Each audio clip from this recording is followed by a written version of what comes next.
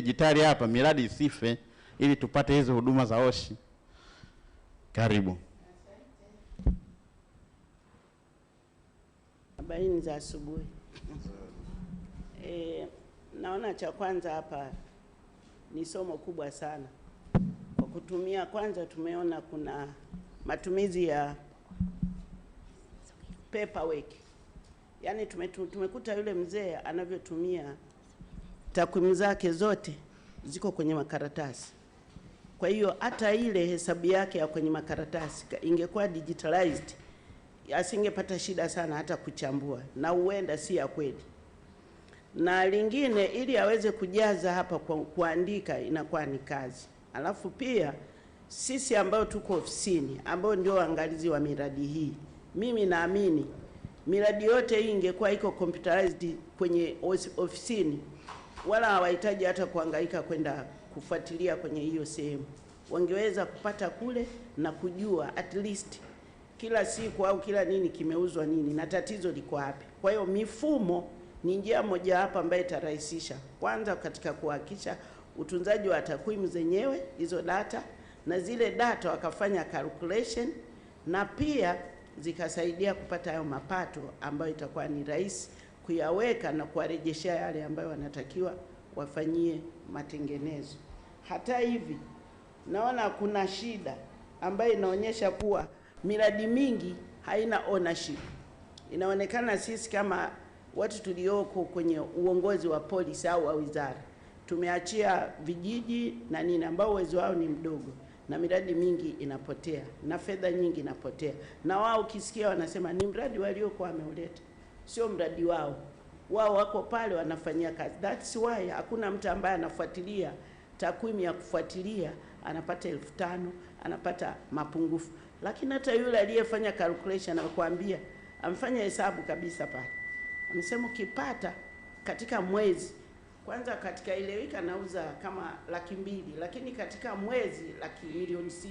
Sasa hata 6 ina maana mwezi mmoja akaruka. Maana yake mwezi una wiki 4 ambayo ingekuepo kwenye nani, automatically uwezo ka verify katika zile takwimu. Kwa hiyo bado kuna shida, tunahitaji kutumia mifumo zaidi na kuwapelekea. Hata hivi sisi tuliopo maofisini, wale kuwawezesha vifaa, tunachohitaji ni kuwawezesha vifaa na elimu, skills, ili waweze kutumia na kuwaambia waweze kutrack, na ukweli wangeweza kupata hela nyingi ambayo ingeweza kurudi hapo. Kwa hiyo hawaoni umuhimu, na ndio maana mtu anaweza kaiba, anaweza akafufua akafanyia mradi wake. Hata mimi nyumbani kwangu naweza kuchukua nikafanyia kitu ambacho sisi kwenye polisi au kwenye mawizara au kwenye miradi tuliopewa tunatakiwa tutoke nje ya boksi, tuweze kufanya hivi vitu kutumia kidijitali zaidi kuliko ile paperwork. Kwa hiyo mimi ndicho hicho ninachoshauri, kuwa utumiaji wa data una faida sana katika collection, custodian na improvement ya mapato.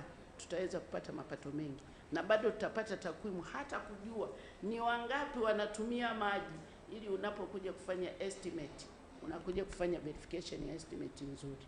Asante. Hapo kuna shida. Asante sana, asante sana. Dr. tuliwaalika watu wa wizara. Hivi yuko online? Can you check if the document is online? No? Okay. Mwakilishi wa wizara sasa na kuonea huruma, kwa sababu Dr. Helen ameanza na mambo ya ICT. Haya. Tukaona pale mshirika wa kwanza akasema inabidi iwe computerized. Engineer pale akasema anatumia mfumo electronic. Mama pale anasema tunahitaji mifumo. Sasa wewe mwenye chuo unawafundisha hao waendesha miradi, tuambie ICT zako au mifumo yako, au tuambie chochote. Asante Dr. Lungo. Nimefurahi kusikia initiatives tofauti. Mfano kutoka kwa Dr. Maziko hapo, naona amesema ameshirikiana na DAWASA na nani, nikatamani nisikie chuo cha maji. Nitaka niongee kidogo kama mdau ndani ya sekta ya maji. Wizara imekuwa ina initiatives mbalimbali za kuaddress hizi changamoto ya maji. Tunajua maji ni basic need, na ni sector ambayo ina cross cut almost, yani kila amna field ambayo hayaathiriki na maji. Na kumekuwa kuna initiatives za kutrack kuensure kwamba serikali ina cover mahitaji kutoka katika sehemu mbalimbali vijijini na mijini. Na kwa mfano as of this 2021 kuna mipango ya kuimplement upande wa rural, kwa maana chini ya Rural Water Supply and Sanitation Agency, miradi 1175 plan ya mwaka huu, wakati kwa urban ni miradi 114. Lakini hata tunavyoongea hapa sasa hivi waziri anategemea kuwepo pale chuo cha maji kwa ajili ya kusign miradi ambayo inatokana na hii mfuko. Tulisikia hapa juzi kati rais ametoa hela kutokana na uviko. Kwa wizara pia, wizara ya maji nao ni wamenufaika na hiyo. Kwa kuna miradi mingi sana itafanyika ya rural water supply in addition to hiyo mipango ambayo ilikuwa ya mwaka huu. Na kwa hizi jitihada zote ambazo tunaona waziri mara yuko huku mara yuko kule, ni kujaribu kuensure kwamba hii huduma ya maji inawafikia watu wote katika levels zinazotakikana. Na kama hapo mwanzo ulikuwa umemention kuhusiana na goal number 6, ukifuatilia sasa hivi in the past ilikuwa tunajaribu ku meet basic needs za maji. Sasa hivi dunia ipo kwenye safely managed water, kwa maana kwamba upate maji yani jirani zaidi, lakini maji ya uhakika ya kutosheleza na yaikidhi mahitaji yako inavyotakiwa. Yani kwamba quality iwe sahihi, kiasi unachotakiwa kupata ndio kipate hicho, sio kwamba kuna mgao leo sijui yametoka yamekatika, yani yapatikane lakini karibu sote, na ile ya kwamba ndani ya mita 400 uyapate ndani ya nyumba yako. Yani that is the new focus. Ingawa sasa kwetu sisi bado kuna hiyo changamoto pengine hatujaifikia. Policy yetu tuna focus ndani ya mita 400 mtu anapata maji, lakini we are moving from that. Kwa hata as of this year 2021, kila mwaka wanajaribu ku calculate zile coverage. Every end of the year wana calculate na kusema mwaka mwingine. Kwa as of this 2021 coverage kwa mfano ya rural, wizara imefanya mahesabu yake iko around 72%, wakati kwenye urban ni 86%.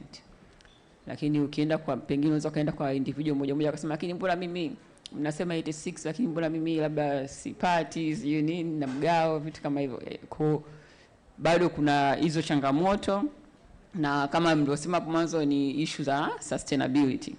Bado tuna changamoto kubwa sana ya non revenue water. Allowable ni 20%. Engineer hapa ameongelea alikuta hiyo 30 something. Lakini ile allowable ni 20%, lakini if it's possible tukaenda even below that, it's even better, kwa sababu unakuta ni hizo unaccounted for water, yani maji yanapotea tu, physical na non physical.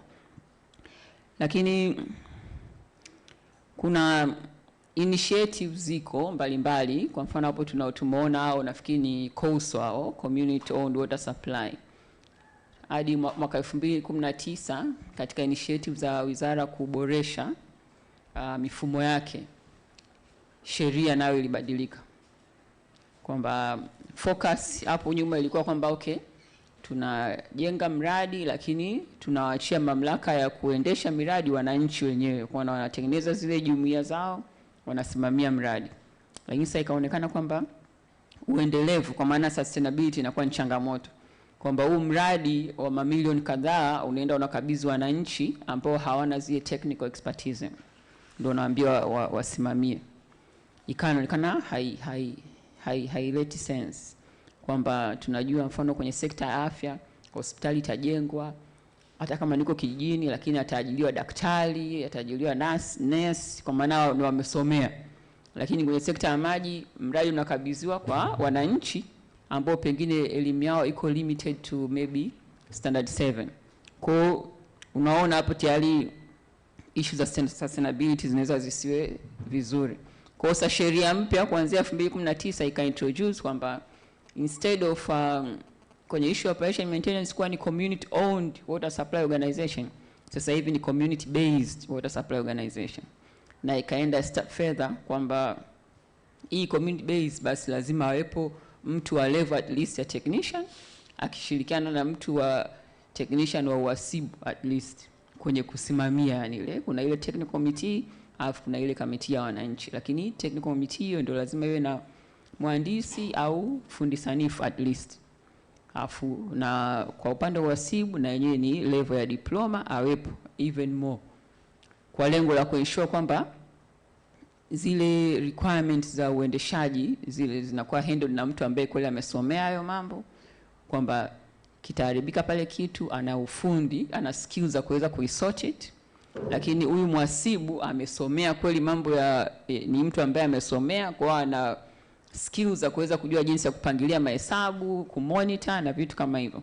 All this in efforts tujaribu kuaddress these concerns za sustainability ya miradi yetu. Kwa hiyo imeanza effectively since 2019 na so far tuna almost kwenye kila halmashauri kuna community based water supply organization nyingi, na even of recent ikaonekana kuna haja ya kuzicluster, kwamba kwenye maeneo ambayo pengine wana share source, wana share zile population labda pengine zipo karibu, basi kuwe kuna clustering. All that in effort kujaribu kupunguza cost za uendeshaji.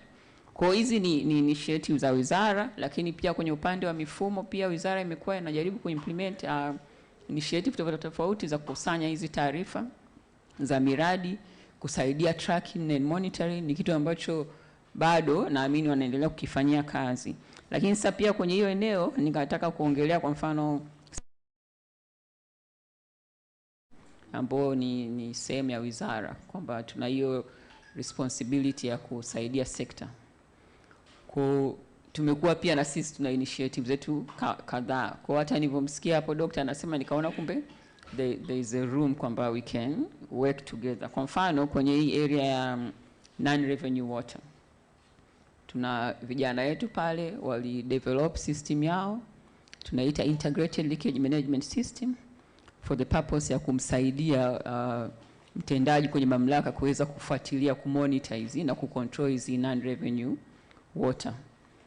Kwa hii ni inatumia tu uwe na smartphone kiasi kikubwa, and then from tracking your system using GIS na kuimap vizuri na system yako, then with the app hata yule engineer au mkurugenzi wa mamlaka pale ofisini anaweza kujua kwamba anapata timely update ya nini kinaendelea kwenye mradi, kwenye transmission line yake au distribution line yake kuna mahali pana leakage, atapata taarifa right there kwenye simu yake. Lakini pia akiwa pale ofisini kwake anaweza kaona kwenye dashboard kwamba okay, storage tank ya mradi huu sehemu fulani status ya maji, yani level, water level iko wapi, yamepelea, inahitaji refilling, yani he can see and monitor kwenye simu yake, kwenye computer ofisini. Mafundi wako connected na wenyewe na simu zao, kwa anapata taarifa kwamba kuna leakage sehemu fulani, anaenda sehemu hiyo moja kwa moja, so tena aanze kuchimba kuanzia kule mpaka kule, alafu aanze kufuatilia kujua wapi ndo maji yanavuja. Kwa it's take advantage ya technological development, hizi digitalization, na mpaka sasa tulifanikiwa kuipilot pale Igunga na imekuwa implemented pale kwenye mamlaka ya maji Dodoma DUWASA, na kuna plans za kwenda hata na Zawa kwa kule Zanzibar na Tanga na maeneo mengine. Kwa hii ni moja hapo. Basi nitaongea tena baadaye. Asante Dr. Kwanza tunashukuru sana kwamba umetufungua macho kwa sababu mazingira tuliyoyaona pale kwa Mariam kijijini kwake, nikawa najiuliza hapa tunaongelea digitalization. Hivi nikishusha kompyuta pale, keyboard nini, kuna mtu ataweza kuwasha pale? Yaani ni kwamba hii taarifa Dr. alivyotuambia kwamba wameswitch from COWOSO community owned to community based ni muhimu sana, kwa sababu ni kitu ambacho ilionekana kisa tumestack. Yule mzee pale na makaratasi yake yale pale, kwanza nikimpelekea smartphone nadhani itachukua kama wiki hivi aweze kuiwasha vizuri. Ataichaji wapi? Hawezi kutembea na shughuli zake zote, hawezi kutembea na dude kama hili. Litakuwa tu litavunjika au utanyeshwa na mvua, siku moja imekufa. Ofisi ukiangalia huwezi kuweka digital issues. Na kitu kingine pia ni hii taarifa Dr. Tulivano umetuambia kuhusu SCADA. hii ya kumonitor vitu remotely. Hii ni high tech, tulikuwa tunaisoma tu darasani, lakini tunashukuru kwamba hii taarifa ipo. Nafikiri nilikutana nayo Bukoba na sasa hivi umenipa site nyingine Iringa. Ni kweli. Ukiangalia ile intake maji yanapochotwa kwenye mto ni chini kabisa kwenye bonde ambalo yani ukienda kule yani wakati mwingine wanaenda vijana tu, mtu mzima huwezi kwenda kule, huwezi kupanda, huwezi kushuka. Sasa unaambiwa kule mashine imekorofisha au inabidi nifanyie service au nini, nitafanyaje? Nataka ni monitor ile machine. Huwezi ukawa unaenda kule kila wakati unaenda kuchungulia. So we need technologies ambazo zitatusaidia. Nafikiri sasa nirudi tena kwa washiriki wangu tena. Nione kama kuna yuko. Okay, mlete kwa sababu huyu mtu tulikuwa tunataka tuambie ana mifumo gani wizarani, yeye anatokea RUWASA. Kwa hiyo tunaomba tumsikilize.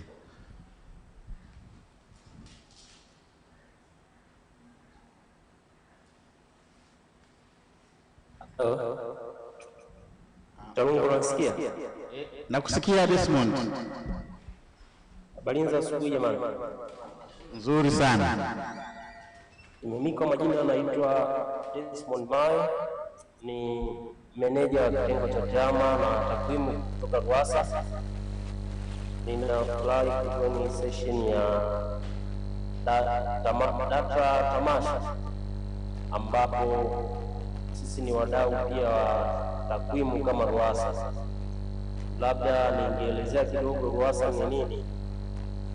Tunapoongelea RUWASA tunaongelea ni wakala wa maji na usafi wa mazingira vijijini ambao tunafanya kazi katika nchi nzima. Tumetapakaa katika mikoa 25 na katika mikoa 25 tunaenda pia katika level ya wilaya ambao pia tuna operate katika wilaya 129. Kwa hiyo katika hizo wilaya 129 kikubwa kwa sisi tunaangalia namna ambavyo tunawezesha wananchi kupata maji, na katika namna ya kuwezesha wananchi kupata maji tunaenda mpaka level ya kijiji, ambapo kule katika utendaji wetu kama RUWASA, hii RUWASA jinsi ilivyoanzishwa ina lengo la kusaidia namna ya kuwezesha wananchi vijijini kupata maji. Kwa hiyo msingi serikali imekuwa ikitengeneza miradi, ikishatengeneza miradi na kabisa katika level ya wilaya kata, kisha kamaisha kutengeneza miradi kule tunaunda vyombo ambavyo vinaitwa community based water organization. Kwa zile sasa zinaundwa na wananchi ambao wanaishi maeneo yale. Kwa mfano serikali inatoa milioni 120 ikaangalia miradi yetu midogo kama unavyojua Tanzania tuna vijiji patao zaidi ya 12 na kitu. Sasa vile vijiji vimetapakaa maeneo mengi. Ndio unakuta kule ishatengeneza miradi, mara nyingi miradi yetu midogo kukaa katika level ya vijiji. Kwa hiyo tuhakikisha kabisa katika kijiji tuhakikisha kuna mradi ambao unaweza kuhudumiwa kwa gharama nafuu, kwa sababu mradi mkubwa hata katika uendeshaji wa huduma utakuwa ni changamoto. Kitu ambacho tuliona tukifanya ambapo serikali ilipoanza RUWASA kutoka katika baada ya kuona usimamizi wa huduma katika level ya wizara inakuwa ni mgumu, ikaundwa RUWASA kwa kuhakikisha kwamba utoaji wa huduma unakuwa endelevu. Kwa hiyo katika level ya kijiji kule na wilaya tunakuwa na hiyo miradi ambayo inakuwa endeshwa. Sasa kule kikubwa kimeundwa chombo. Tunaposema chombo hizi ni kwamba tunahusisha wananchi wenyewe. Tunakuwa na serikali ya pale ambao wananchi ni watendaji na wenye viti ambao ni sehemu ya hivyo vyombo, na pia tunakuwa na mafundi na wasifu ambao wanasimamia hapa. Kwa mfano kama nilivyosema, mradi wa milioni 10 au 20 unatengenezwa kwa na yale ambao unatumia labda teknolojia ambayo ule mradi, kisha ule mradi hapo unakuta ni wa pampu au umeme wa generator, unaweza wa umeme wa kawaida, unaweza wa sola. Badala ya pale ile huduma inapatikana ile maji yanazalishwa kupitia teknolojia ikishatumika kutoa maji, baadaye kuangalia wananchi wanapata huduma kwa gharama ambazo ni nafuu. Desmond, gharama ya maji yazilishi mpaka 20 kama Desmond kama 100. Sasa sisi tunakujaje? Sisi tunahakikisha kwamba vile vyombo vinakuwepo usimamizi unakuwepo, mapato yanayopatikana na yale maeneo katika ile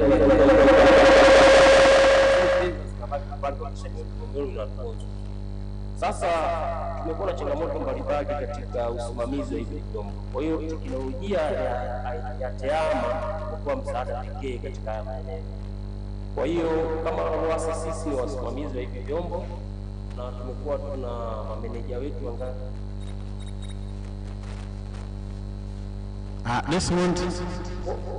Desmond, nikushukuru sana kwa kuja na kwa present kuhusu RUWASA na kutuambia kwamba hali sasa imebadilika, mnaongelea ICT na kuna professionals ambao wana manage miradi ya vijijini, kwa sababu hiyo ndio ilikuwa changamoto kubwa kama tulivyoona ilivyokuwa presented hapa, hasa na tunachokijua.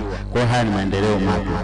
Labda ni kwa tunamalizia nirudi tena kwa Dr. Tulifani hapa. Hii RUWASA imeanza lini na tunawezaje kujua? Ni labda dakika 2 au dakika 1 tu tuambie kuhusu RUWASA, tumalizie session ya Desmond. Maana hii hatuijui sisi kama watu. Hii Rural Water Supply Sanitation Agents imeanza 2019, sheria ya mwaka 2019 ndio imeintroduce. Kwa hiyo ni kitu kipya. Yeah. Je, Engineer Mpangala, sasa hapa woshi tunaongelea habari ya sanitation and education, hygiene education sehemu mbalimbali. Je, kuna organization yoyote au kuna champions wote ambao wana push? Manake kuhusu kupata maji hii tumeliongelea vizuri sana, lakini kuna ile swala kwamba tupate elimu sasa, kwamba kwa mfano kunawa mambo ya COVID hapa tumeona kunawa mikono, sijui vyo vizuri. Dr. Helen hapa atuambia wanapiga picha choo afu na kivoti. Nataka mimi nishiriki hapo na mimi piga vya kwa ICT kwamba naomba engineer pale atuambie. Nashukuru sana kwa sababu nilikuwa naona mjadala ni wash, lakini mjadala umebezi sana kwenye maji. Sasa vitu vingine tunaanza kuvisahau, na ni muhimu sana teknolojia pia iingie na mambo digital ingie kwenye sanitation na hygiene katika ku fast track improvement ya hizi services. Na sehemu nyingi tunapozungumzia wash, hygiene and sanitation huwa inabakizwa nyuma. Nadhani Dr. pale kwa sababu wanashirikiana na UNICEF wanaweza kujua hilo. Na sisi wadau tumefight sana. Mimi tangu nimeingia kwenye haya mashirika muda mrefu kidogo, karibu miaka 20 sasa, tulikuwa tunajaribu kutafuta tuwe na sanitation policy ambayo ingeweza labda ikaipa nguvu kidogo hii sekta, lakini imekwenda. Nashukuru serikali imesikia, imeingiza kwenye mabadiliko ya health policy. Kwa hiyo imekuwa ni sehemu ya ile, tumekubali kwa sababu bado imepata nguvu. Lakini nirudi kwa sababu ya muda, sisi kama CRS pia tumeingia kwenye digital mambo ya sanitation, involve vijana. Tulifanya kwenye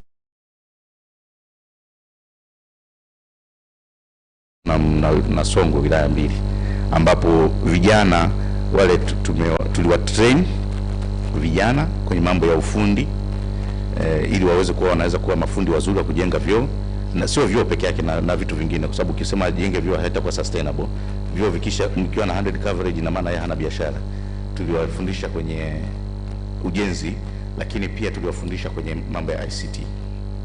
Kwa hiyo tuliwafundisha jinsi ya kutumia, jinsi ya kuapply, lakini vile vile kwa kushirikiana na chuo kikuu cha Mbeya, chuo cha sayansi na teknolojia cha Mbeya, tukawasaidia kudevelop app ambapo sasa wale vijana wanaweza kufanya biashara zao na watu wanaweza kawaona. Hata sasa ukiingia ukaenda kwenye Android unaweza kukuta choo bora application, ambapo kule unaweza kukuta vijana wote wapo mle.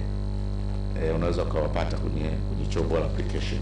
Kwa hiyo tulifanya hivyo ili wale vijana ukitaka huduma ya kuboreshewa choo sio lazima uanze utafute sehemu nyingine.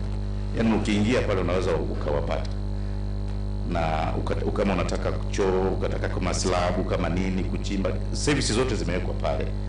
Kwa hiyo tulijaribu kufanya hivyo, na wenzetu chuo cha Mbeya wanaendelea na hiyo katika mkoa wa Mbeya na Songwe.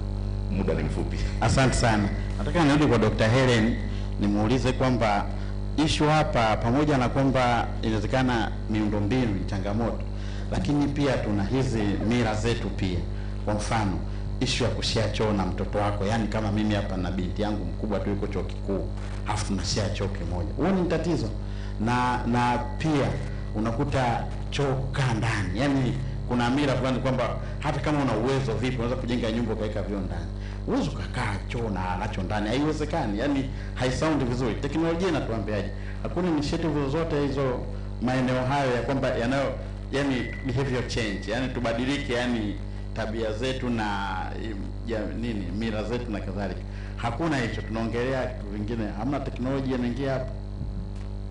Asante Dr. Lungo, na asante sana kwa speakers wenzangu, na kabla sijajibu tu ninamhakikishia Dr. Tulivane kwamba tutaongea zaidi kuhusu ushiriki. Ni kweli kwa sababu kama alivyosema Dr. pale kwamba tumebase sana kwenye maji, lakini hatujabase kwenye sanitation and hygiene. Lakini sisi upande wetu wa wabunifu kama vijana wamebase sana kwenye sanitation and hygiene. Lakini kama anavyosema Dr. Lungo, changamoto zimekuwepo. Nitaiongelea changamoto na jinsi ambavyo tumetumia njia ya kusaidia hizi tuseme culture, kubadilisha hizi culture. Labda nianze nayo kabla ya kuja kwenye changamoto zingine.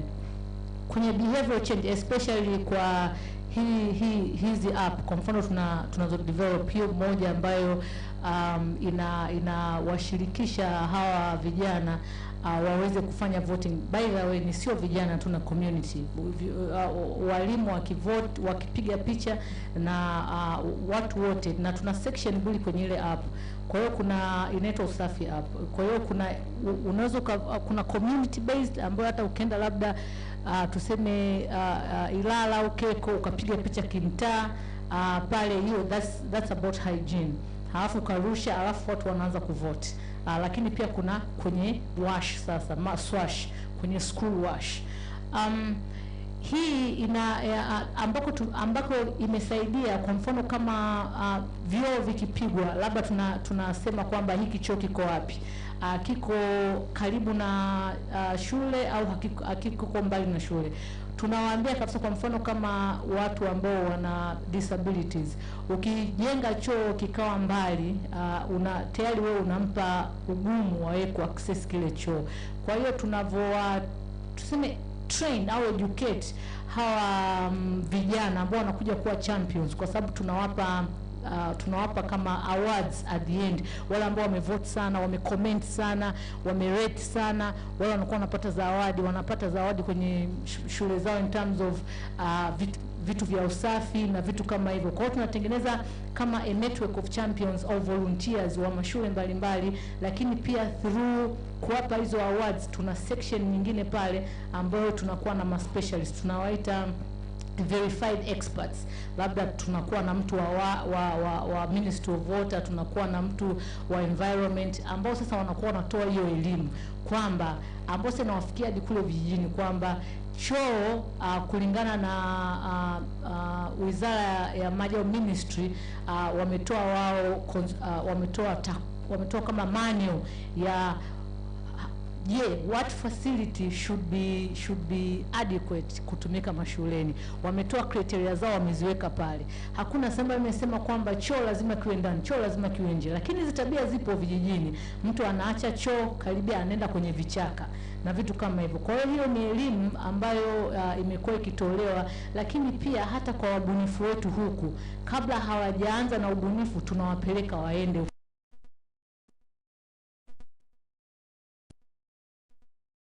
kabla hawajafanya ule ubunifu, wajue wao wanakaa huko mjini, wanajua tu choo kinakoga ndani, lazima uflash, lazima ufanye. Wakienda vijijini, naweza nikatengeneza bila kisitumike, naweza nikatengeneza hii kitu labda watu wasitumie. Kwa hiyo wakienda kule wanayaona mazingira halisi, wanajaribu kutengeneza bunifu ambazo zipo katikati, kwa sababu ukitengeneza bunifu ambayo iko so advanced, wale watu hawatatumia. Kwa hiyo wanakuja na bunifu ambayo at least inashirikisha wale watu katika mila zao. Tusijidanganye tukasema kwamba tutafuta zile mila halafu tutawapa hivi vyo ambao au tutawapa hizo facilities ambazo ziko nzuri.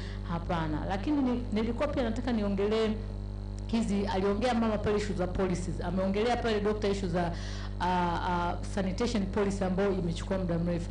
Katika kutengeneza hizi bunifu tumegundua kwamba shida kubwa ambazo zipo ni kwa mfano tunaongea hapa tutengeneze bunifu kwa mfano kama hizi non revenue water solutions, lakini at the end of the day utakuta yani wadau wanaohusiana na huo ubunifu ni zaidi ya 6. Wengi NBS wamo, TAMISEMI wamo, sijui environment wamo, watu wengi wamo, lakini sasa unakuja mwisho wa siku ownership au unakuja mwisho wa siku approval. Yaani umetengeneza kitu lakini zile content labda ministry moja imekubali, stakeholder wengine hawajakubali. Kwa hiyo unakuta sasa hakitatumika. Kitu ni kizuri, kitu kinatakiwa kutumika lakini hakitatumika. Kwa hiyo mimi nilikuwa nasema kwamba tunavyoongelea kuhusu kuja na hii mifumo katika kusaidia kupatikana hizo takwimu, tuanze kushirikisha wadau mwanzo kabisa. Wadau wote tuwafikirie, tuwalete mezani. Kwa mfano kama sisi tumetengeneza, tumeenda kwa wadau lakini tumewaacha chuo cha maji, wakati na wao wana bunifu zingine wanafanya ambazo na sisi tunafanya. Kwa hiyo hii ni changamoto, lakini pia changamoto nyingine kubwa tumeongelea training na education, lakini changamoto kubwa ni cost implication. Hii mifumo they come with costs. Kwa hiyo tunakaa na watu kama UNICEF, tunakaa na watu, lakini hawa watu mifumo wanakuja wanaondoka. Wanakuja, sisi ndio tunabaki. Sisi ndio wenye hizi shida. Je, tuna njia gani mbadala ya ku make sure kwamba hizi cost, hii bunifu ikija, kwa sababu kama alivyosema Dr. Lunga, unashusha computer, unashusha hivi vitu havitoki mbinguni. They have cost implications. Bandwidth, kuna internet, kuna hivi vitu vyote. Ukienda mtu akiangasema naambia niandike kwenye karatasi. Kwa hiyo lazima kuwepo na support ya investment pale, lazima kuwe na support ya bandwidth ya internet, lazima hawa mobile network operators washirikishwe na wao waweze kupeleka ile internet, kwa sababu utatengeneza lakini kama hamna ile internet kule haitatumika. Kwa hiyo kuna vitu vingi sana ambavyo ukiacha hii culture, vingine ambavyo pia na wenyewe vinachangia, they play a role. Kwa hiyo sisi kama innovators tumejifunza sana as we go kwamba tufanyeje. Unafanya mfumo mmoja then unaenda kwa wadau wanakurudisha, unafanya tena. Kwa hiyo tumejifunza sasa hivi hatufanyi mpaka mwisho alafu tukawapelekea, tunawashirikisha kuanzia mwanzoni. Asante sana. Asante sana.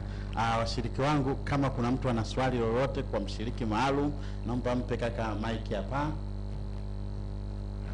Sioni kama. Asante.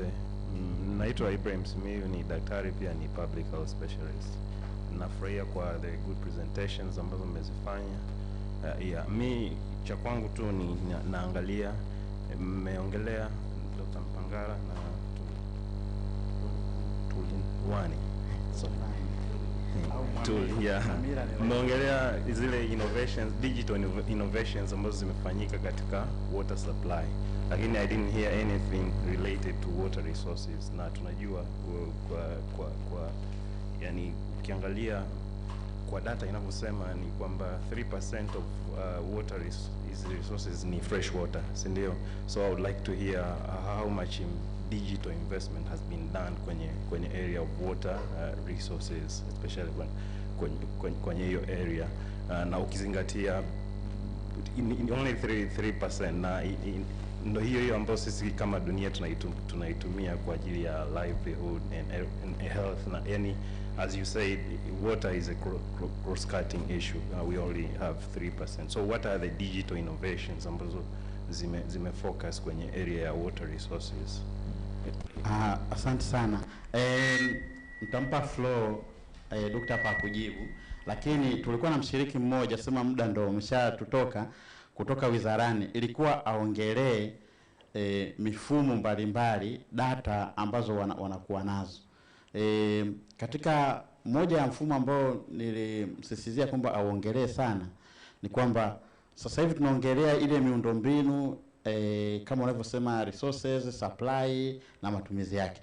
Lakini kuna wale maengineer ambao wana construct. Tumeona tanki kubwa kama lile la lita sijui 200,000. Ukipewa project leo wewe kwamba kijiji fulani hela za COVID zimetoka, mama katoa hela kajenge hili tanki sehemu fulani, ina maana utaanza from scratch. Yani kuna data pale ambako mimi ningepata data ya lile tanki la 1972, ina maana ni kureplicate tu, lakini huikuti popote ile data. Utaikuta kwa maana kwamba utaanza kuchora lile tanki, halafu hujui gharama litumia mifuko mingapi, utaanza kufikiria kusogea kichwa, wakati matenki kama yale yamejengwa mara nyingi inchi nzima. Kwa hiyo ina maana kuna data ambazo za wale wajenzi pia wa miundombinu yetu. Unakuta choo kizuri, engineer hapo umetuambia kuna mtu anavyo nini. Tunataka kama mimi nitaka kujenga choo kama kile, unavipata wapi zile data? Kwa hiyo kuna kitu ambacho ilikuwa present, ukienda kwenye website ya wizara kuna kitu kinaitwa DCOM, Design Construction Management and Operation Manual. Ukitaja hiyo DCOM utamtaja Profesa Mbwete marehemu, ambako hii DCOM ni manual ambazo zilikuwepo, mavitabu makubwa ambayo yalikuwepo miaka yote. Kila baada ya miaka 10 wana update, lakini hakukuwa na concept ya operation, hakukuwa na manual operation. Kwa hiyo this time wameongeza hiyo operation, na kutokana na hivyo wakaweka kile kitabu digital, na wana design ya matenki mbalimbali ya vijiji, yani kwa hiyo size mbalimbali na design za intake, na ziko katika format ya AutoCAD kama sikosei, maengineer watanisaisha hapa. Kwa maana kwamba mimi nikiambiwa njenge tenki kama lile la lita ngapi, na download tu napata soft copy. Kwa hiyo ninachobadilisha tu ni jina, kama kijiji kinaitwa Nyamuswa, mimi naandika pale kwa ICT, vipimo vipo, gharama zote zipo, na kwa hiyo access to data, yani access to wash sawa, lakini tuna access to data pia. Sasa nafikiri tuna dakika ngapi, kama 5 hivi zimebaki. Kwa hiyo ni mpishe Dr. Tulivani Mwamira. Tulinave. Ili jina leo limekuwa gumu sana. Tuli basi natosha. Jaribu kujibu kwamba kuhusu water resources, ni kweli tuna mabwawa mangapi? Tumeambiwa mto umekauka, sije mto umekauka. Kwani tuna mito mingapi? Kwani tunapata maji, vyanzo vya maji vinapatikana wapi? Vyanzo vyetu vikuu ni vipi? Yaani mvua inanyesha kama hivi, maji yote yanapotea. Asubuhi DAWASA anatuambia hatuna maji. Umeona pale tumeambiwa dakika moja tu. Okay. Asante. Ngoja nijitahidi kuongea kwa kifupi. Water resources naweza kusema ni key, kwamba sisi tunafundisha, sisi tuna degree ya water resources and irrigation, and then tuna idara ya water resources pale. For water supplies, hizi distribution zote lazima waanzie kwenye source. Kwa taarifa zake ni muhimu, na kama alivyosema mdau hapo, most of our resources ni non-renewable. Kwa kuna issue ya preserve our resources. Hizo initiatives zinahitajika for sustainability. Pale wizarani kuna mgawanyo, kuna idara ya water resources. Ndani ya water resources tuna mabonde. Tunajua nchi yetu imegawanyika kwenye mabonde 9.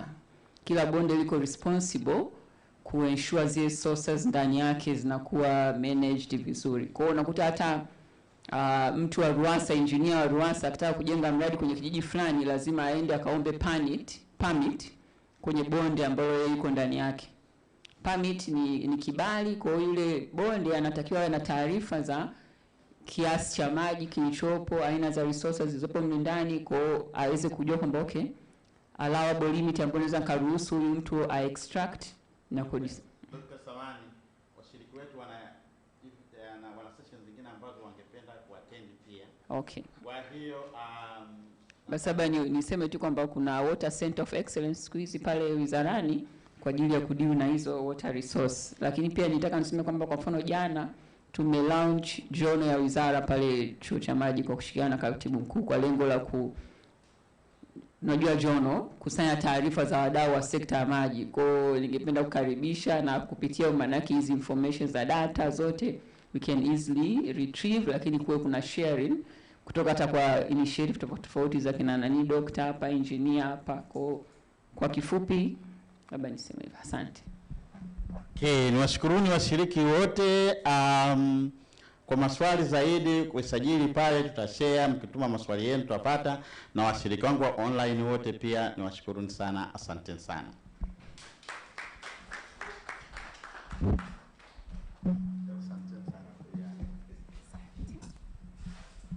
Jamani, makofi yaliyoshiba kwa panelists. Another round of applause to our moderator as well. Can they get a group picture? Can we get a group picture? Naomba niwaombe msimame mpate picha ya pamoja. As that is happening, asanteni for being here, ladies and gentlemen. Sasa hivi ni kipindi cha breakfast. Tuna chai ya asubuhi ambayo itachukua dakika 15. Itachukua dakika 15 eneo la Marquee pale.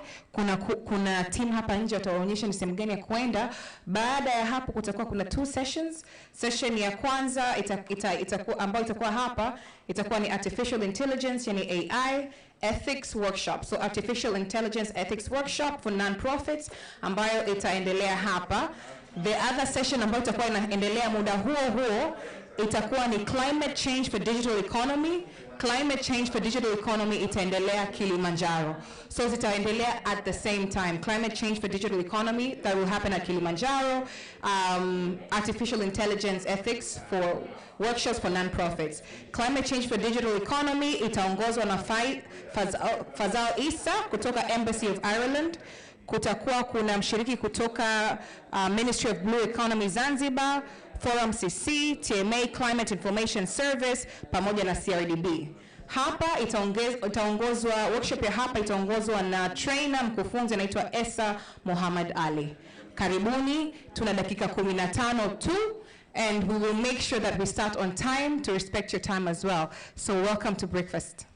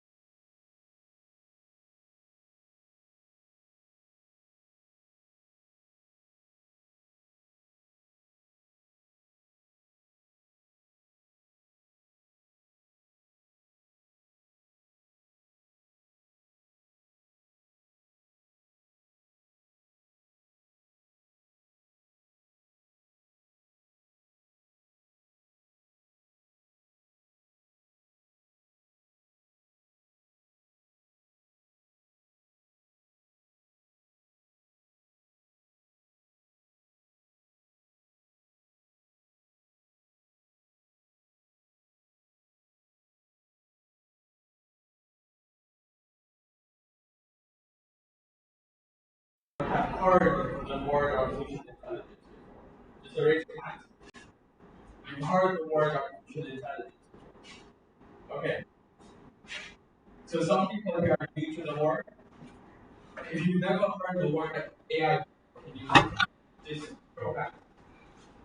So I'm assuming everyone here has heard of it, right? Are you comfortable with your understanding and definition? That when you think AI, you're like, okay, I kind of get what this is about. Who's comfortable with their understanding? Okay, we have a couple of people comfortable with their understanding. That's great. How does slides look? Slides? Okay, the TV. Oh. Okay, that's putting it up. Okay, that's great. Who understands the word ethics?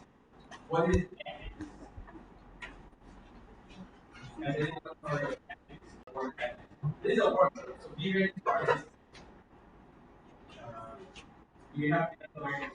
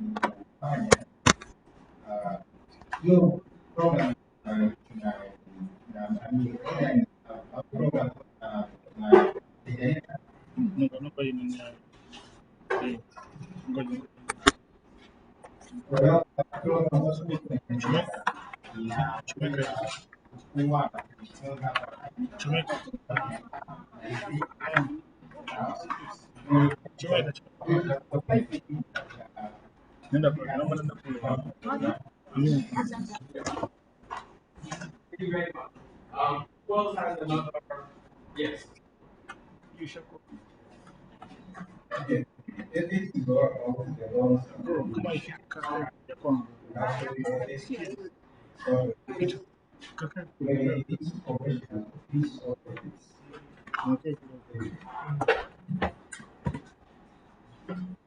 All right.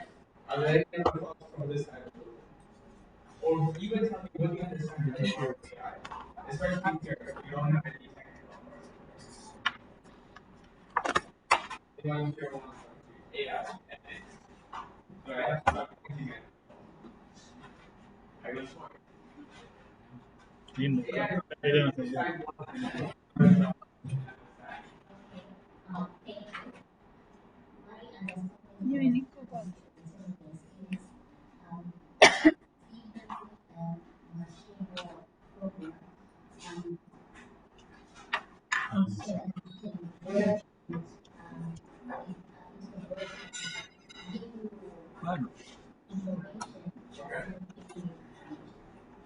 So a system that gives you more information or yeah.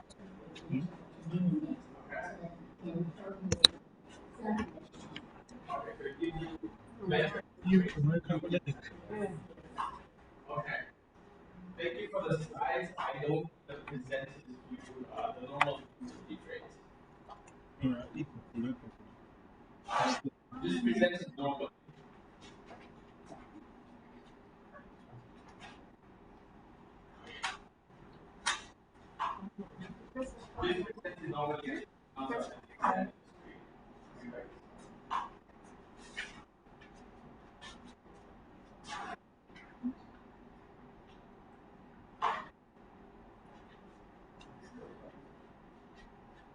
Okay, great. Perfect. So, yes, thank you very much for that. That is a very common understanding of artificial intelligence. Yes. So, best thing is that I'm going to say that this is the type of technology which is trying to educate the nation and understand it simple, because otherwise you can get the complicated. Next slide. So first I'm going to say this is about presentation. We do something about this TV. What's happening to this one?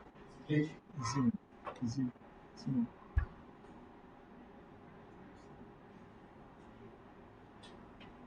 do that.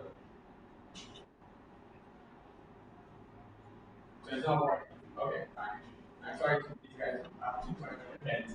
The chair is swivel, so feel free to swivel. Okay, next slide, please. Okay, so a bit of a background. Now let's jump directly into it. So this is an AI ethics workshop specifically designed for nonprofits. The nonprofit focus is because it's more focused on doing AI good rather than just commercialization. It's more focused on that side. And this was developed by Network USA and MIT Lab at Plan International, with the goal being to build capacity in the nonprofit sector to design and use AI in responsible and ethical ways. Okay, next slide. So, how do we practically apply ethical considerations when we talk about caring? Because ethics, as we heard, is in a variety of careers, variety of topics. So how do we make sure that we are really considering fairness of offers? In this case, we're more focused on building technologies that are fair, representative, are not biased. Okay? So this is what we're going to look at.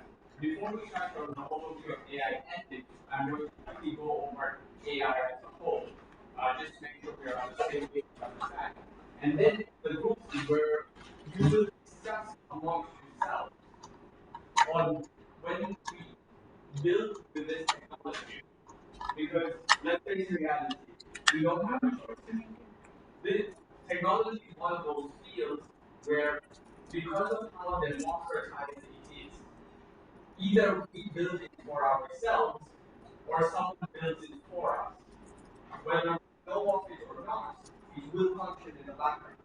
And I'll get to it more. But how many common people understand Instagram using a lot of AI? On your Instagram, you notice that you follow a few hundred people or a few thousand your followers. When you see posts from all of them, even if they're all posting on their accounts, you don't necessarily see all of their posts. Why? Because someone will something an algorithm or like a hacker that decided that you don't like this person's post, so we're not going to try. That is already a form of AI that is making a decision for you. But how many people know that? We don't. And the company doesn't have to tell us. They will apply it, but we like to. So it's better we understand what is someone trying to apply. How can we use it better to solve our own problems? Because when we come down to the technology acts as a tool. Sometimes the tool doesn't make sense to apply. And that's fair. That makes sense. If it doesn't work for our problem, don't use it. We're not trying to solve every problem with a hammer. I'm trying to cut a piece of wood, I bring out a hammer. It doesn't work like that. So there are cases where it doesn't make sense to apply this technology. And there are some key thoughts on how do we go about applying it. So when we apply it, what is the most ethical perspective of it? And from there, discussion that entire next slide. So we will be doing very much flip charts and sticky notes, and I'm not sure if there's anyone joining us online, but we will share the resources for all of this. Next slide. So diving into AI. This is the dictionary definition. Okay?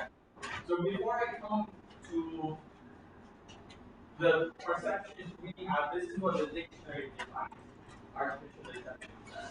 The theory and development of computer systems able to perform tasks normally requiring human intelligence, such as visual perception, speech recognition, decision making, translation. But this is a very heavy definition because we know what one of the biggest problems here is. How do we define human intelligence? What is intelligence? So in this case, intelligence has been defined as visual perception, speech, decision, translation. If you think of anything else that might be part of human intelligence, what else do you think makes a human intelligent?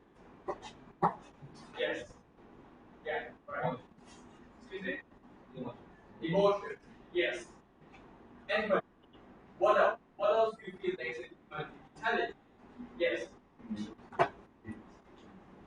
prediction, yes. If I do this, this is going to happen. I can probably study for that. So these are very different parts, and each of them is complex. Certain things we've gotten so used to doing, we don't realize how complicated of a process it actually is. Like just listen and understanding stuff, we realize how complicated that is. Either when someone like me comes to structure quickly, or when we start learning a new language, we have to go through that entire process, learning the word, how to work, how to do it. These are very complicated processes that us as humans have managed to master over time. But now we're trying to build this into computerized systems. So when we use the word AI, it's a bit problematic because, next slide. When we think of AI, we think of Terminator. For those who still remember Terminator and Arnold, very old movie. That's what people think about it. The more nerds in the room will know how 9,000 from a space odyssey or a space odyssey 9,000. Right? But those kinds of fears, because we think robots, we think destruction, we think iRobots. Those are the things that come to mind with AI. But, next slide, please. Okay. Sophia. Who here knows Sophia? Raise your hand, Sophia. Who's heard of Sophia? This is a robot that was made, okay, that it converts in hospital, and is a citizen of Saudi Arabia. Okay? So, this is robot, and this is what goes in AI. Next slide. Chatbots. Who knows the chatbot? Who's interacts with the chatbot on Instagram, WhatsApp, Telegram, Messenger? There's so many chatbots out there. There's websites that pop up that says, hi, how can I help you? That's a chatbot. Okay? That's for AI. Think of it. Tesla, self-driving cars. That's AI. Next. Object detection is AI. Next. Autocorrect on your phone uses AI. Next. Your Instagram. I want to know what kind of content you enjoy. Open Instagram. I will think that I can ask, and I will see what is there. Because that is all content specifically recommended to you based on what you've shown interest in. That is AI. Next. For those who remember y is equal to mx plus c. We draw that line of s, and then we say when x is this, what is y. That is also part of AI. So what is AI? It's too complex of a term to be able to simply say that AI is good or bad. It's like saying humans are good or bad, because humans are each different. Depends on the application, depends on how we go about it. It's a very nuanced and complex thing sometimes, because you use a term that covers so many different umbrellas. And right now, it is those systems that in general it has all of these elements in one system. We don't have that. That is what is called artificial general intelligence. We get nowhere close. What we have right now is what we call narrow intelligence, which means I can do one thing very, very good. You give me anything else I have to do.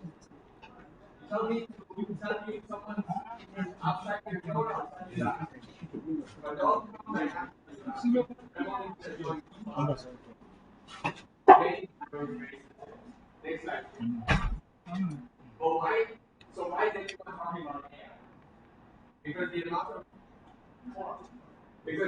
of data that is available has increased exponentially. There's a lot more data that we use building systems. And these systems are very data heavy. Like they identify their patterns and everything most people make.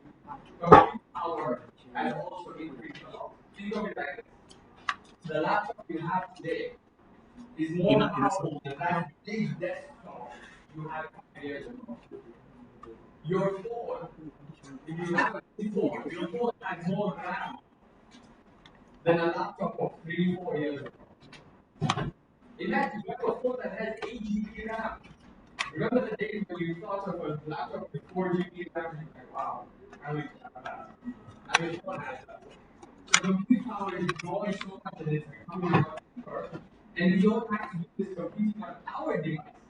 You can use it on the cloud. The cloud just needs someone else's device. Okay? Next week. So it helps when we get a bit more specific to different elements that fall under the AI spectrum, where you hear people talk about machine learning, algorithms that learn without being programmed. Basically, we'll get into this in the next one. Next. So let me try and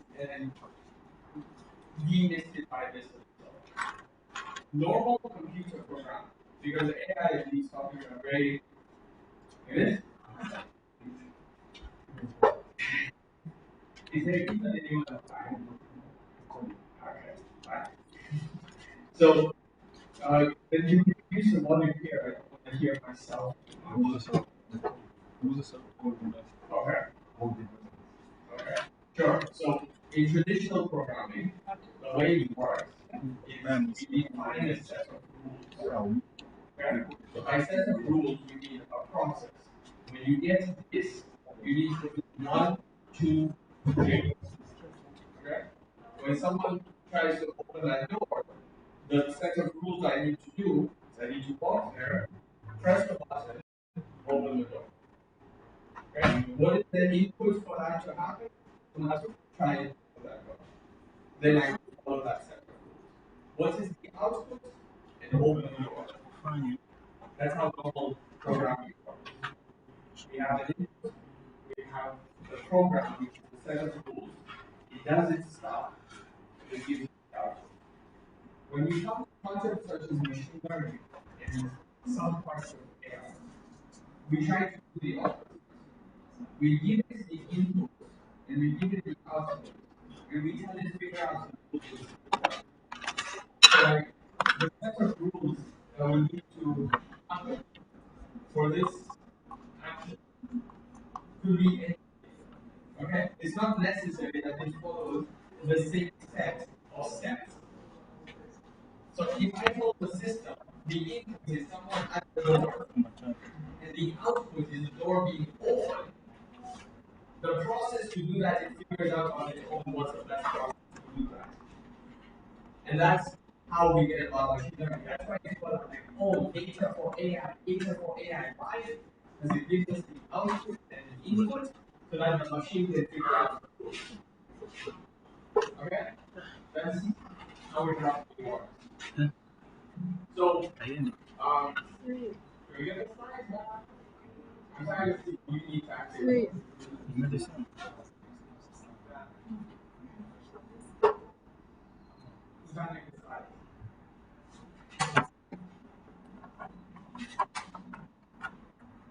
So in the meantime, this is generally speaking AI.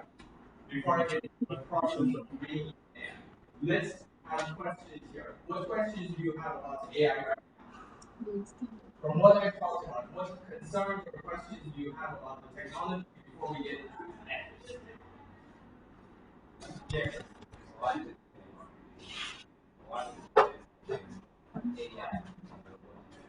Okay. AI and robotics. No, let's say yeah, let's say AI and robotics. Robotics is a combination of multiple fields. You can have robots that are dumb. Okay? And dumb robots follow rules specifically. And they are more part of a process of automation. But that's another conversation. So for that, robotics focuses a lot more on hardware. It's looking at physical objects that can be programmed to do specific tasks. Now you can take a robot and make it smarter by putting in some form of artificial intelligence. Does that make sense? AI is more focused on the software and intelligence components. When we talked about computer vision, when we talked about language processing, those things inherently art hardware based, but we need a sensor to capture that information. But in of itself, it's more software. But robotics is more hardware based. And robotics focuses on performing physical tasks. Artificial intelligence based technologies focus more on the software intelligence based tasks. Using like language prediction, pattern recognition, you can combine the two. Where you have yes.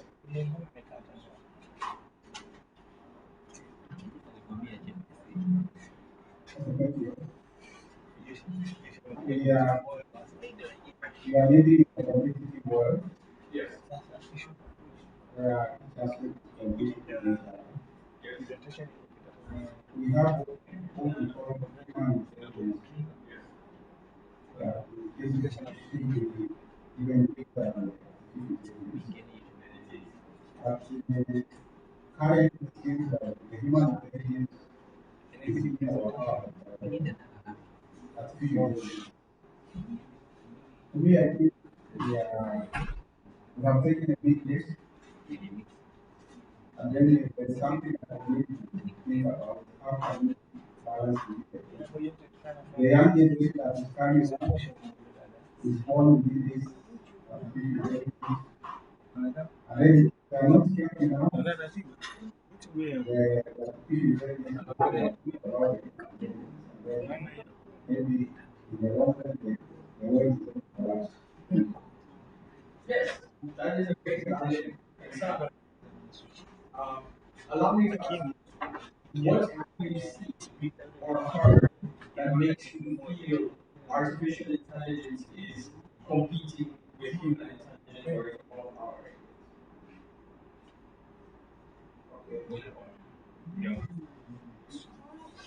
I had someone, I think it was today in the morning, I was listening to someone. He made this very conclusive remark that if you take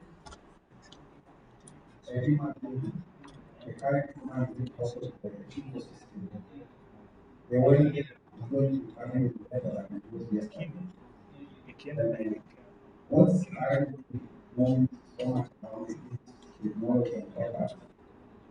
But energy, to me, it makes the big sense that we are focusing on the better tomorrow, but the more we advance the tomorrow, it's becoming more harder than it was yesterday. Yes. Okay, so that statement is a very powerful statement. That if we were to remove humans, the world would be better. I agree with that. Okay? I agree with that statement. But so the problem there is that is because humans are complicated creatures. We're complicated. And that's a good thing in its own way. Because we think of things more three-dimensional. Because there's a logical aspect of the thing. Like logically speaking, these are the rules to follow. And computers do that amazing. You give them rules, they will only follow the rules. When they don't work, it's because you gave them the wrong rules. That's a computer. We have that analytics, we have that logical side. But then we have two other things. We have the emotional and the spiritual. Now, spiritual is up for discussion based on religious beliefs and things like that. But spirituality is its own concept. And it's part of the moral compass for a lot of people. This is something you find in the system. But then you have the emotional side. The emotional side has its own thing. Because in emotions, you have positive emotions, happy, sad. But then you have things like anger, jealousy, envy, greed. These in itself are also emotions that drive humans. So when you talk about what happens in humans, the reason why the world becomes a bit of a better place, this is off topic, but basically because you're removing negative emotional aspects. So things like intelligence that, oh, we need to cut down more forests because we need more trees, because we need to build more farms, but I need to make more money. Isn't really a thing yet. But that doesn't mean that technology is taking over. Because at the end, people like to paint the technology as bad. But the reality is someone above the technology who made the decision to build it and implement it. And then, fine, build systems, we build systems that aren't beneficial, fine. But then they make the decision to let it continue. They know it's bad, but then they let it run. So, as much as we may want to paint the technology as a problem, there's still someone above it that's given the they've seen the research. This is bad, but they'll still say it's worth it. The opportunity for us to make enough money to justify it. So it is a topic that needs a lot more reading, but in reality, right now AI is still very far away from overpowering intelligence. But that is also when we are conscious of it. Because right now the most interesting but scary way to be implemented is to nudge you, to try and push you to a different direction. The harsh word is to manipulate. These are the types of algorithms we talk about that, oh, we want you to look more at Instagram, we want you to be more on Facebook, we want you to do certain actions, we want you to vote for someone specific. But that is by affecting our subconscious, not our actual consciousness. And it requires a lot of actual questioning of our motives, desires, things like that. But when we are aware that this is happening, it's a lot more difficult for us to be manipulated with these types of algorithms. Because we know what the system is trying to do to us, so we know how to control ourselves. But on top, there's still a person who put in that algorithm in place, who said that yes, we know what this will do. So the technology itself is still very good, and is being put in these slice mistakes. Okay? So, of course, I'm not here to convince you, but this is just my opinion and my perception. And when we talk about AI and bias, we start to see that perception and point of view is very important.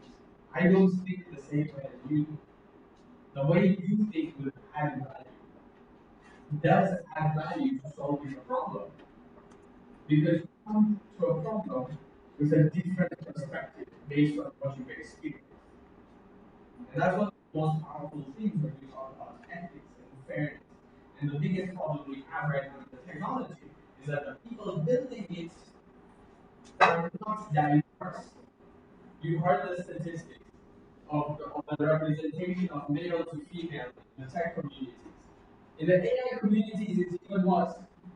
In certain top-level AI spaces, the ratio of men to women is 98 to 2. Where you'll find like 2%. Of course, I'll need to recheck the stats, but it's significant. In Tanzania, in the community, we see a ratio of 8 to 80% of men. So this does bring problems with building. You just put that wrong.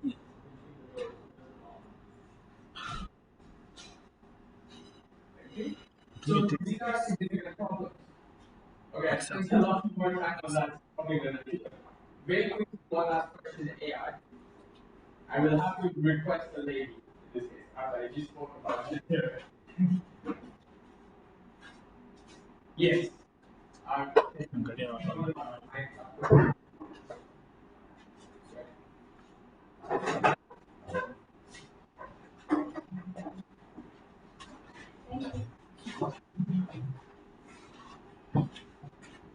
Thank you. For me, it's not necessarily a question as a comment that I think AI systems related to what was saying create some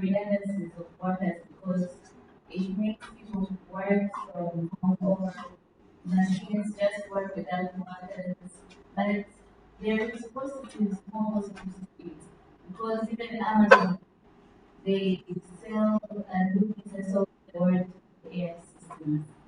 And also, the technologies Instagram, they are not only for making people just be on Instagram. Some people benefit from it.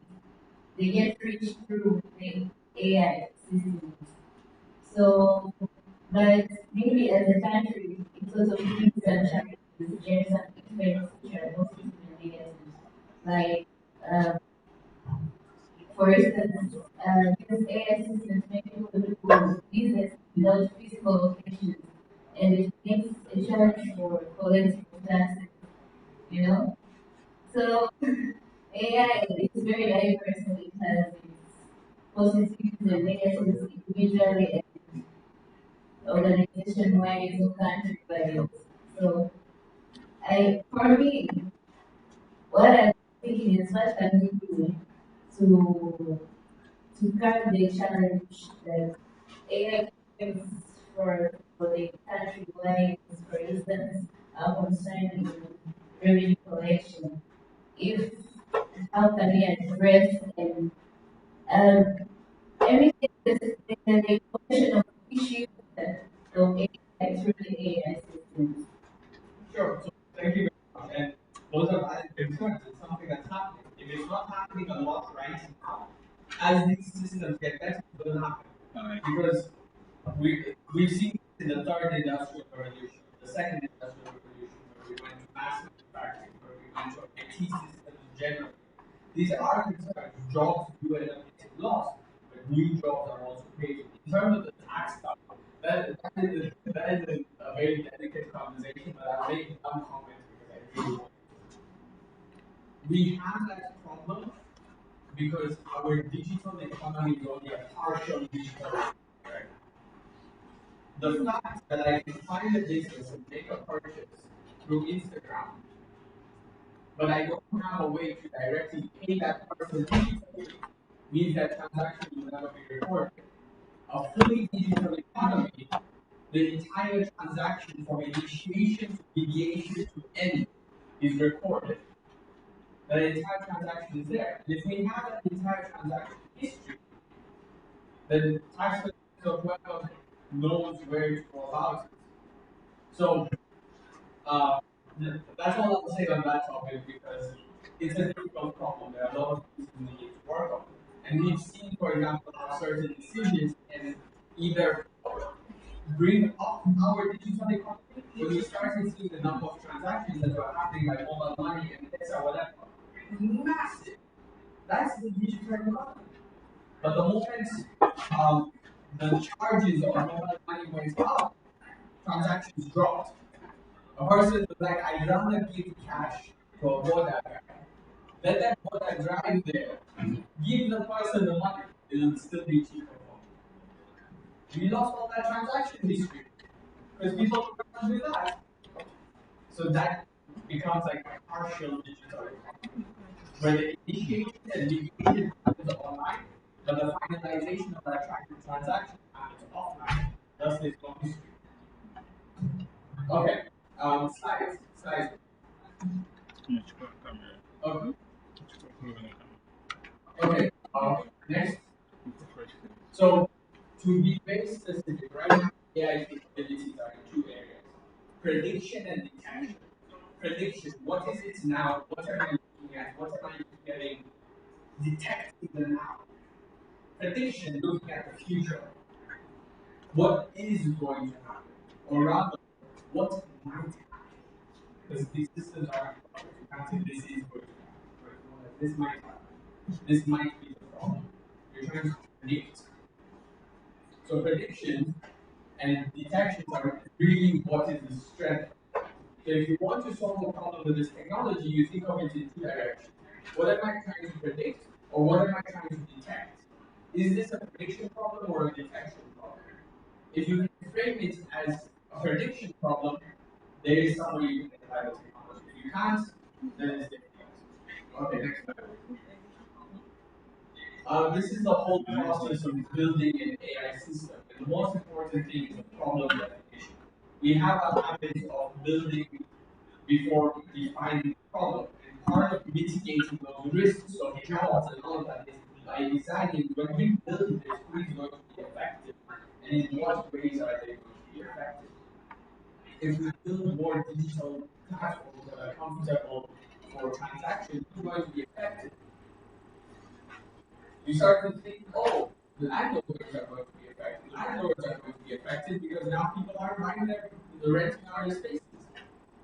So that's all part of the problem definition. But I'm going to skip over the rest. Next, please. Now we talk. So I hope we are roughly on the same page of understanding for artificial intelligence. Now we go into the other delicate, difficult part, ethics. But we'll try and keep it simple. Next slide, please.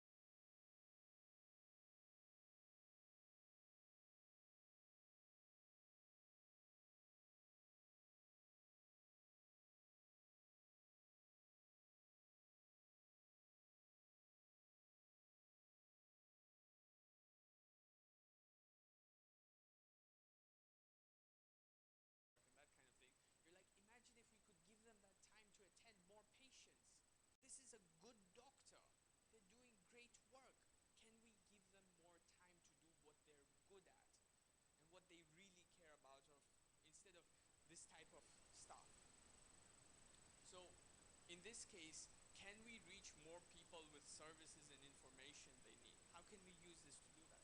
How can we use this to make decisions and act faster in emergencies? When an emergency happens, you hear, oh, the room is on fire. We think to ourselves, oh, I know what I'll do. I'll do ABC. Wait for the fire to actually happen. First thing you'll be like is, huh? There are emergencies and situations that happen where sometimes having these systems means we can react faster. We can help more people.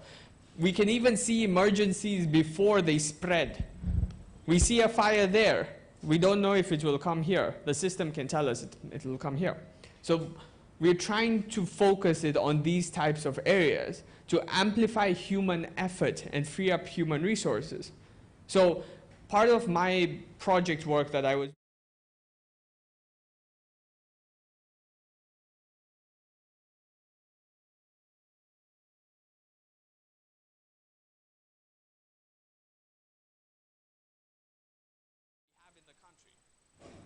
According to the World Health Organization, we have less than 0.01 psychological experts per 100,000 people in our country. So we have very few experts for so many people. So the day people decide, you know what, my head is messed up, I need to go talk to someone. I need to go talk to an expert. We don't have enough experts. So if we can free up an expert's time to attend more people, rather than just sitting and doing administrative work or other work that could be considered a bit less important for them, then it can help more people overall. And that's how most technologists are looking to apply this. But here comes a problem. If we are not careful, like with any technology, we can cause more problems than we solve, especially one that is dependent on human history. Remember we talked about data in building an AI system for machine learning? You give it the results, you give it the input, it figures out the actions. Now imagine the result is an incorrect result. It's something that shouldn't have happened. It's going to figure out the rules to do something wrong. So we're trying to avoid those to make sure we build systems that are actually helpful for people. Next slide, please.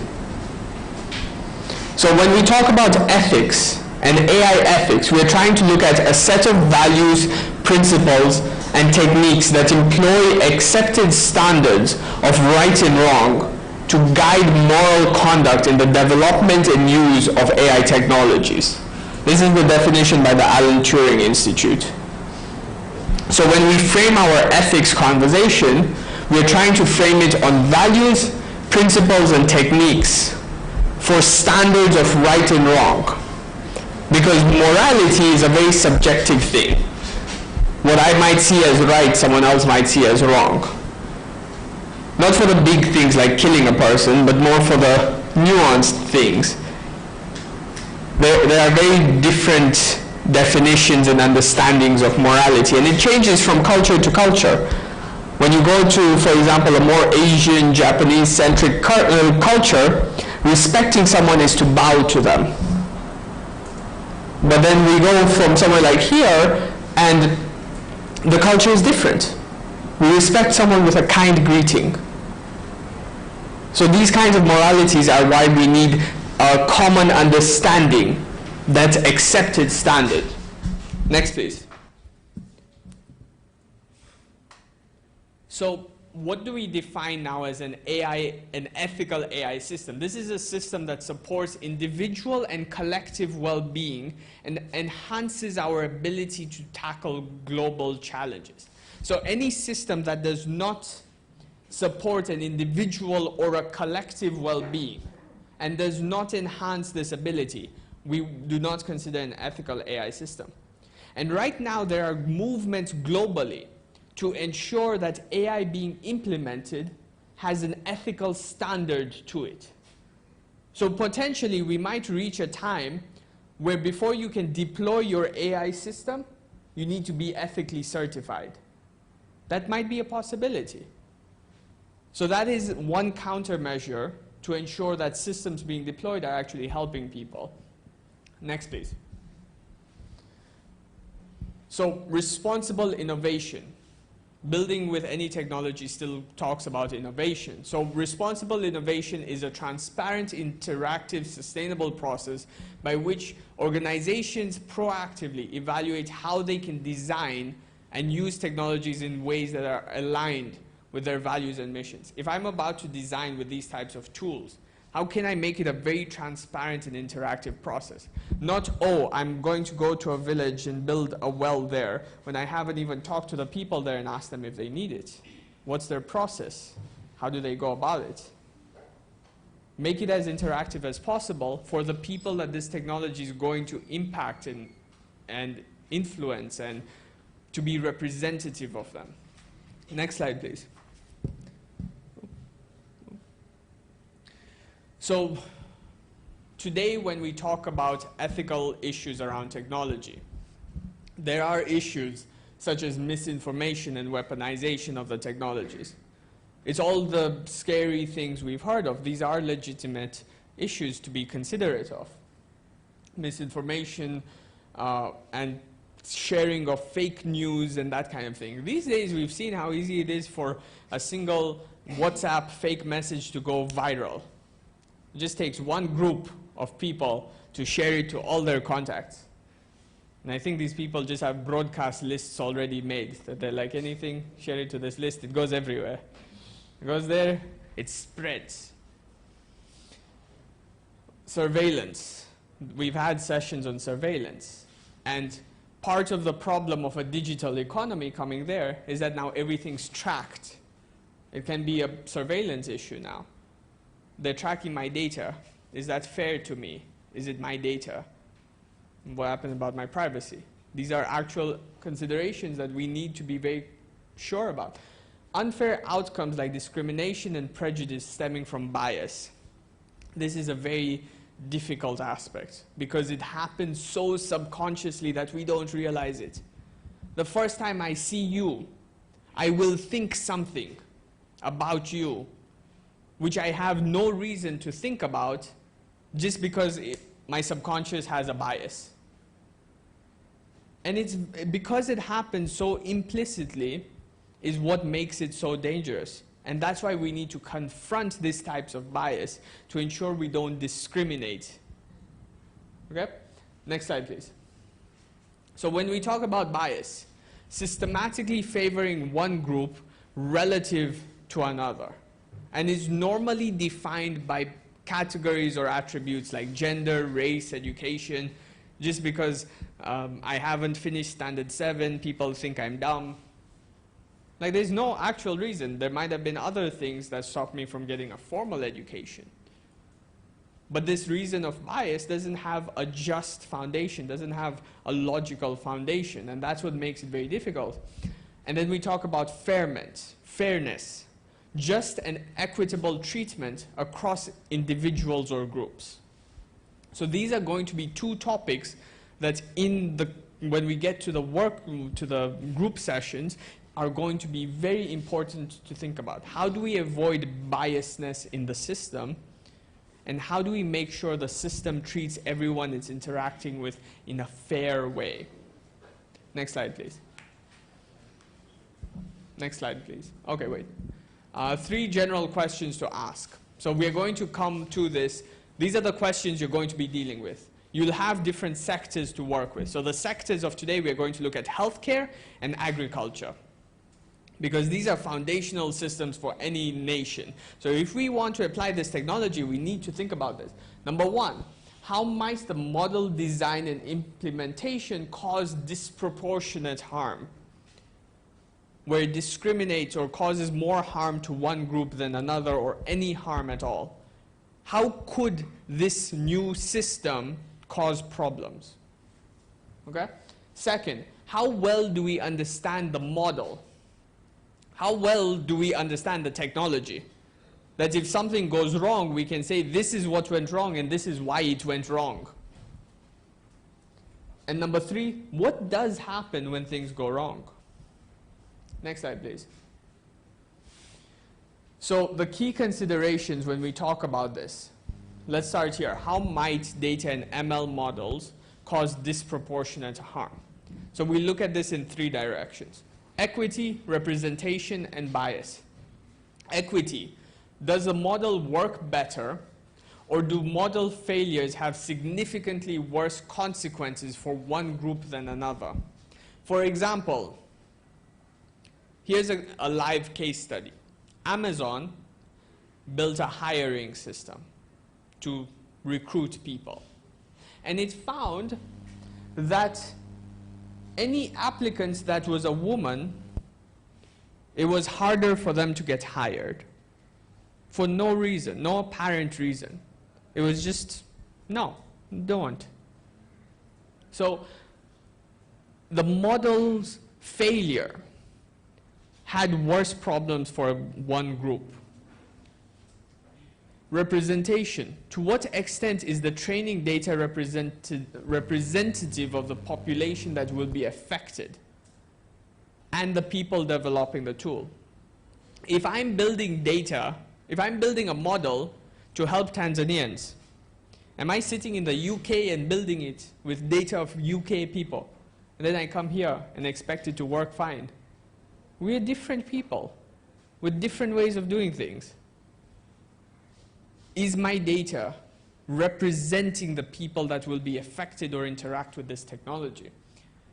And the people developing. Why do we consider the people developing? As much as people talk about AI being a tool that is very, very disconnected from people, we'll see everything we're talking about today is going to be around the people building it, the data of the people. It's all people-centric. Okay? So, the people developing, we come back to the conversation of perspective. Your experience makes you look at a problem and a solution in different ways than I would look at it. And that is valuable when building a system.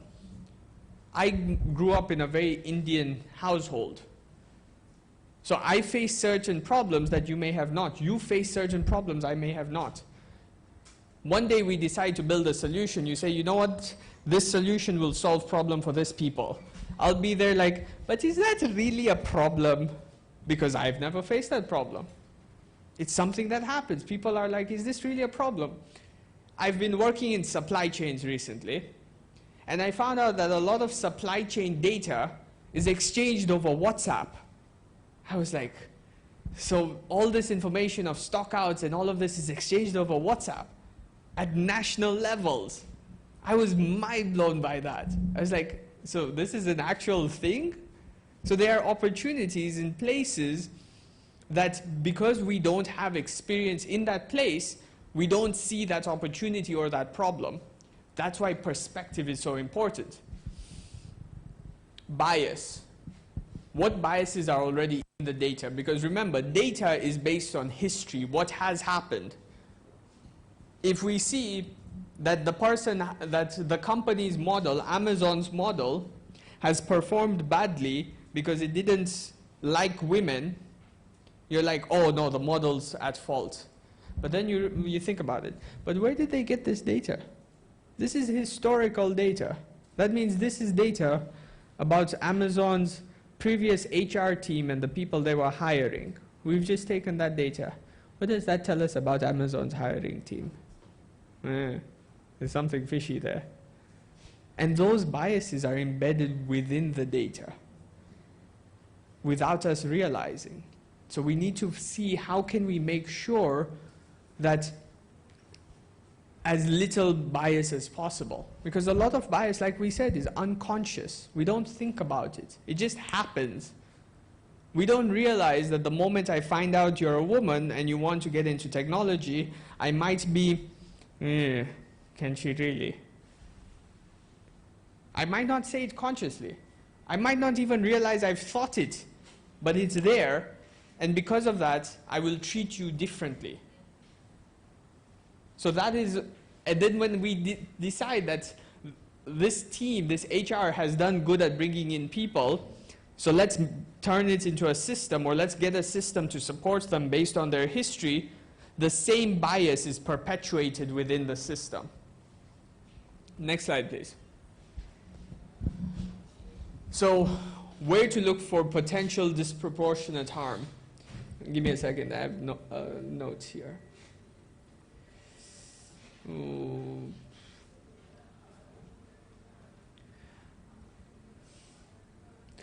So disproportionate harm is a very complex thing because we need to understand how the model works and how it's affecting all the groups that are part of it. When we look at accurate predictions based on men and women, for example, how has this system performed for different groups of people? How good or bad is it based on the different categories that may exist? Even if our data didn't have gender-specific information, could it still have learned something without that information? Next slide, please.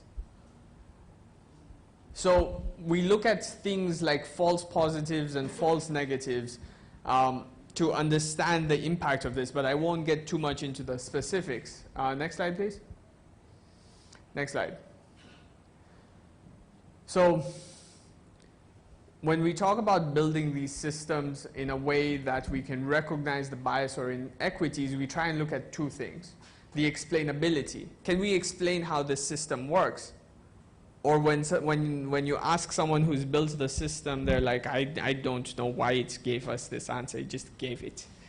And I trust it. Why do you trust it? No, we want to be able to explain how does the model work. And there are some groups who take the extra steps to make sure that if you ask the system, why did you say this? It will give you because of A, B, C, D. We don't think these systems are perfect. We know they're not. So being able to explain that definition, that response, that result, helps us understand how much should we rely on these and when are they ready to move to another level. And auditability. To what extent can an outside actor check and test the systems? Audit is a very common thing. We want to be able to audit these. So we need to make sure they're designed in such a way that they are auditable. Next slide. So this is a common thing. You'll ask the system, where did you get this value from? Where did you get this answer from? It's like sometimes you do something on your computer, you're like, why are you doing this? But we want to have it in such a way that someone can ask that question and know why has it done this. Next slide, please.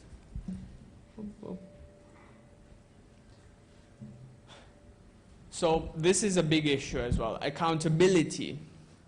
Now, worst case, things have gone wrong. Self-driving car hit someone.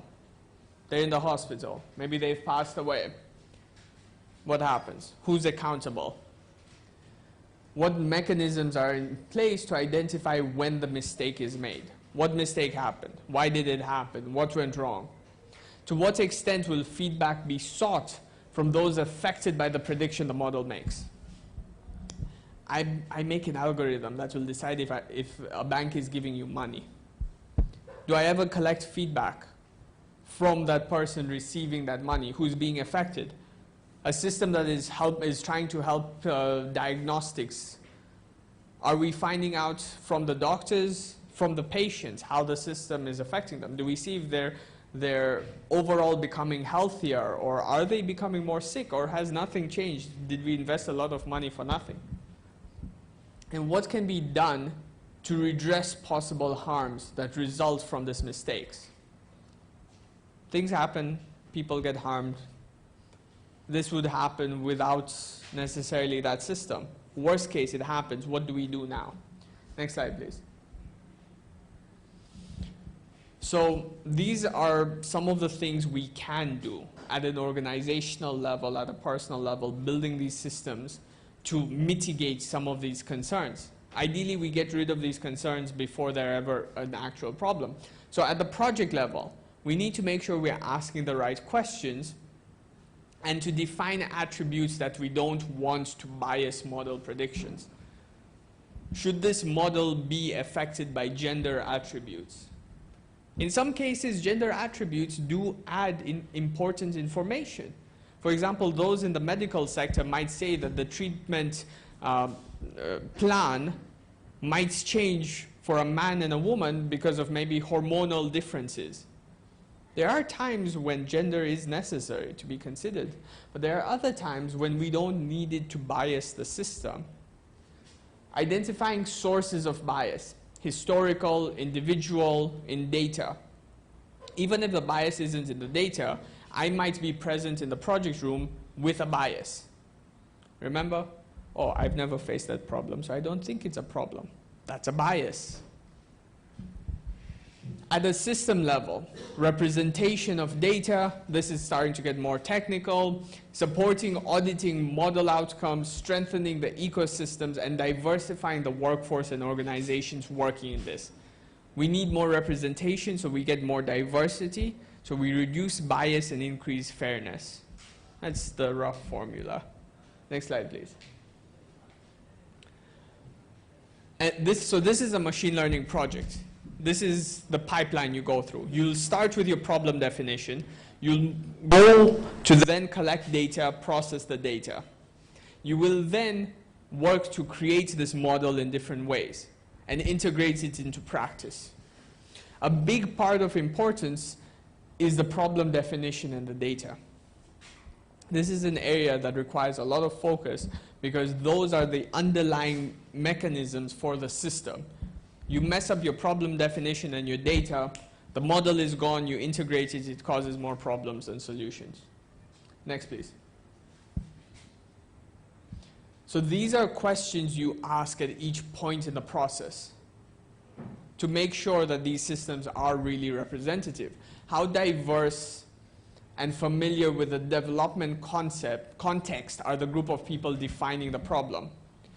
I'm coming in to help solve a problem in supply chains. I've never been in supply chains ever. I'm coming in to solve a problem in the medical sector. I've always been in the agricultural sector. Subject matter experts are very important because we need to make sure we're solving real problems. How do we improve representativeness in data? What are protected attributes for this context or problem? What are potential biases that the system might learn?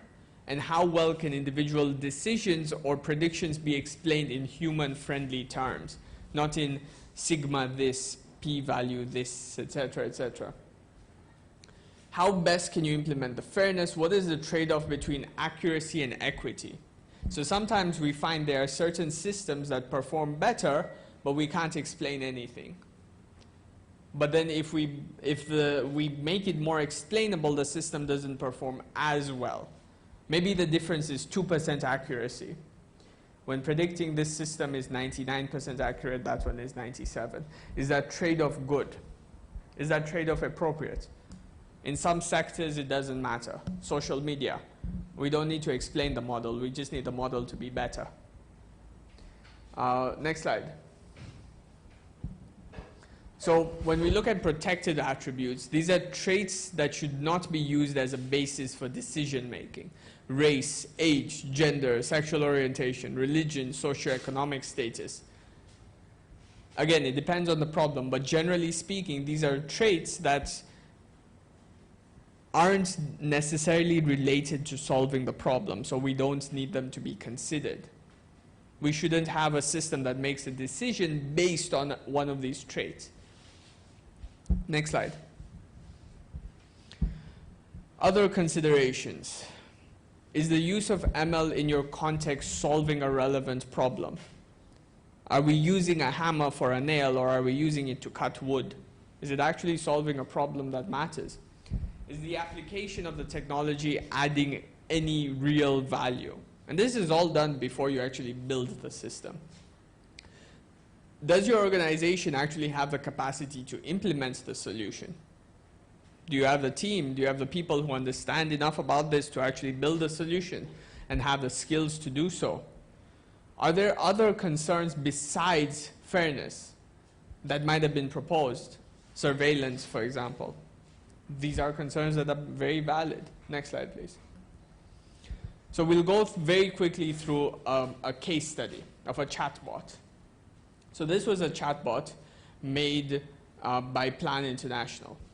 And they went through an entire process where they found all of this bias. Next slide, please.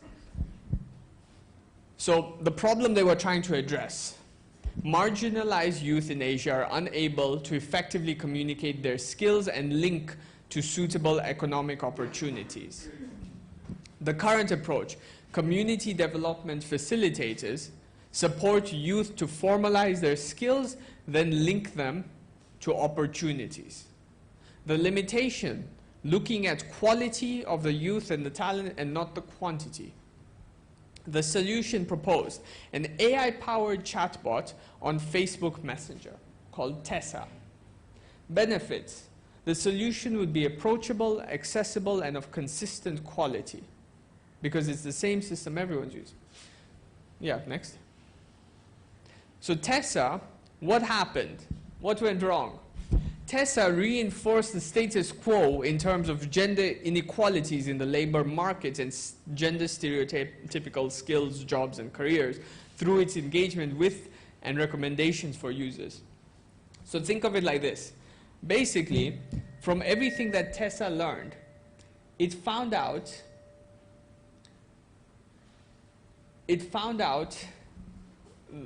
group found out that it just enforced whatever already happened. Girls should be nurses, men should be doctors, women should be, what's another stereotypical job? Chefs, I don't know. So those types of stereotypes. Business administration, for example. Men go into computer science. I don't know who decided this stuff, but it's out there. And the system, without realizing, was promoting this. When they compared the data, it found that the system they made to help was causing an existing problem and making it worse. So this is something valid that even organizations go through, because sometimes we don't realize the extent of the bias that already exists. Next slide, please. So this all happened because of bias. Bias in very many areas. There's bias from the team itself. Imagine we are a team of all men sitting there trying to build a solution that's meant to affect everyone. We won't think of things in the perspective of the other side. If the team itself is not representative, then the solution itself may not be representative. There will be bias in everyone who's on that table, whether they realize it or not. data, the data itself, wherever we collect the data, its source has its own biases within it. How do we frame the problem? How do we look at the problem and look to solve it? That has chances for bias. Do we look at the problem in such a way that it might only actually be beneficial for one group of people? Let's say, for example, we find that statistically speaking, in Tanzania, most of the people on Facebook Messenger are men. So when we went to the implementation and we chose Facebook Messenger, without realizing it, we've segregated a whole portion of people. And then we look at the models and tools. Part of this, all of these pieces are able to be influenced. So it becomes a delicate process where really one of the most important things is being conscious of representation of whoever is going to be affected by this solution, or whoever is going to be benefited from the solution. Next slide, please. So what did Plan do? What did the group do to try and solve this? They diversified their team and restructured it to address power dynamics. So when we talk about power dynamics, it's also another complicated issue with the patriarchy and those elements. So they worked to diversify the team itself. They developed the system for recognizing the patterns in the data to analyze, evaluate, and flag any of these issues. The problem framing was made to be more intentional, and they created tools to assess for bias. What can we use to actually find out if there is an existing bias happening? And with the implementation, a more inclusive, agile methodology. So agile is much more building with the user, a very iterative process. Okay?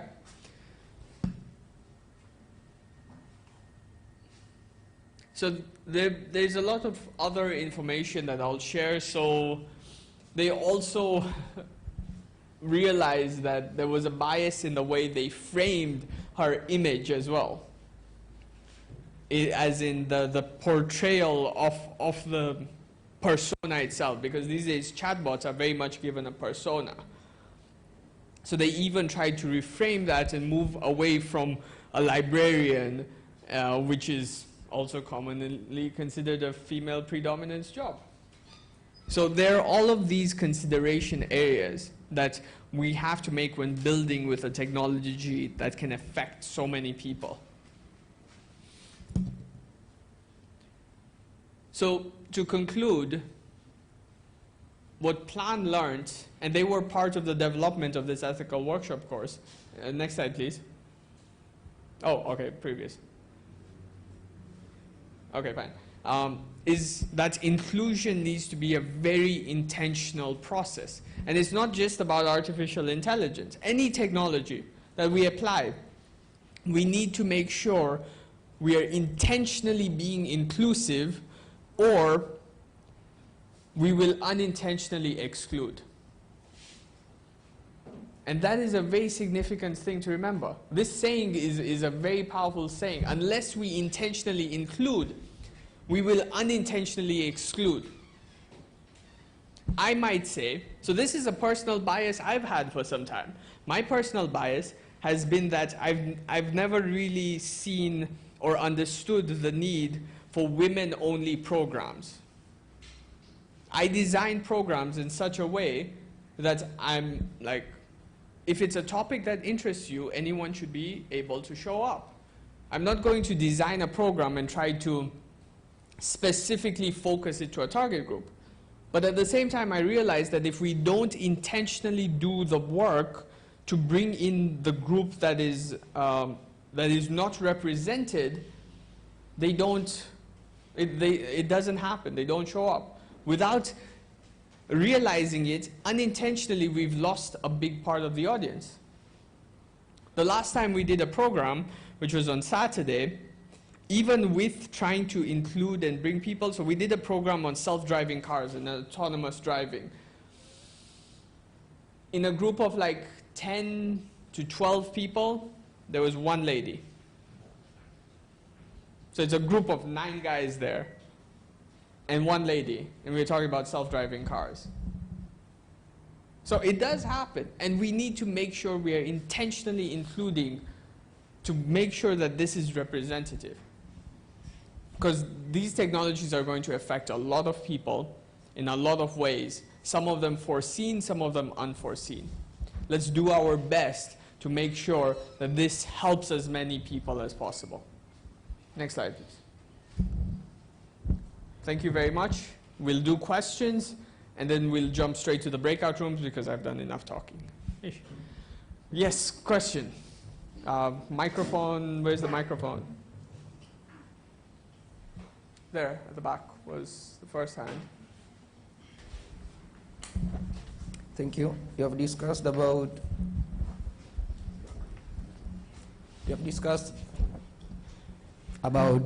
standardization. Yes. And about AI ethics in the system.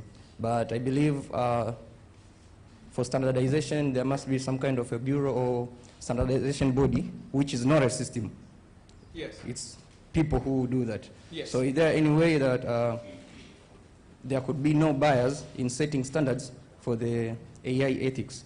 And the second question is, I believe that AI will interfere with human-to-human interaction.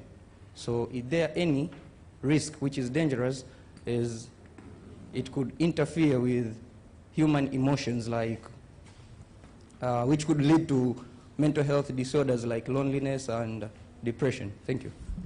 I'll start with your second question very quickly. The answer is yes. Recently there was papers and research leaked at Facebook and Instagram that showed exactly that. That Facebook and Instagram made depression and anxiety and mental health worse for people. The study is out there. And the companies directly have acknowledged that or at least the studies have been done, that the algorithms, their goal of the algorithm is only one: keep you on the app as long as possible. The people who are making money out of it by turning their Instagram into businesses and things like that have thought about or understand how to use the algorithm to their advantage. That's why so many people are doing Instagram Reels now. Because everyone's talking about how Reels are important to grow your business. So yes, the technology can affect all of that. It's a real problem. The first one, the moment we include a human, this will be my opinion, but the moment we include a human, we have a bias problem. So there will be bias no matter what, because we are just all brought up in different ways and we understand things differently. Bias is going to be a real problem. But we still do need those groups and boards of people to address these problems. That is very necessary. But the bias will still be there. We can't have a group of people who are completely objective. It doesn't happen. Okay? Yeah? The mitigation to the mental health disorders, is there any mitigation that AI could perform? So, yes. So there are tools that are there to support mental health. In places where psychiatrists or mental health experts aren't as present, there are tools that are used to support. The thing is, has the person who's built whatever you're using thought about that? Have they built systems that are like, no, we don't want someone to spend so much time on Instagram? So it is a very conscious problem, a very conscious decision. And again, one of the biggest things I'm going to preach is be conscious. It helps your mental health a lot. If you know that Instagram's trying to keep me on its app as long as possible, but I'm only here to spend 10 minutes. Before I go to the next post and scroll, do I really have the time to do this? Or is there something I need to do now? Not like always work 24/7, but am I on a break? How much longer do I have for my break? Being very conscious about those elements. But there are AI systems built to support and help and nurture. Again, AI is a very broad topic, so a lot of things can be said, yes, there is an AI for that. but it's about finding the specific tool that helps you solve the problem you feel you have, or you know you have, or you've been diagnosed with. Does that help? Okay. There was a question or something from...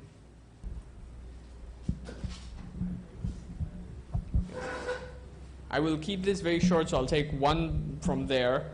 You had started, and I'll take one from this side. And then we need to move to the groups. Naweza nikawa na swali. Yeah. Hizi intelligence ambazo tunakuwa tunazipa AI, pia tunaweza kuzipa uwezo wa kutambua matatizo ya cyber attack, kwa sababu tunaona kama Microsoft walijaribu kutengeneza bot ambayo iko on Twitter, I guess, afu watu wakai-corrupt. Sawa. Kilichokuja kutokea ni kwamba hawakuwa na njia nyingine zaidi ya kushut down. Sasa kama mimi nimedevelop program yangu, sawa, inatumia hizi vitu, na sina fundi za kusema kwamba nitakapo shut down nitainuka vipi, sawa. Kwa hiyo swali langu na base sana kwenye security. Yes. Okay, so that's an interesting direction. Originally, I thought you were asking about using AI for cybersecurity, which is a possible thing. But in reference to keeping your system secure is, well, first realizing how the system works. So the system will work, so Microsoft system was learning by interacting with users. So based on what the users communicated, it learned that. Just a lot of people wanted to tell the system bad things, so it learned a lot of bad things. And there are certain security measures put in place for that, like content filtering, censorship, like certain messages can't be sent. So there are those kinds of simple measures. But a lot of it is around framing. How much can you think about what might happen? How much can we plan for? How much can we mitigate in advance so we don't need to face that problem? But ideally, with this type of system, as it's learned, it can learn again. So once you go through the first round and you see this went bad, this went well, and you know that your algorithm is fine, it's the data that's the problem, you can use different data to build out the system again. And normally that process isn't too complicated, but yes, depending on what type of solution you're building for and how a user interacts with it, the security is a area to focus on. But yes, there are ways to go around making sure it's secure. So for example, a feedback mechanism, you would say the system won't learn from the bot won't learn from the user until the message has been approved. So you'll have a human look at all the messages that have been sent to the bot and say, yes, learn this, ignore this, learn this, learn this. That's one example. But you'd only do that with a small group of, let's say, 100 people, like 100 users. You can't do that when you have 100,000 users. Okay? You had something. I need hands here. Who has something? Ladies. Questions, thoughts, comments before we move to the group activity. Nothing here. Nothing. Okay. I have a comment. It's rather a Yes. comment rather than a question. Yes. Especially on the previous discussion when people were thinking about when you have these systems like artificial intelligence or machine learning, whatever, you can leave human component outside. And I think that's a very dangerous thing. I know many people think that you can leave human component outside. And the reason that it's very dangerous, imagine when you build a system which has full autonomous. I think, for example, in two fields that are very sensitive. For example, military and health. For example, if you have your radar that uses AI to detect anything that's new, anything it's like a weapon, and then your radar decides to tell your weapons to fire, you can start a war, right? Because the AI make a decision without giving it a second thought. So it's very important to have a human component within a loop to give it a second thought. I very much agree. You see, the radar detected a goat, shot at a goat, it started World War III. You need a human in the loop. These types of systems are we are not at the point where they can be fully autonomous. Do you know where they are fully autonomous? Places like Netflix, Spotify, Instagram, Facebook, because we are looking at entertainment. In any industry that people are being affected directly at core foundational levels, you will never find these systems independent. There will always be a human in the loop. Always. So yes, very much agreed. Whoever has the mindset that building this system means removing the human from the loop doesn't understand the implications and the gravity of this technology enough. They will always need to be a human in the loop for this kind of thing. Yes. Anything from here? Because I really want to move on to the group activity. Anything? Nothing? Have I bored you guys that much? Okay. So this side is that. Do I need to move one of the tables here? We get some action here. Yeah, shoot.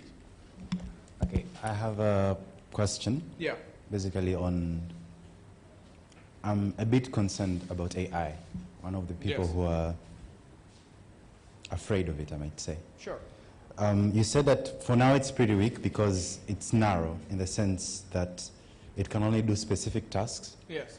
But how should I perceive if an AI can do a task so well than the best humans who also do the same task? Oh, that's already there.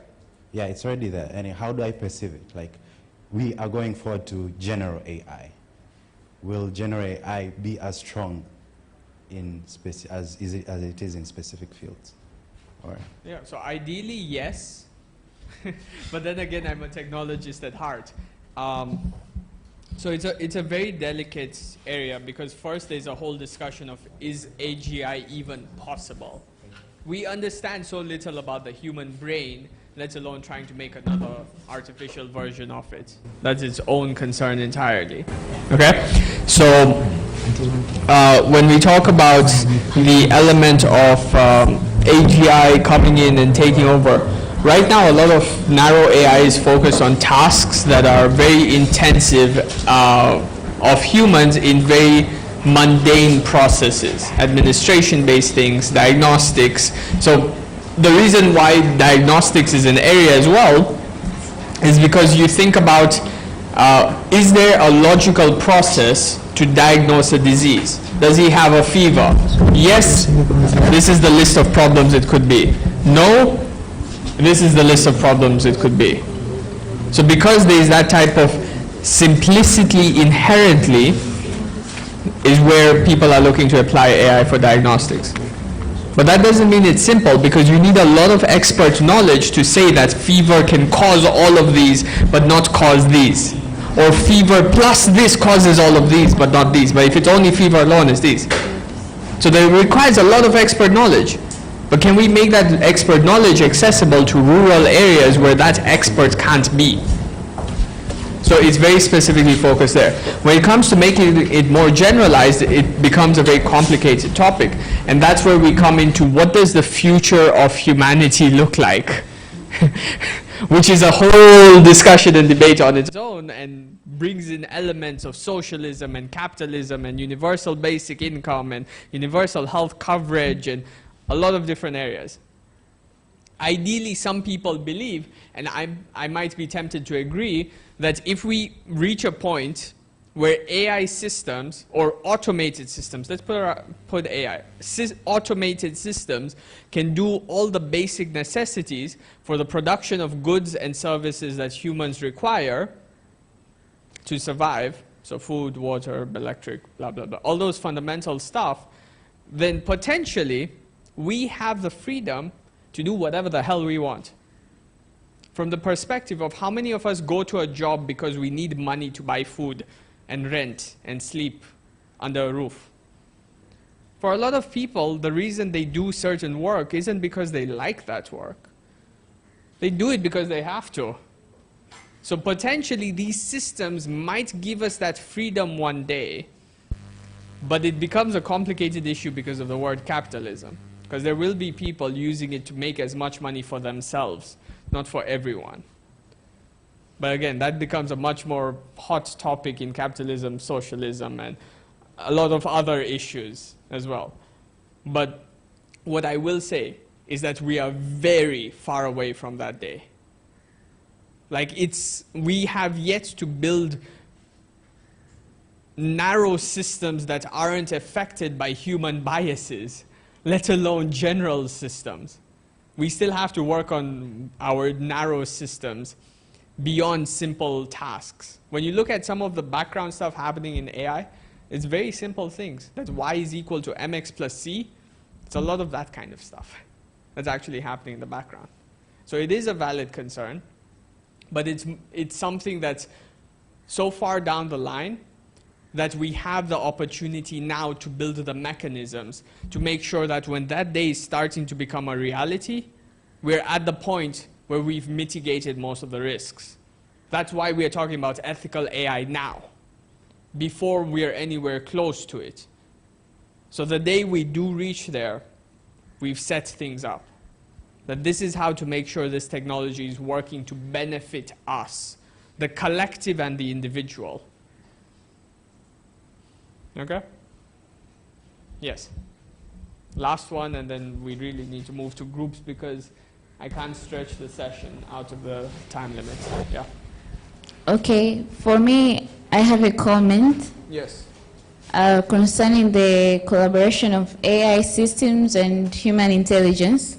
I think they're interdependent because they help us to learn more and also to use the intelligence of human to impact, for instance, in the mental health and depression.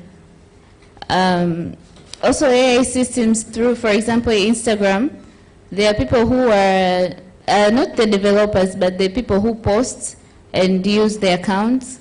They help people get over depressions because the people learn new things or new ways to deal with their situations.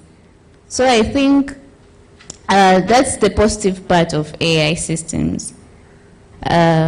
Yes, so actually, just to have everyone on the same page, so with Instagram, the part of it that uses AI is the recommendation algorithm.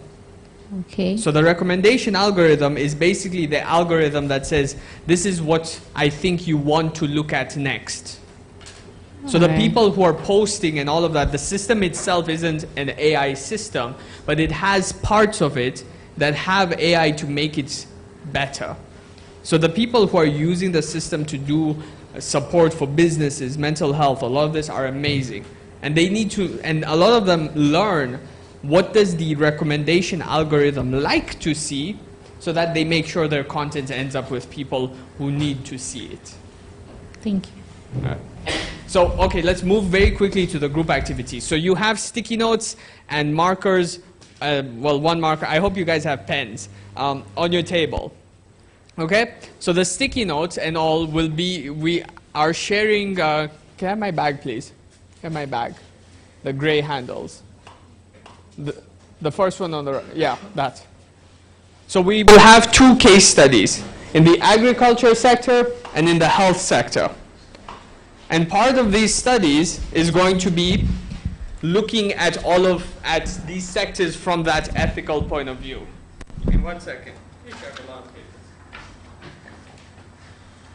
I have one of the volunteers to help me out, please?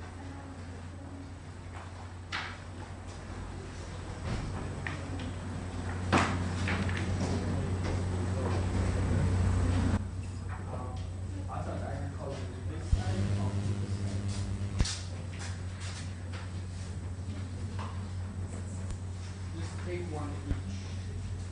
They're all the same. These are just copies. Try and take one each.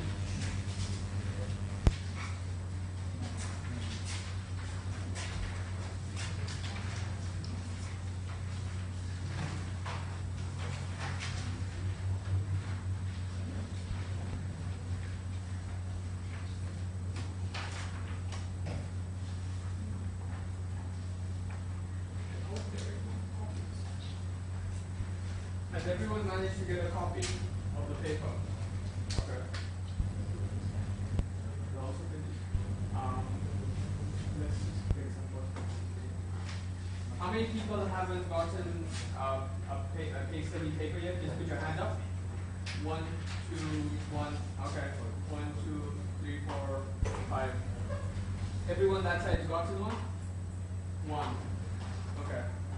Can you get photocopies? Yeah. Wait, just take one of the papers and get some photocopies. So for now, please just share them. We are getting more copies made. So you'll have two different case studies. So one side of the room is on agriculture, the other is on healthcare. And on the healthcare side of things, we are looking at HIV/AIDS to ensure people with HIV/AIDS are retained on treatment. So there's this concept called loss to follow-up. Okay? And we are trying to use the system to, so an organization is piloting a machine learning based model to identify which patients attending their facility are most likely to be lost to follow-up. So we can follow up on these patients. Okay? And there are certain questions there which your group will discuss and look at and put your ideas on the sticky notes that you can put on the charts. So these are all of your ideas on how would you, these are all of your ideas on how you'd be addressing these questions. Okay? Because we are trying to make sure we build the system in such a way that it actually benefits the people. So that's one side. The other side is agriculture. Where is my agriculture paper? On agriculture. Providing a service to smallhold farmers and cooperatives across Tanzania. Historical markets data including prices, crop yield, plant harvest data is available, but data from different areas is at different quality. So this system, wait, where is that?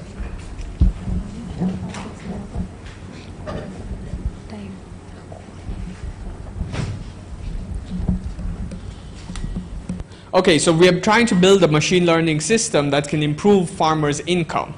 And by improving income in many different ways. So for example, a farmer's income can be increased by better connecting them to the market, by increasing their yield, these kinds of factors.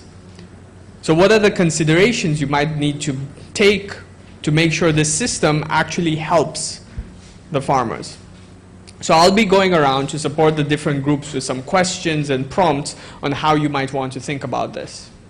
Okay? So use the post-it notes, the sticky notes, to write any of the thoughts you have in reference to the questions. Okay? Any questions if you don't understand? Does everyone understand the task? So collaborate with your groups, discuss around these questions, and work together to put ideas together. All right? Any questions, concerns? We're good? We're good. So for time's sake, we will have, I believe we'll do 30 minutes. Okay, great. 30 minutes. Might have to do, okay, we'll figure it out.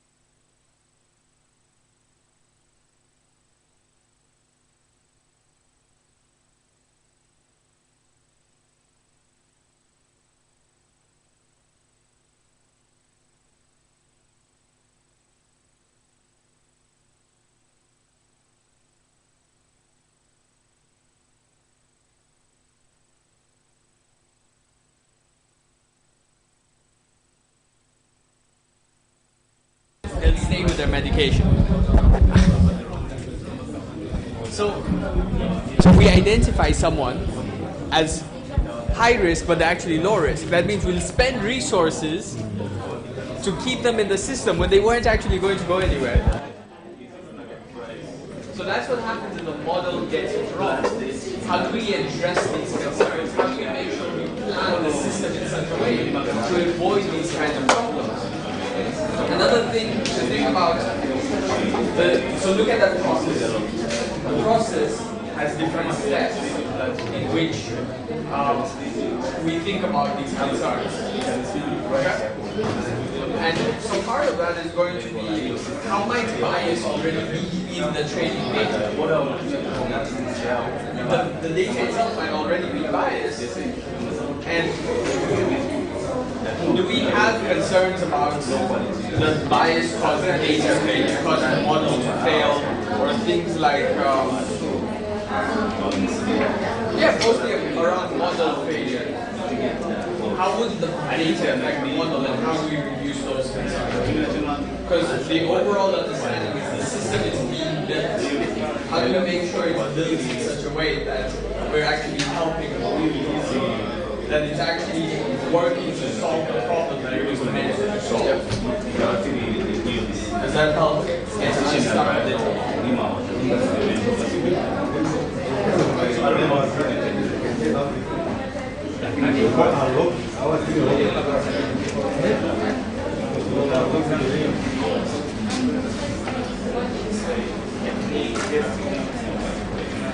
Equity. I have equity. I have representativeness. I have bias. What steps should we take to mitigate fairness concerns? So the easiest one when you talk about fairness is representation. Is our data representative of all the people? Here's an example. If we only have the data of the people who've been coming to the facility frequently, that means we don't have data of the people who've lost the follow-up already. Yeah, it's not representative because we might not be able to accurately identify those people because we don't have enough data about them. Or we see things like, what if we found out that most of the patients visiting our facility have been women, because men are maybe very stigmatized. Our data isn't fair because it's not representative. So that's one angle to think about fairness. You think about unequal model performance. Once a model is done, does it perform better for someone over 30 versus below 30? Does it perform better in an urban area versus a rural area? Because maybe we'll see that this model works very good in the villages, but doesn't work as much in the cities. Can we use the same model everywhere? Is the data representative of the people in all areas or only certain areas?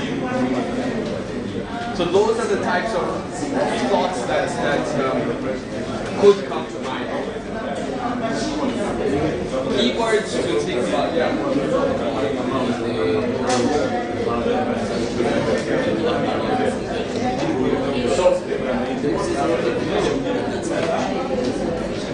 talking about building an overall system.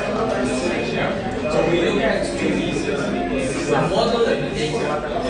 The data being representative, the model is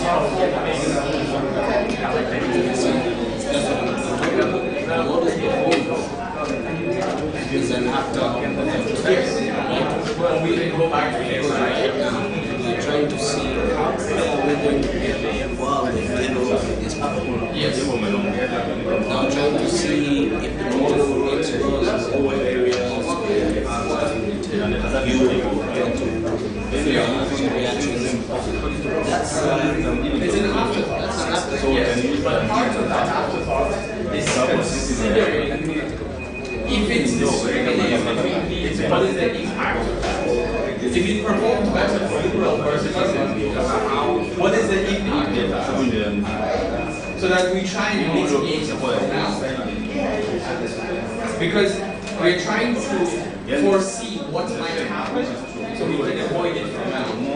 That's the goal.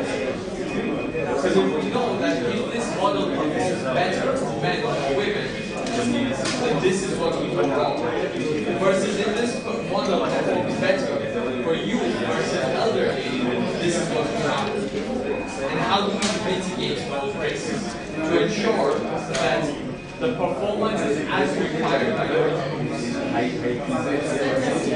is an afterthought. It is something that's after the fact, but it's something that we have to be careful about, because if we start to see that this model is biased against certain people, and if the impact of that is significant or is problematic, we need to stop.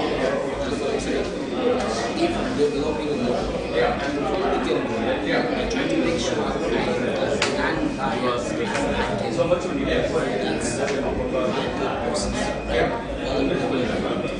And then once it's done,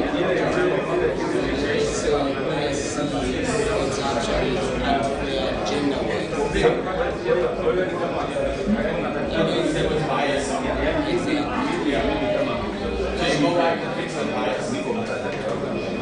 And this brings us to the whole idea of when you say an ML initially, it's all about you have your problem, and you have your solution. You try to fix an application, try to tell the machine, how do I go about it? Yes. But, so to clarify, what we are giving the machine is data. Yes. The input data and the output. So for example, in lawsuit follow-up, you'll have data of the patients in their clinical visits. In the patient's clinical visits and data, we will have classified or identified this patient has been lost, this has been retained, lost, retained, lost. So what is our input? The patient's history. What's our output? Have they been lost? What will the system find? What is the pattern to identify whether a patient is going to be lost or not? Technically, output is supposed to be trying to make sure that we don't get lost. You know what I'm trying to say? That is our outcome. That's our output. Why do I say that? The computer is a text. The computer will tell us whether this patient is going to be lost or it will say, based on what's happening, because now that we know this is the label, that this patient, then this is the pattern of finding whether someone's going to be lost or follow.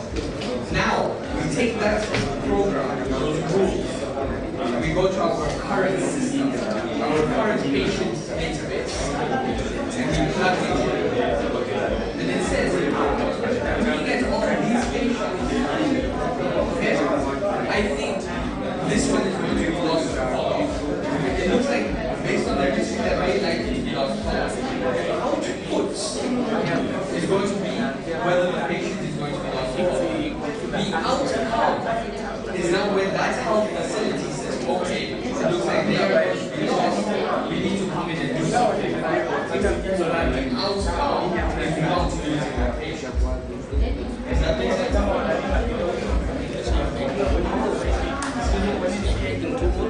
Now, there's the model, and then there's the action based on the model.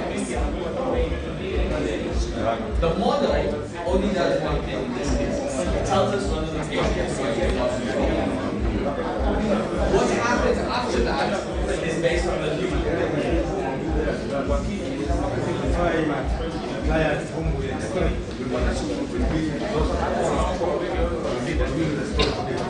Yes, that's normally how it works.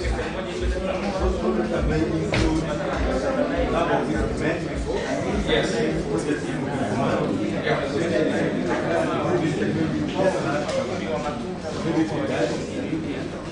Probably likely to be able to follow up. So we have follow up. Yeah. How many you can command the system? Any plant with tested commodity form. So we expect the one to always be regular identification.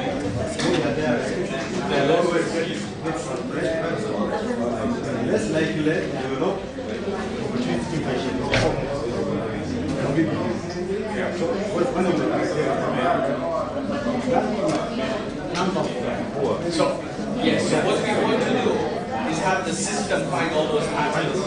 Instead of someone, yeah, we'll say here's all the data, find the patterns. Yeah, in the data you have the comorbidities, the number of visits, all of that. It will then tell us for new patients, are they going to be lost or not? And accordingly then someone says, okay, this is how it works. Does this make sense? Yeah. How are you guys? You look at different languages. Am I lost? It's fine to say yes. I know this. It took me a couple of months to understand this myself. A little bit of things. I will share all of these resources after, so you're free to go through it and see if it makes sense for you.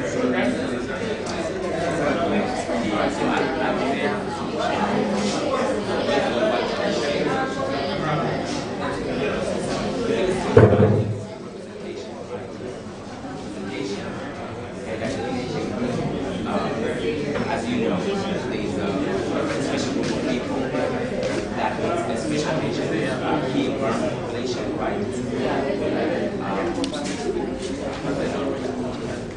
Sex workers, so in nowadays,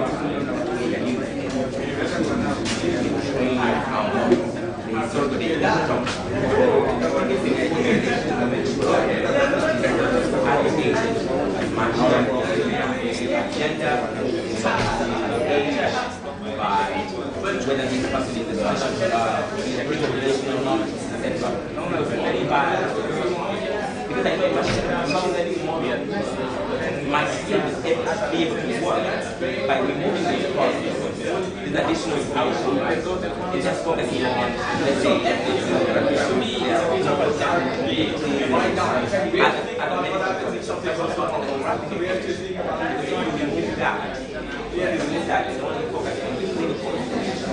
right? Then you have the wisdom of knowing this patient, what is the back, right? Is it a male or female? Is it a young or old? Is it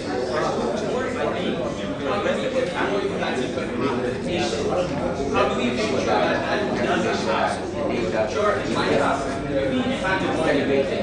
but what can we use right now? Yes. So that's what we're doing. So for example, one of the examples they gave is what she said about privacy. High comes as the second question. Labeled as I mean the third question. Like, what does it add up? Exactly.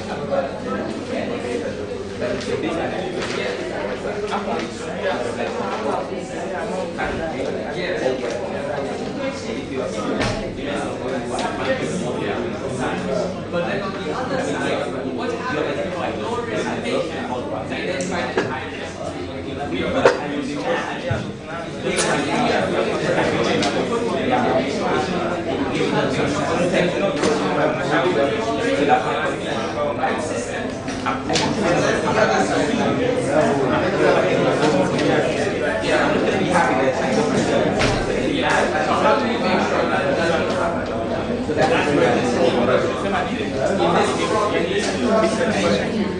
Where are cases we could put extra emphasis and think about things in a slightly different way. So this is also part of the activity we're trying to do to make sure that as these computers start building what is working with contractors, working with agriculture, to understand how to build this actually help the ministries and help the actually adopt it, not just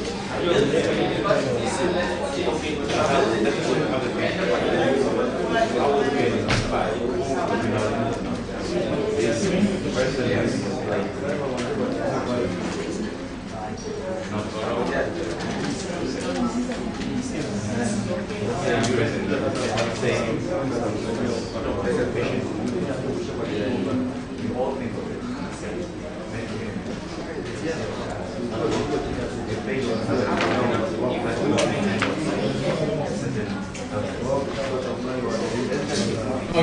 so wait.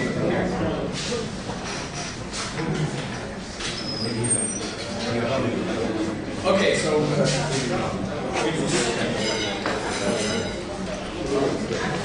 okay, hey everyone, so I'm gonna give you 5 minutes now. In these 5 minutes, what I want you to do, attention, hello everyone. Okay, group discussions are great, but okay, very quickly, what I want you all to do now is you've written it in very tiny sticky notes. That's great, but I'm not gonna be able to see that. So amongst the sticky notes you have, if you've been working separately a bit and you have your own ideas, I want you with the markers very nice and big on the big flip chart. Write the key words or the key points that you're taking into consideration based on the questions. So very nice and big, because I will ask one person from the group to come here and just share a bit about what they've been discussing. So the top 3 things or the top 4 ideas that you have, the top 3, 2 to 3. Yeah, let's say the top 2 to 3 ideas you have to mitigate the concerns that were asked. Okay? Nice and big, because you're going to come here and hold it up for us. Okay?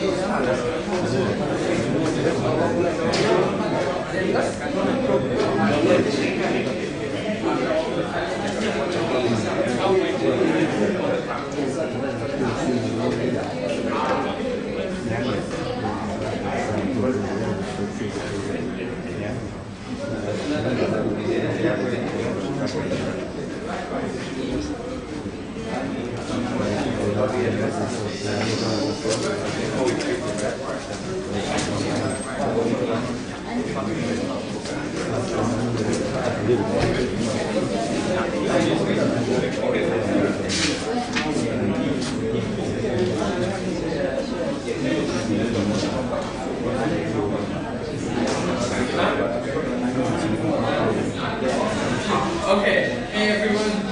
Okay, attention please. Thank you so much for participating. I've circulated forms around for just a quick registration. So once we digitize all this information, we will share it with you, as well as resources for the session for you to do your own reading. I will give each group 30 seconds to quickly talk about the key points they've talked about, and then we're going to wrap up and go straight for lunch, okay? So group one, representative, just talk about very quick highlights.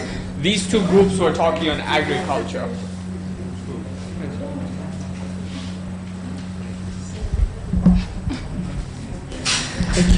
Habari.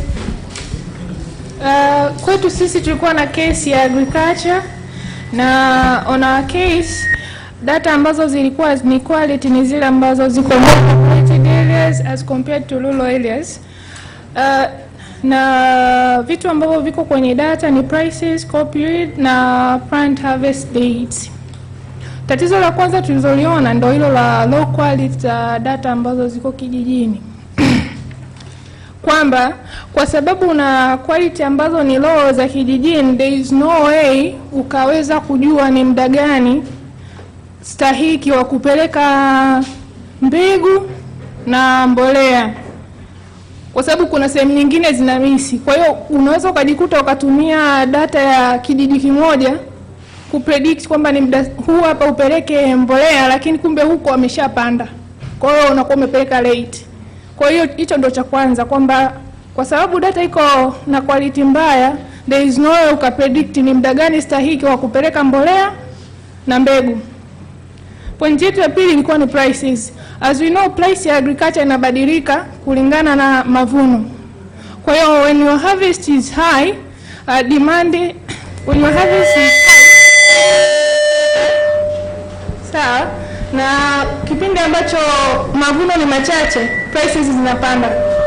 Kwa hiyo usipo consider swala la changes ya prices, unaweza kupata algorithm ambayo ina predict tofauti, kwamba ukaamua ukauze Kilimanjaro, kumbe Mbeya prices ndio nzuri, kwa hiyo akapata profit zaidi kuliko kwenda kuuza Kilimanjaro.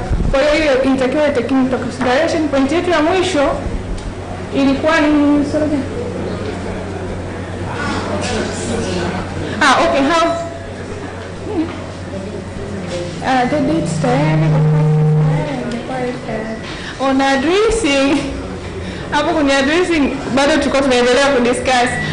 One point that we had ni kwamba maybe we should do standardization, but then tulikuwa start kwamba tutatumia kwamba wakulima matatumia supply, we didn't know, but we thought of standardization. And then the second thing we thought ya kwamba hii data ikakusanywa upya, but then unafikiria ni kwa muda gani data inahitajika ili uweze kufanya actual prediction ya nani. Thank you very much. So very quickly, next group, just pass it there. I know they've covered a lot of stuff, so just very quickly, I will have to be very strict on the 30-second thing. Okay. Kwa concern ya kwanza tulioiona ni difference in quality of data, ambapo kuna good quality of data in urban areas, kuna poor quality of data in rural areas. That the concern have tukaja kingine ni considering data content for specific problems. Hizi data zilipokuwa collected, they could have put more emphasis in the quality of production data in rural areas kuliko kuconsider to quality of data kwa town areas. Na pia inaonesha hapa kwenye kuna data ambazo hazikuangalia, zilikuwa hazina fairness katika geographical contents, kwamba data gani tukusanye kwa eneo gani na data gani hawakuconsider geographical contents, kwamba kuna data za ukanda fulani inabidi ziwe hivi na za ukanda fulani inabidi ziwe hivi vizuri. Yeah. So thank you very much. So a quick thing for agriculture. Yeah. for addressing our... It's fine. We'll pause here because time. We don't want to take too much time. Okay. So quick thing for agriculture, if you guys have it or not, is also going to be we look at what happens if the model doesn't perform well. So it gives someone advice that they don't need or that is incorrect. What happens in those cases? What are the ethical considerations around that? So quickly to the healthcare. On the healthcare side, the focus area was HIV and AIDS lost to follow-up. And how a system would be around to support and predict that. So on our side, we had only one fairness concern, which was we have to make sure that the data we feed to teach our model to identify those patients who will be lost on follow-up should be disaggregated enough to ensure diversity in different groups. So data disaggregation was the biggest fairness concern on our side. How do we address this concern? Is that we have to make sure that there is enough data to cover all types of groups, men and women, those who live in rural and urban areas, those with different other types of diseases apart from HIV, so on and so forth. Another concern that we have, so that when the model is integrated with decision-making processes, is that we have to ensure the privacy of the patient's data. So, yeah. Yeah, thank you very much. And privacy is a big concern, especially for healthcare and HIV especially. Very quickly, this group who's going to be... Okay, on our side, the distance from the health facility, the machine has to be able to detect that. Health education, ability of the client, comorbidities, the machine has to be able to detect that. Economic status, and if possible, it has to detect the viral load detection. Then it has to be able to track the pill count to make sure that the patient is well adhered to the medicine. The other one is the nutritional status of the patient, and then the machine has to have the mechanism on how it can deliver the medicine and other medical item to the patient to his or her locality. And lastly, we also have to the machine has to be able to give us the GPS where the patient is found and maybe the correlatives. Thank you. Thank you. So this group has gone a bit of a different direction into the abilities of the machine. And yeah, so there are a lot of issues around loss to follow-up and HIV. So for example, in reference to bias, if the model's findings are generalized, this could create stereotypes of a person who doesn't follow through on treatment and is considered lazy or irresponsible. And we need to be careful that the findings from the model don't create a social bias around the people perceived to be high to risk.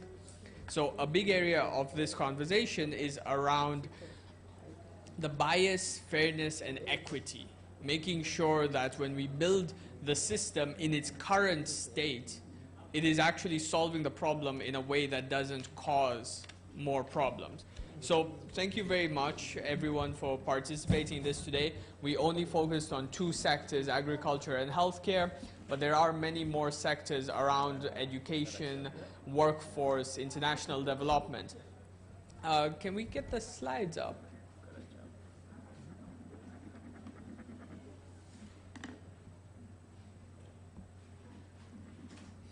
Yes, so go to the last-ish slide, like almost to the end. Next, next, next, next, next, next. We're going to the end of the slideshow.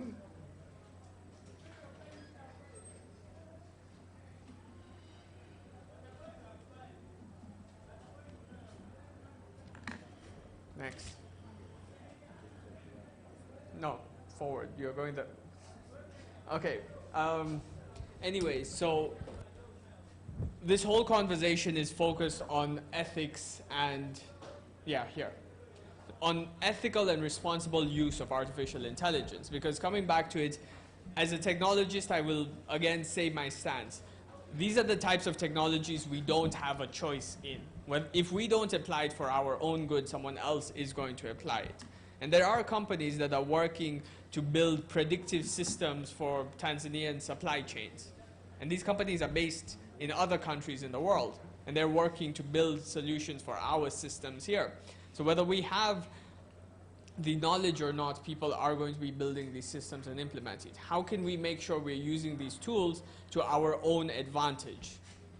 And this is by considering and working together with a lot more diverse stakeholders. We have to be representative. We can't be technology sitting and building for ourselves, which is great that in this room, most of the people here are not technologists.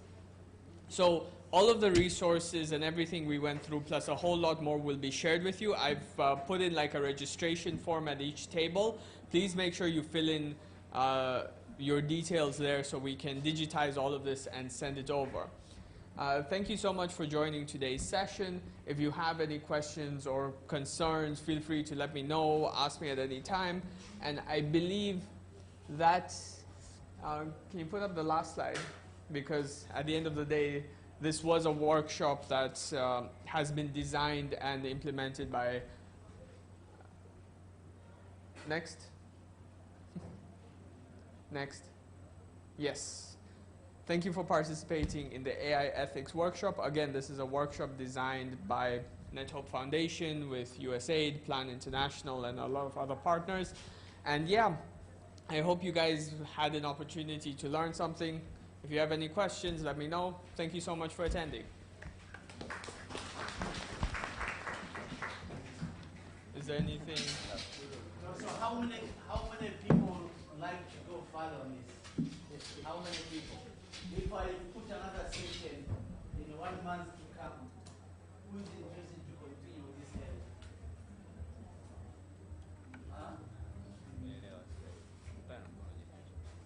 Okay.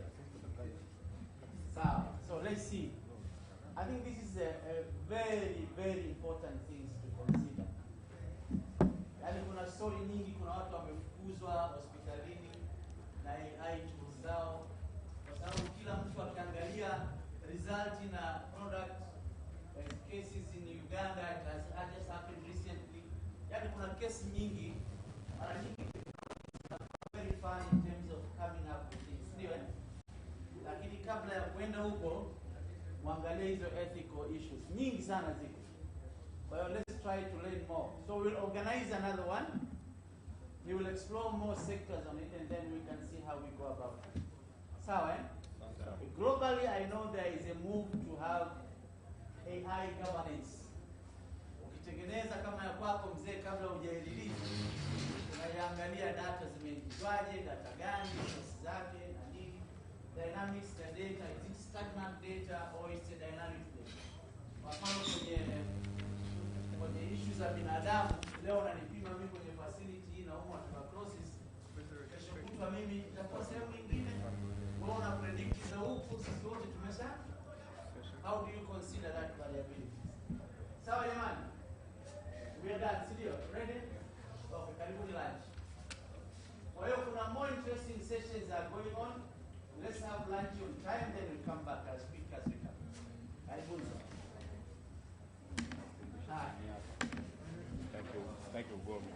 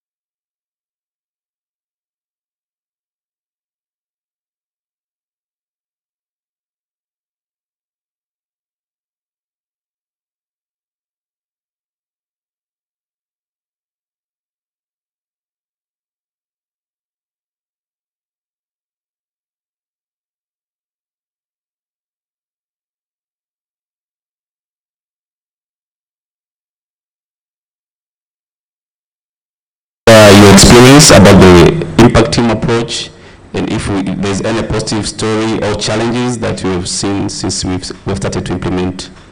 Speaking in a language that everyone will understand easily. Karibu. Thank you, Madam Rasa. You can use my mic. Thank you, Moderator Adam Rasa, for the introduction. As I was previously introduced, I'm Ahmed Mahamoud, Regional Pharmacist for Geita Region. As my previous member here, Mugabe, gave information about the impact team approach. The word impact, as you can see there, is the acronym with those meanings, as I stands for information, which means those are data. We have to gather data, which you can use them to make various decisions as far as the problems or logistic data problems we're having. So data, bring them together, mobilized. So this impact team approach is an intervention which was introduced, and it is ongoing to build culture to the healthcare managers at council level, at the regional level, even at facility level, to have a culture of using data. They are data which they produce, to own them, to analyze them, to use them as to solve various problems they are having. So then we mobilize data. Why are we mobilizing data for? Performance analysis. We must analyze data so as to give the intended information, so as we can measure the problem and set down mechanisms of solving those problems based on the evidence. Then after using data to solve various problems, we have to continue with that habit for transformation, for improvement. So that's an intervention, as it was explained. I was giving some more clarification, but in Geita, we started using this approach from early 2019. From there, we've used the data as a region with our councils plus health facilities to solve various problems. We know in healthcare settings, at the service delivery point, the aim is to have health commodities available all the time. Because through the impact team approach, we are able to analyze data to see how is the availability there, which facilities are having shortages of health commodities. We can find the other facilities are stocked out, while others are overstocked. As regional level or council level, we cannot reach all the facilities to see. So we use the systems available. We have the ELMIS, is electronic logistic information system, which all the data for logistic data are captured there on monthly basis. So we as a region, we can use this data to analyze and see how the situation. We can rescue facilities with understock or stocked out by seeing which facility having the same commodity which is overstocked, which have piled up. So through that we can make a decision and order or give the instructions to the council level, to the facility level, to do the so-called stock redistribution to overcome the problem. So it's, once clients come for service, they can get commodities through redistribution. We can ensure commodities are available even to those facilities which were stocked out, and through combating the overstocking problem, we can minimize loss which could occur or happen due to overaccumulation of commodities which are not used. As time goes, we know the commodities, particularly medicines, have shelf life. Once the shelf life passes, it means expiry will occur, which will cause loss to the government. Thank you, Pharmacist Emeli. Yeah. So can you tell us at least two cases that, as you are doing the impact team approach, you came up with some innovations or some good practice? Thank you very much. Yeah. Thank you. Yeah, we had various best practices from data, but we have cited one. We know at the early 2019, the country introduced the TLD, a new ARV regimen for those who are having HIV. TLD is an ARV. T is tenofovir, lamivudine, dolutegravir. That regimen is superior compared to the TLE. So during the transition of TLE to TLD, that process was done gradually, but it reached a time where those guidance which were given were not closely followed. Then most of the clients who were on TLE regimen were dramatically shifted to TLD. Hence, health facilities and the council alerted the region there is a possibility of expiring of TLE. Tenofovir, lamivudine, efavirenz is a medication for PLHLV who are in current treatment. So we as a region, we received that alert, and the client health facilities and the councils were about to reach the point that to shift back those clients who were introduced the TLD, the superior regimen, to shift back to the TLE, so as to rescue them from expiring. But we told them, please wait. Let's use data to see whether they can tell us what. So we prepared a simple template which captured logistic data, which means stock on hand of TLE versus TLD. Then the template also included to capture, every facility to capture number of clients using the same regimen. Then we computed the average monthly consumption of the two regimens based on client available. And we know in a month, every client consumes 30 tablets, because those tablets are taken just one tablet a day. So in a month, one client takes 30 tablets. So to get the average monthly consumption based on clients on those regimen, it was just easy, taking number of clients times 30. So we got average monthly consumption per each regimen. Then we computed with the stock available to get the months of stock, to see how long will the available TLE and TLD will last with the current regimen, with the current client on those two regimens.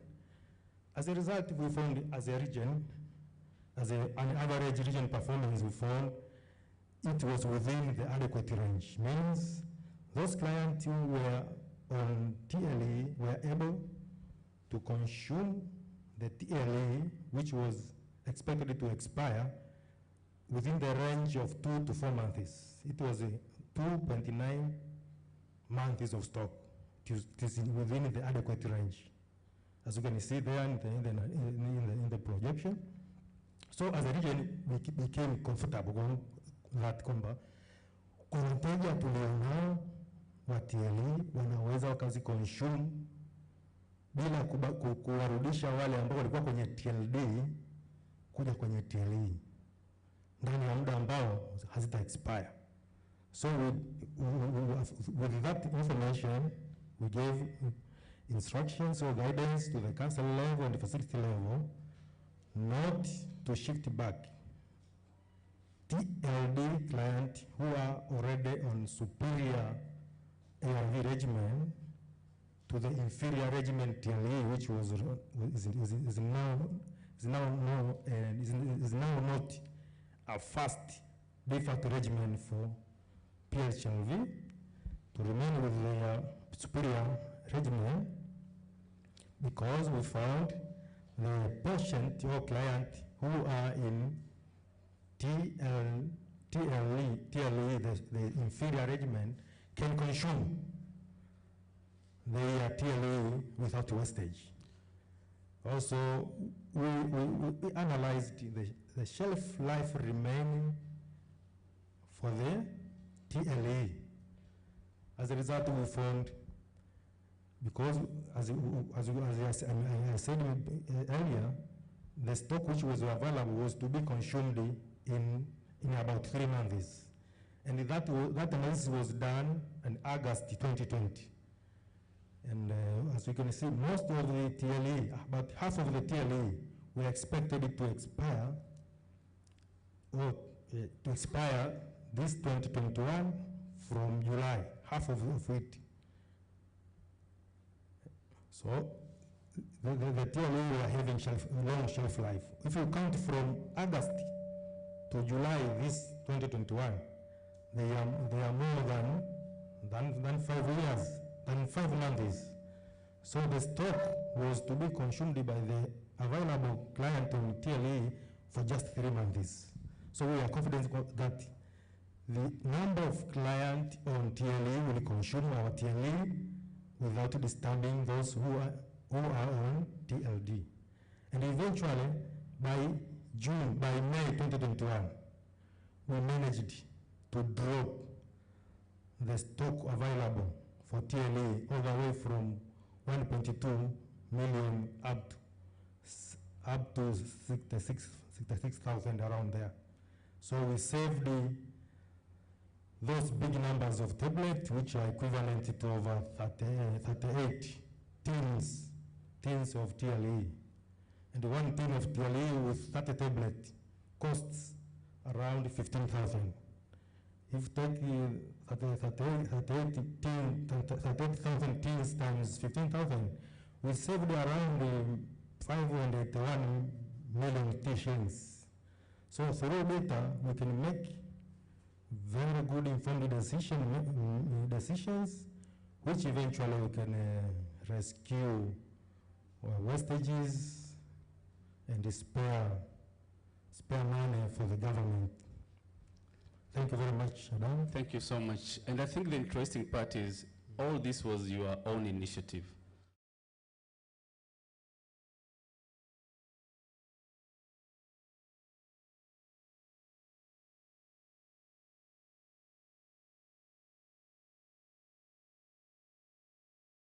Outcomes, Yes. by the use of data. Thank you so much. Thank you very much, Russ. Can we hear some cases from Sikonge before I ask my colleague from Ministry of Health? You've been doing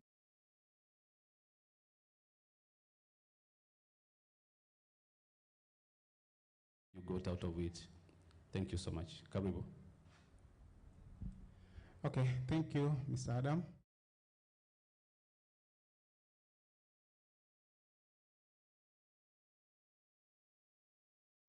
Tunatumia hili wazo la impact katika kuhakikisha kwamba tunakuwa na upatikanaji wa dawa na vifaa tiba unaoridhisha. Lakini eneo kubwa eneo kubwa ambalo limetupa mafanikio ni pale ambapo tulianza kuengage kuhakikisha kwamba uagizaji wa dawa na vifaa tiba unatumia data zilizopo. Lakini naomba slide zile kama zinaweza kuonekana hapo kwenye screen. Tulianza kwa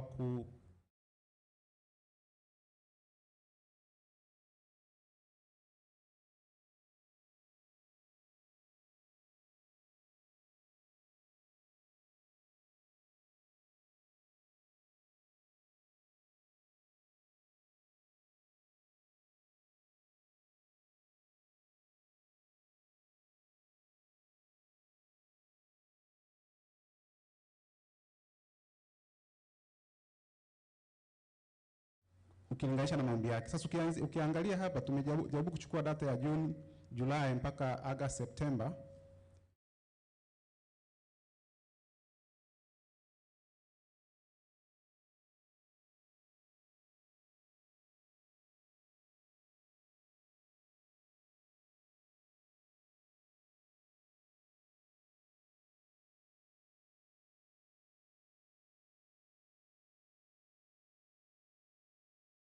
ikawa imeshuka, lakini tumeshaweka initiatives za kuhakikisha kwamba tunapandisha. Kwa hiyo kilichokuwa reported kwenye R&R sio hiyo idadi inayoonekana hapo.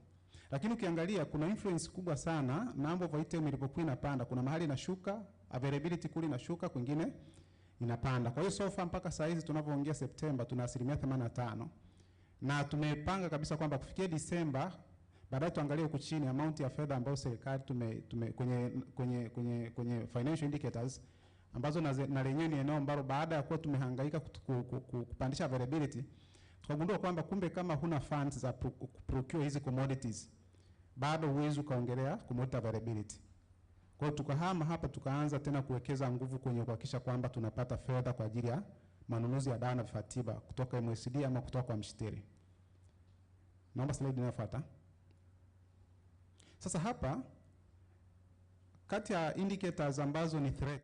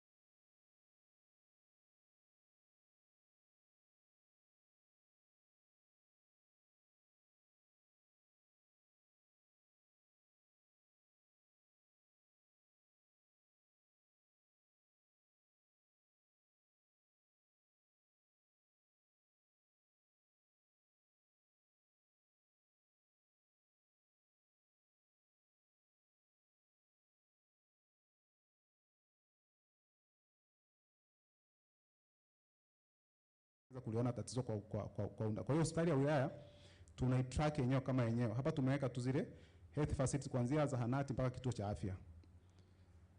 Naomba tuende kiashiria kinachofuata. Hapa financial indicator nyingine ambayo tulianza kuitrack ni hii enrollment kwenye CHF. Tulipoanza Julai 20 ilikuwa ni watu 70 kwa robo, lakini sasa hivi tumeenda mpaka 157. Sorry, can you explain what is CHF so that everyone understands? Hii ni improved community health fund ambayo mteja kwa watu 6 wanasajiliwa kwenye mfuko na wanapata matibabu kwa mwaka mzima. Nadhani kama sijakosea, seri na ruhusu apate matibabu katika hospitali yoyote ya umma kwa malipo ya shilingi 30,000 kwa watu 5 kwa kila kaya. Tulivyoanza tulikuwa na kama kaya 600, lakini mpaka mwezi wa 9 tulikuwa na household 1248 ambazo ni sawa na 3.1. Na ukiangalia na madai pia bima yameongezeka. Haya madai ya CHF.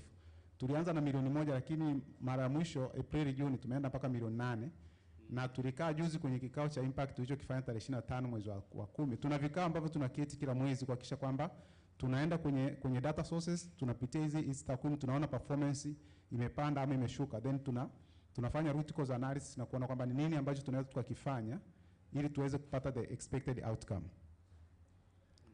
Next.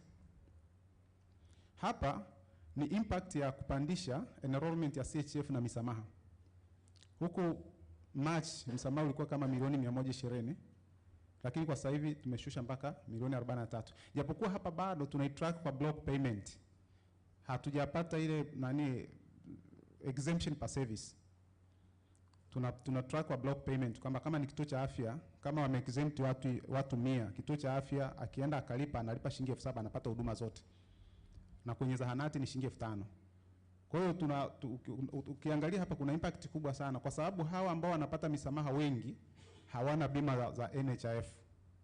Kwa hiyo kama tukiwavuta wakaingia kwenye hii improved CHF, automatically misamaha inapungua.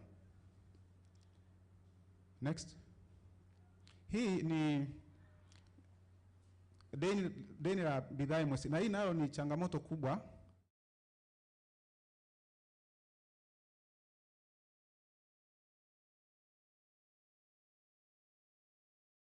MSD akiwa na deni ilikuwa inatuathiri sana kwenye vituo kuhudumiwa na MSD. Kwa hiyo tulichokifanya tukaweka mkakati pia.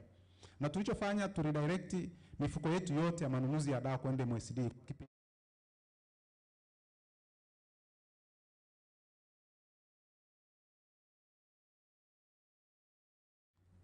Tukinunua kwa mshitiri, ni kweli unapata bidhaa unazozihitaji, lakini wakati mwingine unakuta ile value for money haipo. Kwa hiyo tukaamua concentrate MSD, at least mpaka saa hizi tuna deni la milioni 15, na ukiangalia kule pesa ambayo mpaka saa hizi imekuwa injected MSD ni karibia milioni 400. Na hii milioni 400 ambayo tunaiona kwenye 2020-2021 imeingia kati ya mwezi wa 6 mpaka mwezi wa 6 mpaka Septemba. Kwa hiyo tunakoelekea huko probably ile target yetu tumejiwekea target kufikia Disemba tuwe na 95% ya upatikanaji. Na ikiwezekana if possible kabla hatujafika mwezi wa 6 tuwe tumefikia 100%. Adam, asante. Thank you so much for those positive results that you are seeing in Sikonge.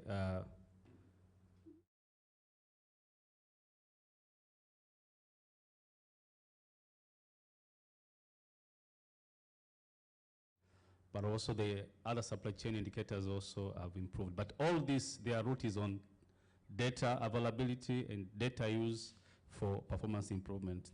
So thank you so much. I'm interested to hear from Kaka Elias.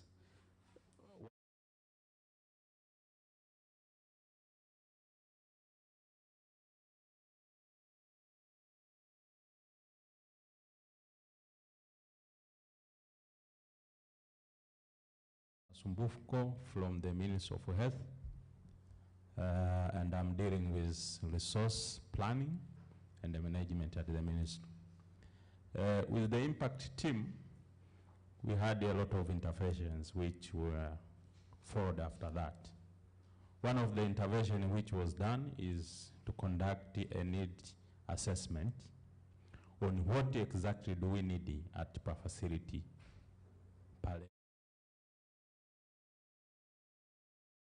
On what type of commodities are being managed at different levels of the facilities and what exactly are they needed per facility. What was found, it was the need do increase and it depends on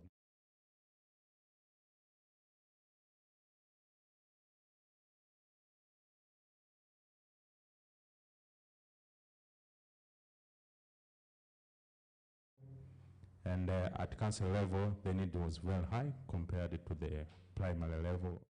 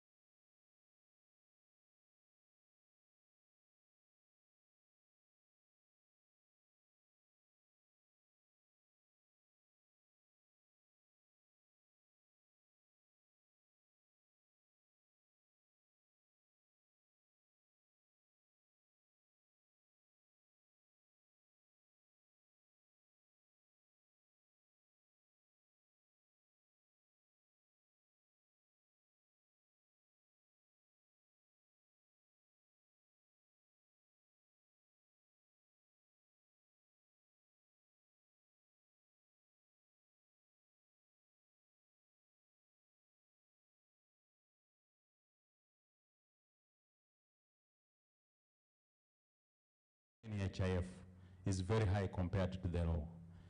And sometimes you find it is the same service being provided at the same level. For example, if a cesarean section being conducted at a district hospital, the reimbursement which is given is low compared to the one which is given at national level. So the gap on the higher facilities was minimal compared to the lower. Now, what do? We have now on reallocating resources, especially the receipt in kind, which is released by the central government. It has to be looking on different areas. One of it is level specialization, yes, but how many clients are able to pay when they are attended at the different levels? And from there, we come up with a proposal now to develop a guideline after using all these data, which will cut across with the intention of ensuring financial resources being available always for health commodities. And this is what we call Health Commodity Revolving Fund. And the target of this is to ensure the financial for health commodities, which is a very big challenge to the health system, should be available always in Tanzania. And how will this guideline address the challenge? One of the challenges which was very key is the exemptions, that people who are provided services without paying, or they are not paying themselves and they are not repaid by the funds available. What CRXF is addressing is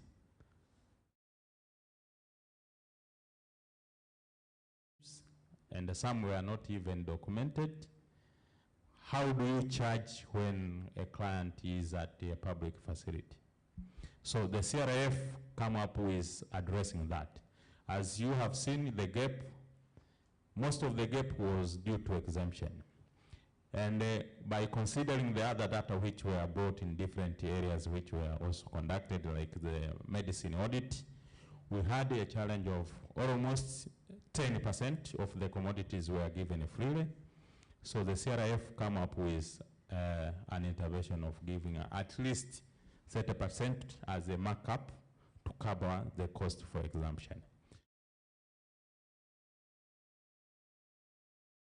Has led to the development of some of the guidelines which will ensure financial stability on health commodities with the target of providing a quality health service to all Tanzanians. Thank you. Asante sana. Thank you so much.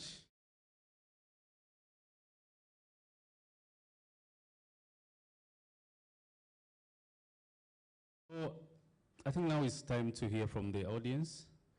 If you have any question to any of them, Mahamudu from Geita Experience, Moses, he even spoke in Swahili to insist, from Sikonge, but also from the Minister of Health. I think he wants artificial intelligence for impact teams. We'll come there. Karibu.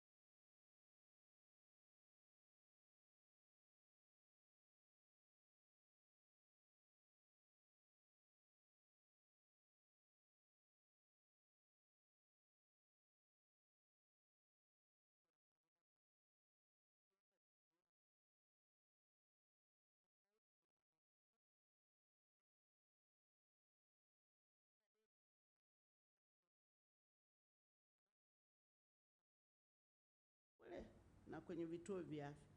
Hii inatu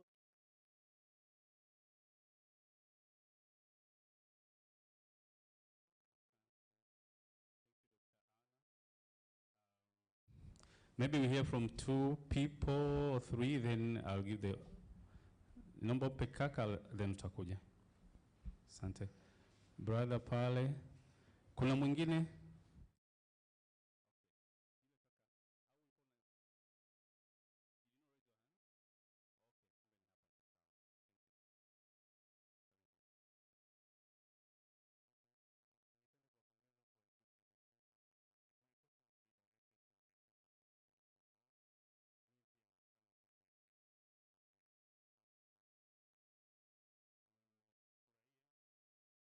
The presentation and everything that you're doing, lakini nilikuwa nataka kujua tu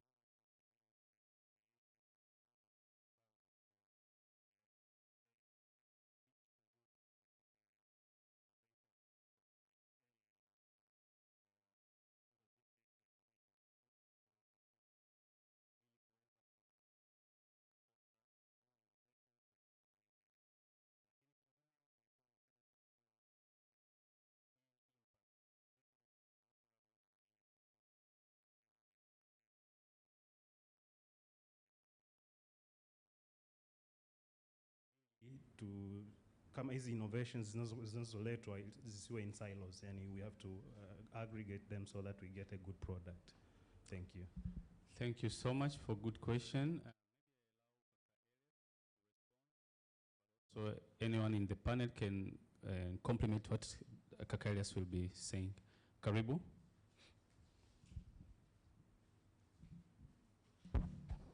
Okay.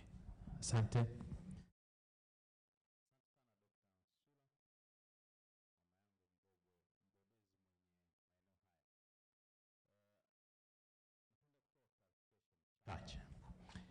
The Health Commodity Revolving Fund Guideline ni mwongozo wa Wizara ya Afya ambao umetengenezwa kuensure funds for health commodities zinakuwa available. One of the challenge ambayo imesema ilikuwa ni exemptions for the health commodities, particularly for health commodities. We need to differentiate. Wakati mgonjwa anapoingia kwenye kupata service, kuna consultation fee. Yes, kama na exemption maana yake consultation fee inakuwa exempted.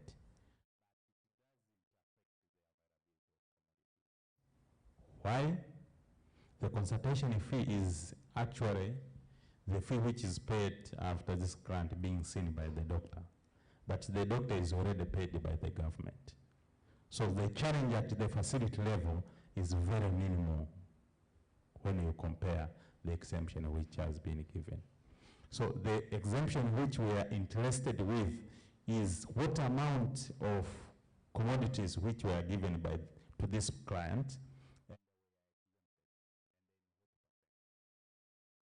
When we did this survey and we conducted a medicine audit, the higher levels we found they were exempting the value of those commodities less than 2%. The lower levels, the exemption was ranging about 10 to 20%. Now, what do you do to make sure that this exemption is no longer affecting the system? We came up with HCRF, and it is where the markup margin of 30% was introduced. If the facility went to MSB and procure amoxicillin pack of 100 caps,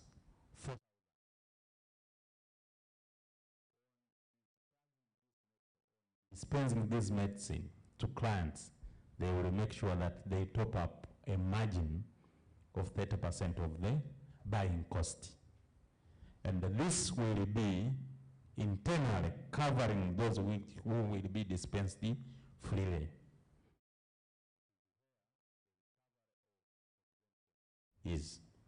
But as we said, The financial sources in health sector has different financials. One of the key area where we are having resources is recept in kind. We call it like that. To the facilities, straightforward. We have the other one, basket fund. It's given to the facilities and it has some percentage. And the currently is at 5% to be used for procuring health commodities. And the other one is the user fee. The user fee is actually collected by the facilities. So if you are using the commodities which you bought from MSD, you are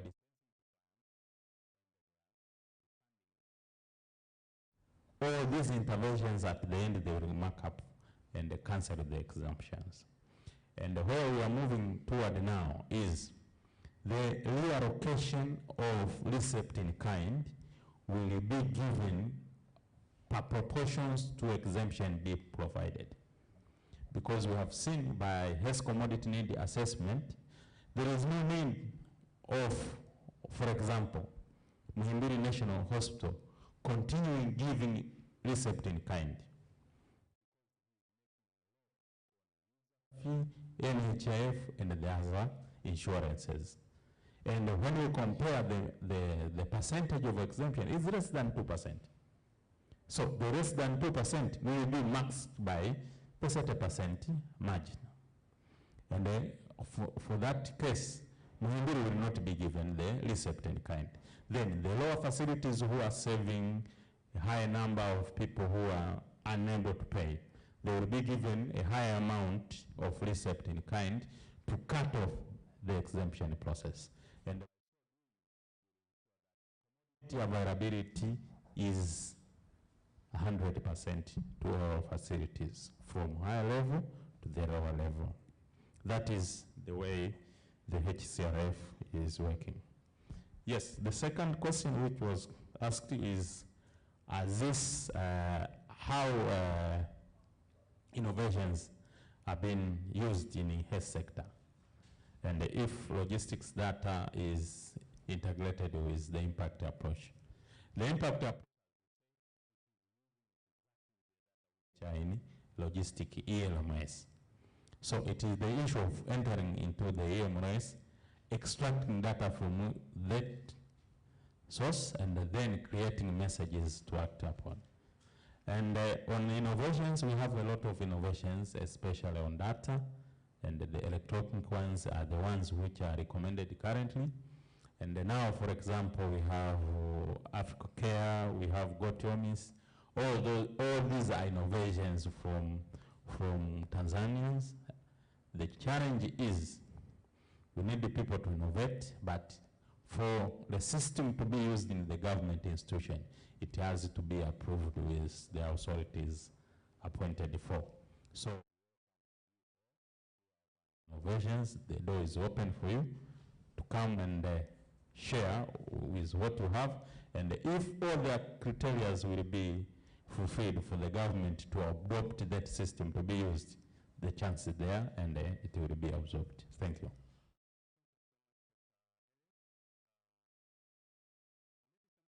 Note to which maybe we thank you so much, the Tanzania IT people. You have helped us a lot in coming up with these systems. We get DHS2 support from purely Tanzanians. Now we have programmers who are doing some, they call backend. I'm a pharmacist. They go backend, the program for ELMIS, and for MSD, they are using their EPR, and now the systems are now talking. They can exchange data. They can exchange that this system can talk to another system. They can change information, and it really makes our life easier. And as we go, there are some other things in the pipeline, like supply chain portal. Maybe next year, it will be a success story from the Ministry of Health. But we really appreciate your input, and we are pharmacists. You are information people, but you are empowering us to do our work. So thank you so much. Needs to go. Or you have some addition. Thank you. And Mahmoud, if you have a final word, we give you an opportunity. Masuboko also will give you a opportunity for a final word if you have. Thank you.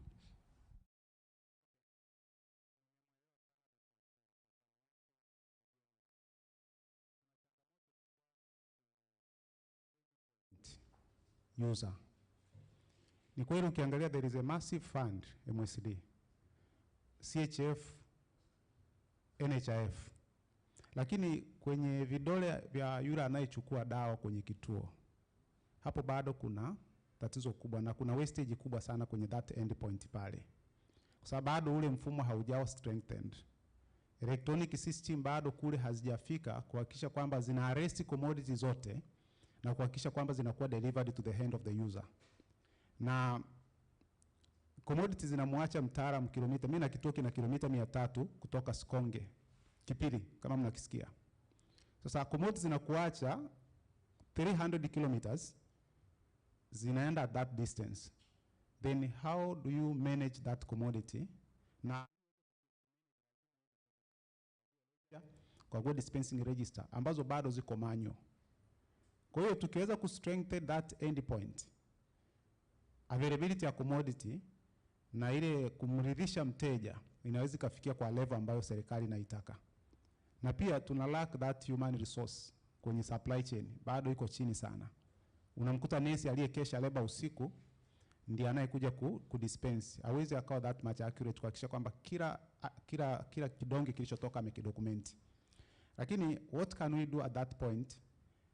Tunahitaji tufanye medicine audit ambazo ziko very very strong kuhakikisha kwamba ile flow ya commodity inamfikia mlaji. Lakini pia tunahitaji that teamwork kwenye supply chain nzima, kwamba wale watumishi wetu wa kule chini wamekuwa capacitated kiasi gani, na ukiangalia saa hizi kuna ajira mpya, kuna shifting from one facility to the other. Na hatuna mechanism ya kuhakikisha kwamba tuna train with that frequency inayoweza ku capture that movement na shifting. Asante.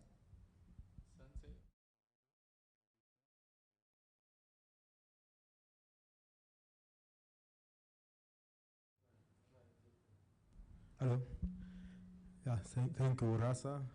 Wote mmeuliza maswali mazuri kulikweli, maswali mazuri ya kujenga, tunashukuru sana. Hii issue ya nini inazungumzwa sana, hii issue ya misamaha.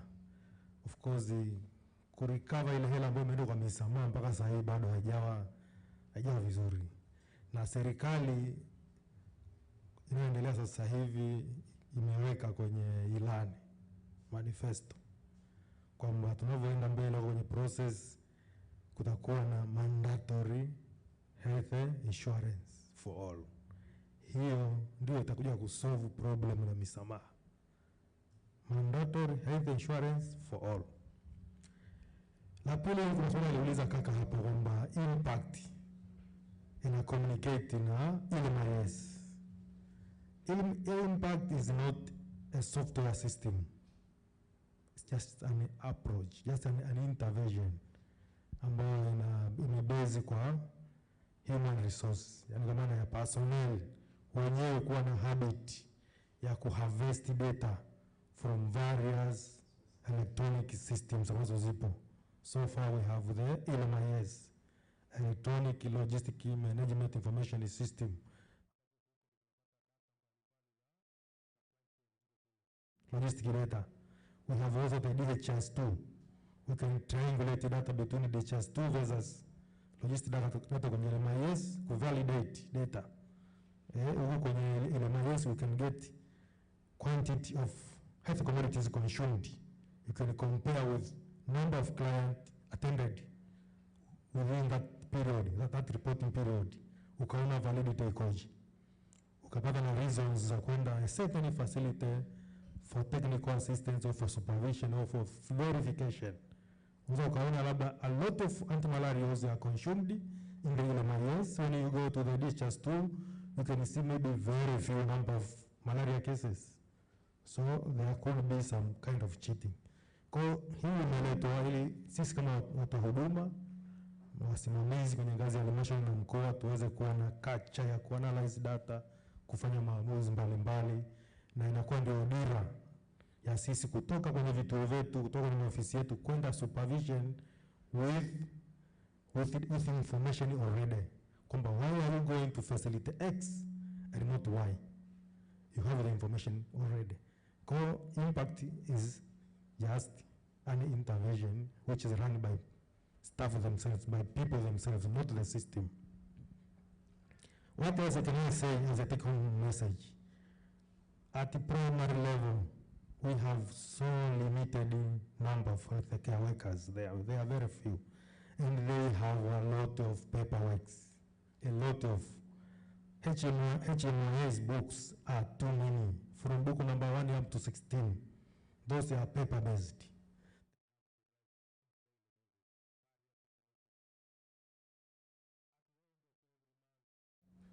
By 5th of the following month, they have to report all the summary data to the council level. Both of those are done manually. We have the so-called dichotomies, but the coverage is very low. We have to invest on that. Even those facilities which are implementing dichotomies, the dichotomies is not stable. You can close today with a certain amount of balance. When you open it tomorrow, it has changed. So our system is not stable. We have to invest. That's an opportunity of investment to stabilize good homes, make sure that we cover all primary health facilities, even in tertiary, secondary facilities. And if possible, we are here, experts are here, ICTOs are there, the government is here, we can engage them, capacitate the good homes, give it the capacity of working even in offline mode. When they, after the end of the day, they can they can connect internet.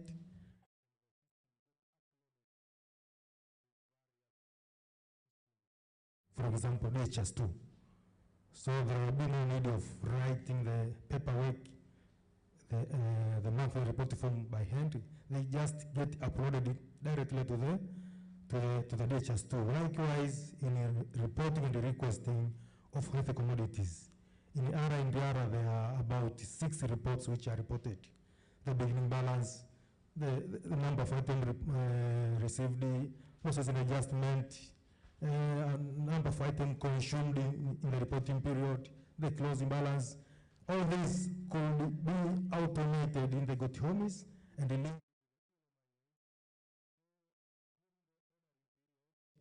Everything is there, so the issue is just approving the order and goes directly and reducing the paperwork to the few available healthcare workers at the primary health facility level. Thank you very much, Adam.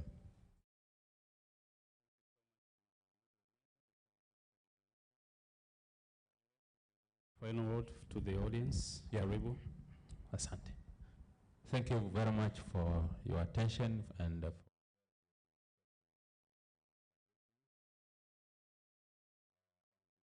ministry, because we have expertise here, especially on ITs. Mahamud has highlighted some of the areas where we need the improvement. The door is open for you. You are most welcome. Let us come and sit together, discuss on how we can put all these things into electronic form so that data can be easily accessed and actually the data of good quality. And then when we present here, we'll be sure 100% we are talking about the real data which is available in our settings. Asanteni sana.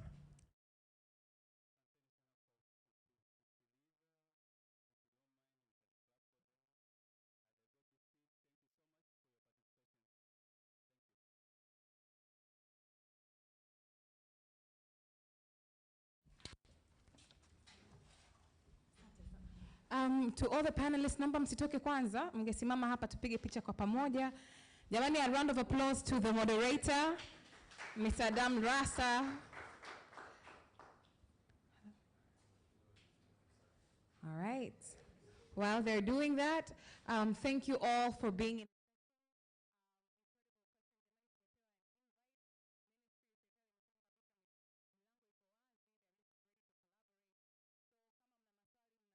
wa kumkaba hapa hapa, fursa haisubiri, ni leo leo mambo yanaendelea. So we have another session happening here. Hii itakuwa ni fireside chat, ni inahusu national census and the digital economy. National census and the digital economy itaendeshwa na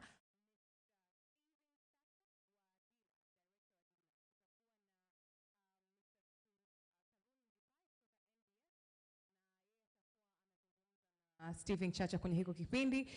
In the other room kuna another session, another room meaning Kilimanjaro. The session is data accountability in the digital economy. Itaanza muda sio mrefu. Both sessions will start at exactly 3 minutes hivi. So if you do want to do a switch, you'd want to do a switch now. However, I do believe the session here on national census, considering tutakuwa na census mwaka kesho, will be an incredible conversation to be in. Karibuni sana as we're doing that. As we're waiting, tafadhali tupe mziki kidogo as we invite the next speakers to come through.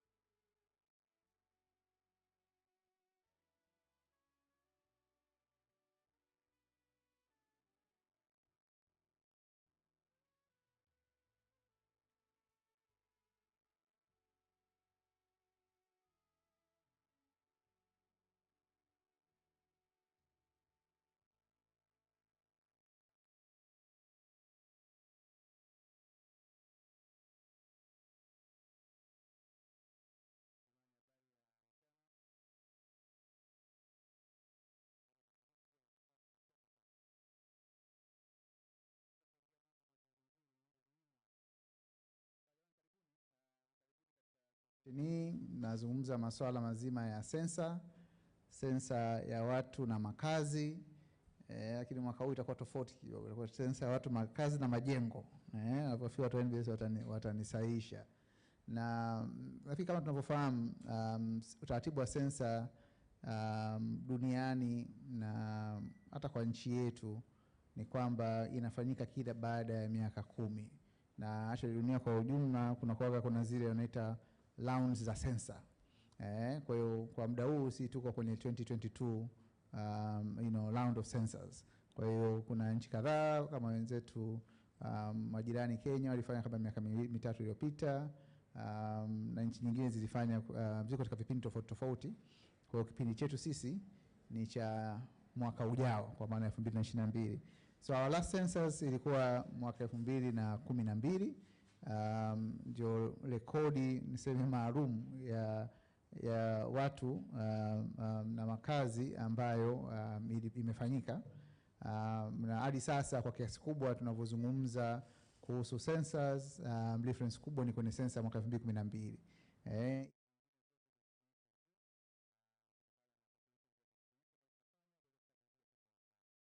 Kwa hiyo mwakani ndio tutajua exactly tuko wangapi. Sasa kuna mabadiliko kidogo kwenye sensa ya mwaka huu, kwa maana sensa mwaka 2022 inaokuja, kwa maana ya matumizi ya teknolojia zaidi katika kufanya sensa hii, lakini pili, wigo wa sensa jinsi ambavyo umepanuliwa, umeongezeka kuweza kuongeza takwimu nyingine au taarifa nyingine ambazo zitakuja kutusaidia katika masuala mazima ya maendeleo. Kwa hiyo leo tuko na wataalam kutoka National Bureau of Statistics ambao watatugusia kwa kirefu zaidi kuhusu utaratibu mzima wa sensa. Sensa ni nini? Sensa inafanyika vipi? Na tofauti wa sensa hii ya mwaka 2022 itakuwa nini ulinganisha na sensa ambazo zimepita, sana sana sensa ya mwaka 2012.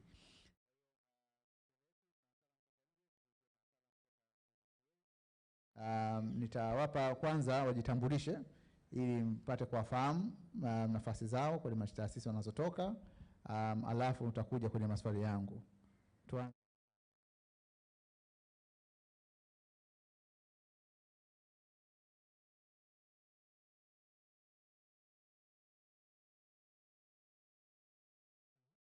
Okay. Nakushukuru sana Bwana Chacha. Mimi kwa majina naitwa Bwana Saruni Njipai, ni senior statisticians, natokea ofisi ya taifa ya takwimu National Bureau of Statistics, makao makuu Dodoma. Okay. Sasa tunataka kutambuana tu.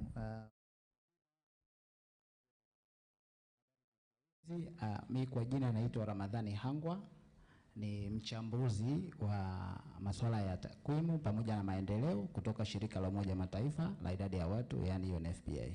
Asante. Asante.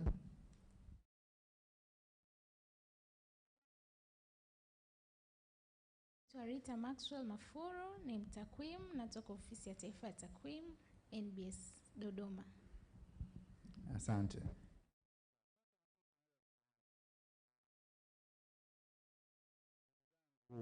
Mjipa inalita kutoka NBS. Sensa ni nini?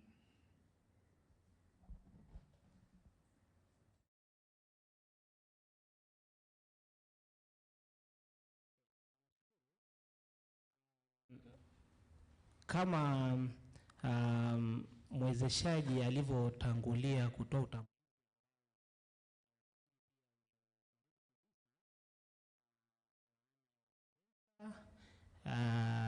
nina wasilisho kidogo, lakini kabla ile wasilisho tu, kwa sababu hii brainstorming, lakini nitakuwa na wasilisho pia ambalo litajaribu kuangalia sensa ya sasa hivi ambayo tunaendelea nayo kwenye maandalizi, lakini vile vile ambayo tutaifanya mwaka kesho, mwaka 2022, ambayo ni sensa ya 6 kufanyika toka uhuru, na ambayo itakuwa ya namna ya kipekee na itakuwa ya kidijitali.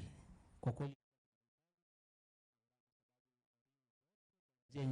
toka tunaanza mpaka tunaenda kumaliza tunatumia njia za kidijitali, na hii inaonyesha kwamba na sisi kama Tanzania tunabadilika kwenye mifumo yetu ya uhesabuji wa watu. Sasa niseme sensa ni nini?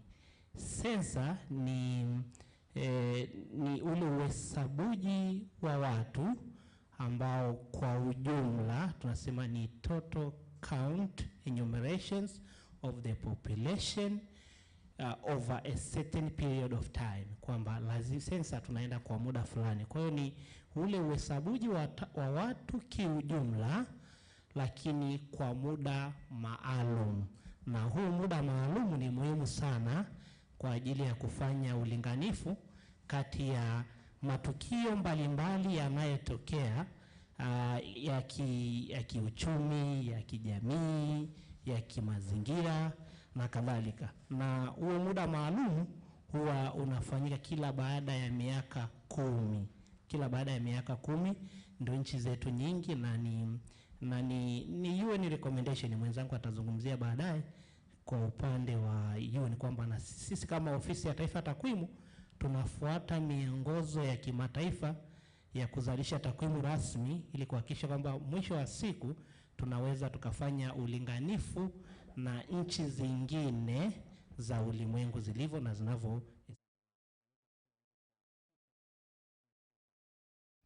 Asante. Labda niende kwa Lita. Labda kuongezea hapo, Lita.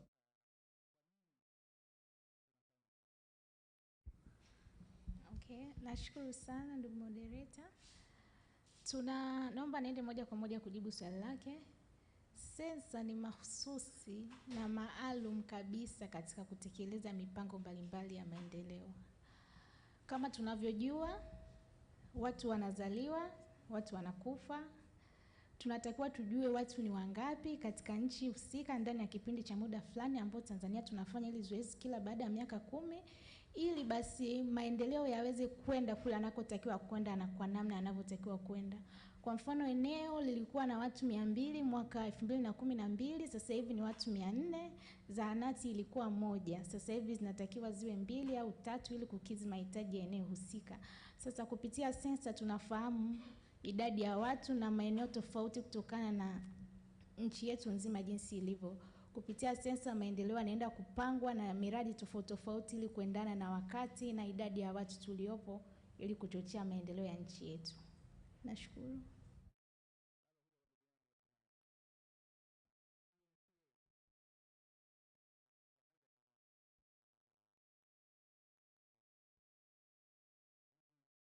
Mnahusika vipi katika sensa hizi? Na labda kwa upande wa Umoja wa Mataifa ambapo unatokea pia, nini msimamo wa Umoja wa Mataifa kuhusu masuala mazima ya sensa duniani na Tanzania pia, kwa maana shirika lenu kwa hapa? Asante sana.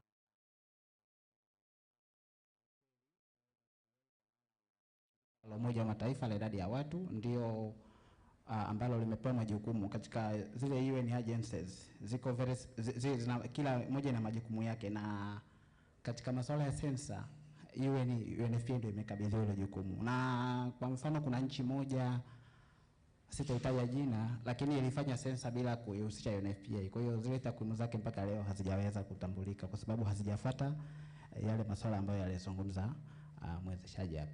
Sasa presentation ambayo itaelezea kwa ufupi sana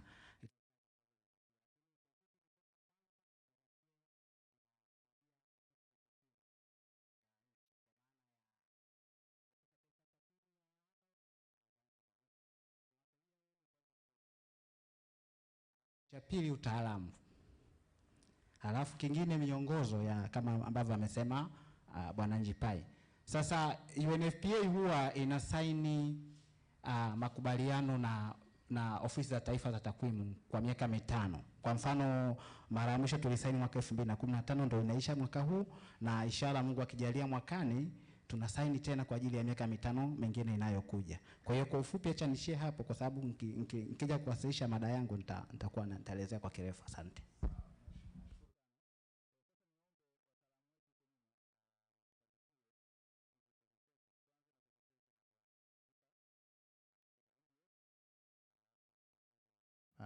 Kwa presentation inayofuatia Bwana Ramadhani, na nitaomba kwa ruksa yenu tuwaruhusu wafanye presentation hizi kwa kufuatana, ili tukija kwenye majadiliano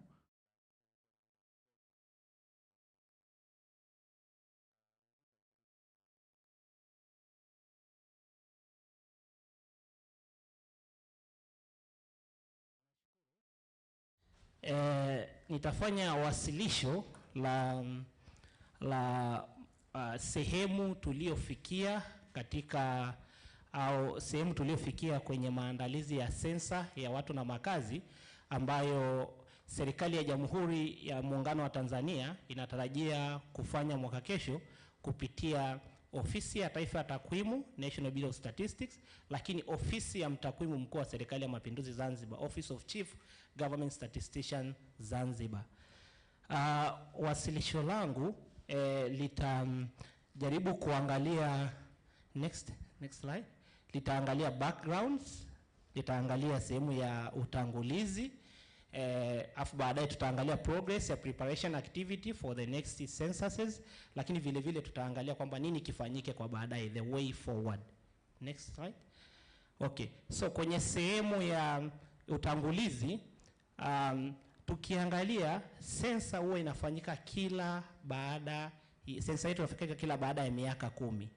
Na huu muda ni maalum kwa ajili ya kuangalia yale mabadiliko yanayotokea, lakini pia kwa nchi, sio kwa Tanzania tu, na kwa nchi zingine, ili kuweza kufanya ulinganifu wa takwimu hizi kati ya nchi moja na nchi zingine. Kwa hiyo lengo kubwa ni kwa ajili ya kufanya ulinganifu wa taarifa, wa taarifa ambao unapatikana ndani ya muda fulani, kwa kuangalia sasa hivi, kwa kuangalia accuracy, kuangalia kile kilichopo, lakini kwa kukadiria kwamba ni nini kinafanyika kwa baadaye. Huwa katika kipindi hichi cha miaka 10 mambo mengi yanafanyika. Kuna survey nyingi ambazo zinafanyika between ule muda wa sensa kati ya miaka hiyo 10, lakini vile vile kwa kujua idadi ya watu wa nchi yetu huwa tunafanya kitu kinachoitwa projections kwa ajili ya kuestimate kwamba hatukai kimya hapa katikati, lakini vile vile tunafanya maakisio kwa kufuata njia za kisayansi ili mwisho wa siku tuweze kujua idadi yetu. Na baada tu ya ile sensa ya mwaka 2012, Ofisi ya Taifa ya Takwimu ilifanya makisio ya idadi ya watu na kwa kufuata yale maeneo au variable za kufanya zile estimations kama fertility, migrations na kadhalika. Kwa hiyo tulifanya kuanzia mwaka 2013 lakini mpaka mwaka 2035. Kwa hiyo zile takwimu zipo na zinapatikana kwenye tovuti ya Ofisi ya Taifa ya Takwimu, the website of the National Bureau of Statistics. Okay, United tunafanya pia sensa kwa sababu kama mwezeshaji alipotangulia kusema awali, Umoja wa Mataifa kuna muda ambao unafanya, sasa hivi zinafanyika sensa za round 20 rounds, round ya 2020. Kwa hiyo hii itaenda mpaka mwaka 2024. Nadhani mwenzangu kutoka shirika la Umoja wa Mataifa ataielezea baadaye pia kama additional information. Kwa hiyo sisi kama Tanzania tunafanya hii sensa sasa hivi mwaka kesho mwaka 2022, tukiwa kwenye ile raundi ya UN ya kufanya sensa. Kama mwezeshaji alivyotangulia, Kenya wamefanya miaka kama 2-3 iliyopita, lakini sisi tutafanya mwaka kesho mwaka 2022. Next. Okay. Ukijaribu kuangalia global pamoja na regional perspective, kwamba sasa takwimu za sensa zinatoa ile comprehensive source of informations kwa ajili ya kuangalia takwimu za kiuchumi, lakini hali ya social development planning, administration, assessing condition in human settlement, research, commercial and other uses. Kwa hizo taarifa zote zinapatikana katika taarifa za sensa ambazo tutazikusanya. Na lile dodoso la sensa limegawanyika kwenye maeneo kadhaa kulingana eneo la elimu, eneo la mazingira, eneo la ajira, eneo la maji na kadhalika. Kwa hiyo tunapata comprehensive information, ukiacha na hizi basic information kujua idadi ya watu na vitu kama hivyo, lakini kuna vitu vingine ambavyo tutapata beyond yale maswali mengine ambayo ni idadi ya watu na vitu vingine, lakini vile vile na zile social demographic characteristics. Okay, sasa kwa mfano, 60% tu ya zile viashiria vya malengo ya maendeleo endelevu zinatumia taarifa za sensa kama denominator. Sasa hii inaonyesha kwamba ni kwa umuhimu gani sensa ilivyo muhimu, kwamba ili tupate denominator pamoja na other information kupitia surveys zingine, ina maana sensa ni muhimu sana, kwa sababu is a baseline of all other surveys. Na ndio maana unakuta sasa hivi hata kama unataka kufanya utafiti, unakuja ofisi ya taifa ya takwimu, unahitaji yale maeneo ya kufanyia tafiti, zile enumeration areas, tunakupa ya mwaka 2012. Lakini tukimaliza sensa ya mwaka kesho, tutapata yale maeneo mengine mapya ambayo tunayatenga sasa hivi kulingana na mabadiliko yaliyotokea hapa. Kwa hiyo ni baseline ya survey zingine zote. Tunapata ile national master plan ya kuweza kupata sample yoyote ile, any sample you can draw from. Na ndio maana tunasisitiza kwamba tuwaelimishe Watanzania wenzetu, tuhesabiwe, ili mwisho wa siku mtu asije akala keki yako. Manake ile sehemu ungeweza kupewa dawa kiasi kadhaa, sasa ile mwenzako ambaye hajahesabiwa atapata ile ya kwako badala yako. Lakini tukipata ile total coverage ya watu wote, ndipo serikali inaweza kufanya maamuzi kwamba kwenye ile eneo nina watu kiasi kadhaa watapata huduma hii ya jamii, maji, elimu, and the like. Sasa tukijaribu kuangalia pia kwenye national perspective, kwamba takwimu za sensa ambazo tunazipata, ukiachana zile global perspective, kwamba kwa ajili ya kuripoti hizi agenda mbalimbali za kikanda lakini na za kimataifa, lakini kwa ajili pia kuripoti zile agenda zetu za maendeleo, mipango Tanzania Vision 2025, kufikia dira yetu ya taifa ya mwaka 2025. Lakini ili kufikia hiyo dira, tuna agenda zingine hapa katikati ambazo zinatusaidia mpaka kufikia kwenye dira ya maendeleo ya mwaka 2025. Ile dira tunaitekeleza kupitia mipango ya kitaifa ambayo ilianza mwaka 2000, ile long term perspective plan ambayo ilianza mwaka 2010, lakini ita long last mpaka 2025. Tulikuwa tunatekeleza kupitia mipango ya miaka mitano. Tulikuwa na National 5-Year Development Plan 1, tukaja National 5-Year Development Plan 2, lakini sasa tunatekeleza National 5-Year Development Plan 3 ambayo ni national policy itakayotupeleka mpaka kufikia dira ya maendeleo ya taifa, ambapo tuna zile priorities zetu zote zipo mle mpaka kufikia kwenye dira ya taifa. Lakini vile vile kwa upande wa Zanzibar tuna sasa hivi wanatekeleza Mkuza 3. Kwa hiyo lazima tufanye evaluation pamoja na mipango yetu mingine yote. Lakini kuna strategy nyingine ambayo wanaianza sasa hivi, inaitwa Zanzibar Medium Term Strategic Plan. Baada ya Mkuza 3 ndio itakayofuata. Kwa hiyo na yenyewe itaipelekea Zanzibar kufikia kwenye dira yake ya maendeleo. Lakini sekta zingine pamoja na other development framework, tunapata taarifa kwa ajili ya kuripoti hivyo vitu vingine. Next.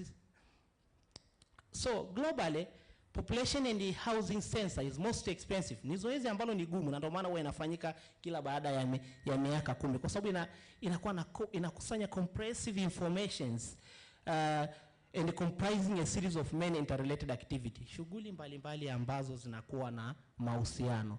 So recent technological development have offered the National Statistics Office a many opportunity to modernize their census operation in all stages. Yes, kulingana na mabadiliko ya teknolojia ndio pia iliyofanya ofisi ya taifa ya takwimu kuwa na mabadiliko katika ukusanyaji wa taarifa za sensa. Ndio maana tunasema kwamba hii sensa inayokuja ni ya kidijitali, kwa sababu toka tunaanza maandalizi, utengaji wa maeneo tunatumia teknolojia, na mpaka tunaenda kumaliza tunahakikisha tunatumia teknolojia kuweza kupata matokeo kwa muda, lakini vile vile mpaka kuhakikisha kwamba matokeo yanatoka kwa muda ukilinganisha na zile sensa zilizopita.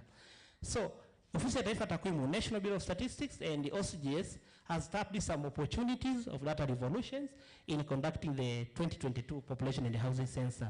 Sasa kuna vitu mbalimbali ambavyo ni tofauti na ile sensa iliyopita. Mojawapo ni katika the use of the latest technology in all phases of the census, from the preparation up the completeness of the process. Hiyo ni ya kwanza. Nimeambia kwamba tunatumia teknolojia kuanzia kutenga maeneo mpaka baadaye tunatoa results. Next slide. Okay. Idadi ya number of questionnaire for traditional population and housing census. Now, to leverage on the recent technology, one questionnaire will be used as a universal one. Lakini zamani kwenye ile sensa iliyopita tulikuwa tuna dodoso refu na dodoso fupi, lakini sasa tutakuwa na dodoso moja ambalo lina compress zile information zingine zote, alafu tutakuwa na dodoso kwa ajili ya majengo Nadhani mkuu wangu wakati kwenye kipindi cha ufunguzi alielezea vizuri kwamba tutakuwa na dodoso kwa ajili ya kupata majengo, lakini vile vile dodoso pia la kupata zile address, kuweza kujua kwamba nyumba yako tunaziallocate zile ni kuzipa zile postcode. Kwa hiyo tutafanya hicho chote kwenye sensa, na tukifanya kwa sababu ni total coverage, na kwa sababu kila mtu tutapata taarifa za kutosha ambazo zitasaidia katika kufanya mipango, lakini vile vile kutusaidia sisi wananchi wa kawaida. Also integrations, okay, nimeshaisema hiyo hapa. Capacity to produce small area statistics, kwamba sasa hivi tulikuwa na enumeration areas, lakini sasa hivi tunaenda mpaka kwenye ngazi ya mtaa. Kwa ina maana matokeo yatatoka mpaka kwenye ngazi ya mtaa, hamlet au kitongoji for rural areas, lakini vile vile ni kitongoji kwa maeneo ya kijijini, lakini kwa maeneo ya mjini itakuwa ni mtaa. Kwa hiyo tunatoa matokeo mpaka kwenye ngazi hiyo. Okay, also availability of coordinates for all household and buildings. Kwa hiyo tutakuwa na zile geometric coordinates kwenye kila household ambayo tutaihesabu. Next. So, in progress on the preparation activity, kwamba tumefikia 50% katika shughuli ya maandalizi. Okay? So, cartographic work is ongoing and will be completed by March 2022. Kwa hiyo ile shughuli ya utengaji wa maeneo inaendelea sasa hivi kwenye mikoa yote, na kuna baadhi ya mikoa ambayo tumeshamaliza kwa Tanzania bara na kwa Tanzania Zanzibar, lakini bado zoezi linaendelea mpaka kufikia Machi mwezi wa 3 mwakani tutakuwa tumemaliza ile zoezi la kutenga maeneo kwa ajili ya maandalizi ya sensa ya watu na makazi. Then all PHC instruments and tools have been prepared. Kwa hiyo tumefanya pilot sensor ambayo ilifanyika Agosti mwaka huu, na instruments zote tumezitesti na tumeziandaa.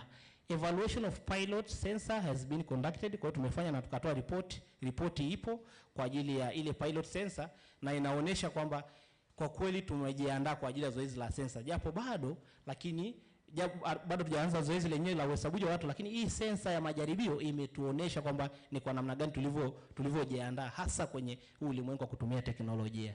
Then advocacy and publicity is ongoing. Bado tunaendelea kusisitiza kwamba kupitia matamasha kama haya tuwaelimishe wananchi waweze kuhesabiwa, ili mwisho wa siku serikali iweze kujua kwamba tuko wangapi na zile distributions of the national cake itaendaje kwa kila mtu kwenye maeneo kadhaa. Okay, continue cooperations with our DPs. Mmemsikia mwenzetu kutoka shirika la Umoja wa Mataifa la idadi ya watu kwamba tunaendelea kushirikiana nao. Amejaribu kuelezea mashirikiano ambayo tunayafanya, UNFPA, US Bureau of Statistics kwa ajili ya mambo ya teknolojia na vitu kama hivyo, IOM, International Organization for Migration, FCDO, UK High Commission, World Bank, Korea Statistics, Italy High Commission and other partners. Kwa hiyo tuna partner pia na watu mbalimbali kuhakikisha kwamba na sisi hatupo nyuma. Zile teknolojia walizonazo kama ni financial assistance, zile tunazigrabs kuhakikisha kwamba tunaitumia nafasi vizuri. Okay. Pilots, the main achievements is that the response rate for the pilot was 100%. 100%. Kwenye ile zoezi la majaribio tumepata kwamba response rate ilikuwa ni 100%. Timely preparations, active participations of the sensor committee at all level in selected areas, use of different advocacy strategy, sensor commissar leaflets, local leaders, local radios and televisions. Sensor sensitization need much attention for effective implementation of 2022 population and housing census. And we are calling upon all stakeholders to take part. Kwa hiyo jamani, tunaomba tuendelee kusisitiza kwamba zoezi hili la uhamasishaji wa sensa linakuwa endelevu, ili tuhakikishe kwamba mwaka kesho tunapata idadi kamili ya Watanzania. Now the way forward, nitamwacha mwenzangu aweze kumalizia kwamba tunatarajia kufanya nini kwa baadaye kuhakikisha kwamba hili zoezi tunalikamilisha. Naomba mwenzangu aweze kuendelea kwenye hilo eneo lililobaki. Thank you. I submit.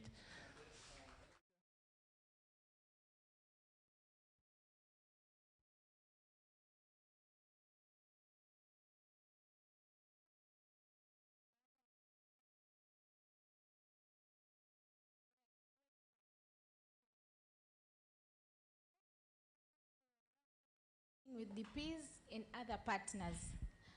Sasa baada ya maandalizi yote aliyoyatamka mwenzangu pamoja na hii sensa ya majaribio tulioifanya mwezi wa 8, serikali inapanga kufanya majadiliano na wenzetu, wadau wa maendeleo kama watu wa UN, stakeholders tofauti tofauti, ili kuweza kuona ni sehemu gani wanaweza kufanya ushirikiano kukamilisha zoezi hili mwakani mwezi wa 8. Yes. Review all census instruments and tools basing on the pilot census results. Baada ya sensa majaribio kufanyika mwezi wa 8 mwaka huu, tunaenda kurudia sasa vitendea kazi tofauti tofauti kuviangalia na jinsi tunavyoenda kuviboresha sehemu zilizoonekana kuwa na shortcomings. Kama mnavyojua sensa ya mwaka huu itakuwa tofauti, tunatumia tablets au vishikwambi kwa ajili ya kucollect data. So tutachukua more technologies and we are going to use more modern or digital devices to perform the exercise. That's why hii hapo hipo ya kusema review census instrument and tools based on the pilot census results. Nyingine ni continue the cartographic work to ensure completed by March 2022. Cartographic work ni utengaji wa maeneo, kama mnavyojua ndo mwenzangu alitamka kama enumeration areas. Ni utengaji wa maeneo Tanzania nzima lazima itengwe na tujue maeneo yanaenda ili kuweza kutambua fulani anaenda kuhesabu sehemu fulani, kuwezesha watu wote wahesabiwe. Tunahitaji kila mtu ahesabiwe kama alivyosema, hii ni total count enumeration. So kufikia mwezi wa 3 mwakani tunatarajia zoezi hili liwe limekamilika. As we are talking, watu wapo kazini wanatenga maeneo Tanzania nzima. Kingine ni continue the advocacy and public awareness and campaigns. Hiki ndo tunachokifanya sasa hivi na tutaendelea kukifanya, na nakushauri na wewe utakaporudi popote toa elimu hii ili kila mtu aweze kuhesabiwa. Ni muhimu sana kwa maendeleo ya nchi na wewe mwananchi mmoja mmoja. Preparation of training of trainers and enumeration from May 2022. Hayo ni mafunzo yatakwenda kutolewa kwa wakufunzi pamoja na wadadisi, yatakayo tunatarajia afanyike mwezi wa 5 mwakani. Wale wadadisi kama mnavyojua zoezi linahusisha watu tofauti tofauti na ni wengi kwa ajili ya kutekeleza ile zoezi la kuhesabiwa. Kwa hiyo mwezi wa 5 mwaka 2020 Mungu akipenda ndo mazoezi hayo yataenda kutendeka, yataenda kufanyika kuwafunza wakufunzi. Wale wakufunzi wataenda kuwafundisha wadadisi jinsi ya kwenda kuhesabu watu na kufanya jinsi ya kujibu yale madodoso ya sensa. Na mwisho ni conduct the 2022 PHC in August 2022 and ensure timely release of results. Na baada ya hayo basi itakuwa imefika mwezi wa 8 tayari kwa ajili ya kufanya zoezi la sensa na kutoa matokeo kwa wakati na mapema zaidi kuliko miaka yote. As we know, we are going to use tablets, so the exercise will be somehow quick comparing to the other years which they have ever been done with the population census. Next slide. So thank you for your time. Thank you for listening. I'm going to welcome the moderator.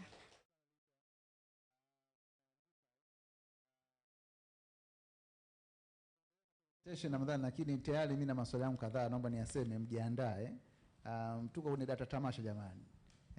Naamini kuna ndugu yangu Julia hapa nawaangalia vizuri, naamini njaa ya Julia na wengine wengi humu ndani tunataka kujua what data should we expect from this census. Kuna data gani zinakuja huko? Naomba mjiandae kutuambia what sort of data should we expect from the 2022 census. Na pili, tunajua mnatumia vishikwambi sasa na teknolojia na mifumo hii kama hiyo. Matokeo ya sensa safari hii tuyatarajie baada ya muda gani? Kwa maana hii sasa sisi tunakaa tena mwaka mzima tunasubiri ripoti. Ripoti ya sensa mwaka huu inakuja baada ya muda gani? Kwa naomba mjiandae na hayo. Nafikiri labda la 3 la kuchomekea, tunasikia mfanya majaribio, mnaenda kutrain watu, vijana wetu, na kufikiri kuna vijana wengi humu ndani pia. Vijana wetu wanaenda kunufaika kwa njia zipi na fursa hizi?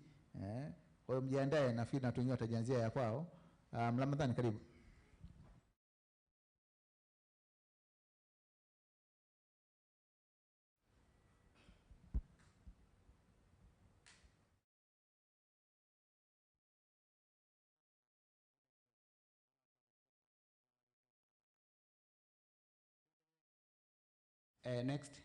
Next slide please. Sasa kwa mujibu wa UNFPA sensa, yani mission ni ipi? inapozungumzwa sensa ni kwamba lazima mtu ahesabiwe mara hii mara moja. Tuna sehemu inayofanyaje, inayofahamika. Yani kwenye sensa sio kwamba unahesabu tu. Yani na ndio maana kuna NJPAI nafikiri kuna kitu kinaitwa usiku wa sensa. Ile tarehe anatangaza rais kwamba tarehe fulani ni sensa. Ile ina maana kubwa sana. Na ndio maana yule anayehesabu anakuja kuuliza watu walolala pale. Ndio maana hii sensa kwamba lazima uhesabiwe mara moja na mara moja tu, lakini katika eneo maalum. Hiyo ndio mission kubwa ya kuhesabiwa. Yani ukikiuka hiyo maana yake umeshaharibu nini? Umeshaharibu maana ya kuhesabiwa. Next please. Sasa nikija kujibu sasa swali la alouliza nani mwezeshaji, UNFPA imefanya nini? Kwa sababu unajua unapomaliza sensa ndio sensa nyingine inaanza. Kwa hiyo UNFPA baada ya sensa mwaka 2012 kuisha, 2014 tulianza kuandaa sensa 2022. Sio kwamba unasubiri mpaka baada ya miaka miwili, kumalizika kwa sensa moja unaanza kuandaa sensa nyingine. Kwa hiyo mambo yafuatayo ndio yalifanyika. Kama ambavyo nilizungumza kwamba tumesaidia Ofisi ya Taifa ya Takwimu pamoja na Ofisi ya Mtakwimu Mkuu wa Serikali kwa maana ya Zanzibar katika masuala mbalimbali. Swala la kwanza ile dodoso. Tulianza kutoa technical pamoja na financial katika kupitia dodoso. Lakini pia alizungumzia mambo ya enumeration area. Sitaki nirudie. Lakini kwa nini tunakuwa na enumeration area? Siku moja mwaka 2012 nilivyokuwa nafanya kazi serikalini, nilikuwa mratibu wa sensa mratibu msaidizi wa sensa wa mkoa wa Morogoro. Sasa kuna bwana mmoja akasema, sensa hii mimi sielewi bwana. Mimi nitahesabu vitongoji vyangu nini nipate idadi and then lakini inakuja point ya enumeration area, na ndio pale ambapo technically inapokuja kwamba sio kwamba ukiwa na vitongoji vyako na vijiji vyako ukahesabu tayari ushapata, hapana. Sensa lazima utengeneze maeneo ya kuhesabia. Bila maeneo ya kuhesabia hiyo haiwezi kuwa sensa. Lakini kitu kingine ambacho UNFPA ilifanya kazi na NBS pamoja na OCGS ni kutengeneza mwongozo wa usimamizi wa sensa. Sensa Management Handbook.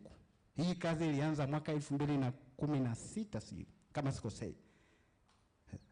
2016 imekwenda mpaka tumefanikiwa mwaka huu, nafikiri ndio rais waziri mkuu ndio alilaunch, imekuwa launch. Sasa ile ndio inaotoa mwongozo kwamba kitafanyika hiki, kitafanyika hiki, kitafanyika hiki katika kazi ambazo UNFPA imefanya kazi. Lakini kingine ambacho sitaki nikirudie zaidi, tulisupport pia hiyo sensa ya majaribio ambayo imefanyika mwezi Agosti. UNFPA ilitoa fedha pamoja na technical katika kuifanyia. Lakini kitu kingine ambacho alikizungumzia mwenzangu NJPAI ni hao wadau wengine. UNFPA inaunganisha wadau ambao wanakuja kusaidia sensa, na mojawapo ni hao ambao wanaitwa FCDO pamoja na Sweden. Lakini pia tuko kwenye mazungumzo na kampuni za simu kuona namna gani, kwa sababu tunahitaji tablet ngapi? 200,000 tunahitaji almost tablets 200,000 200,000. Sasa tablet 200,000 kwa ajili ya sensa sio kitu kidogo. Kwa hiyo lazima utafute watu ambao unajua kabisa hawa utafanya nao kazi. Kwa hiyo kwa ufupi sana, hizo mambo mengi yamefanyika, lakini nimejaribu kuwaweka kwa sababu ya muda hauko upande wetu. Naomba tuende kwenye slide nyingine. Sasa ni vitu gani ambavyo vimetusukuma zaidi kusema kwamba tunahitaji digital sensa? Kwa nini tusifanye tu sensa yetu ya kawaida kama ambavyo tumezoea miaka yote? Kimoja ashakijibu mwezeshaji. Kuongeza wigo. Kwa hiyo sitakiwi tena hicho kirudie kwa sababu ashakizungumza mwanzo. Cha pili ni quality of data collected for each person or housing unit. Nimekupa mfano kwamba nilikuwa mratibu msaidizi wa sensa wa mkoa wa Morogoro mwaka 2012. Mkisha hesabu ndio kazi inaanza. Yaani watu wakienda kwenye kaya kule wakaenda hesabu, wakishaleta marodoso pale ndio shughuli inaanza, kwa sababu ya masuala ya quality assurance. Lazima uangalie marodoso yote. Mkae chini mfanye, unakuta mna siku 10 za kufanya kazi ile tu kabla ya kuwaletea kina NJPAI, kwa sababu kiwapelekea NJPAI vile alivyo wanakurudisha nayo. Kwa hiyo ilikuwa sio kazi ndogo. Kwa hiyo lakini through digital sensa haya mambo yatapungua sana, yatapungua. Sio kwamba quality haitafanyika, lakini sio kama wakati ule tulivyokuwa tuko manual. Lakini pia hiki pia amezungumzia mwezeshaji. Unajua kuna preempt hizi presentation. Nasema kwamba tunahitaji matokeo kwa wakati. Sababu haiwezekani nimemaliza sensa then unakaa, jamani vipi huko NJPAI bwana tupe matokeo. No. With digital ni rahisi sana kwenda haraka na kutoa yale matokeo ya haraka. Kwa mfano ile popular version, nafikiri we can get it in in 3 weeks njipai. Hey, after census to get the popular version, watu wajue tuko ngapi, kwa wapi na vitu kama afu hizi details report zitafuata baadaye. And then kulikuwa na mtazamo kwamba okay, namna gani hawa watu wa NBS na other statistical offices watabadilika sasa, kwa sababu haiwezekani kila siku wafanye kazi vile vile, kwamba hizi ofisi lazima zibadilike ili tuweze kwenda tuweze kufika mbali na kukusanya takwimu vizuri, lakini kuachana na masuala ya makaratasi, kwa sababu unakumbuka njipai pale nani Kibaha pale nani pale tulikuwa na data center pale. Mimi nimetoka Morogoro ule mwaka 2012 na semi trailer limejaa makaratasi. Nimefika pale, amenipokea marehemu mama Amina anaambia Ramadhani, simama hapa ngoja ni swali. Ana swali anaambia simama hapa, tunahesabu moja baada ya lingine. Semi trailer nzima 3 hours nimesimama napitia dodoso moja baada ya lingine. Mama nani, mama Amina yule, acha kabisa, si mchezo. Twende next.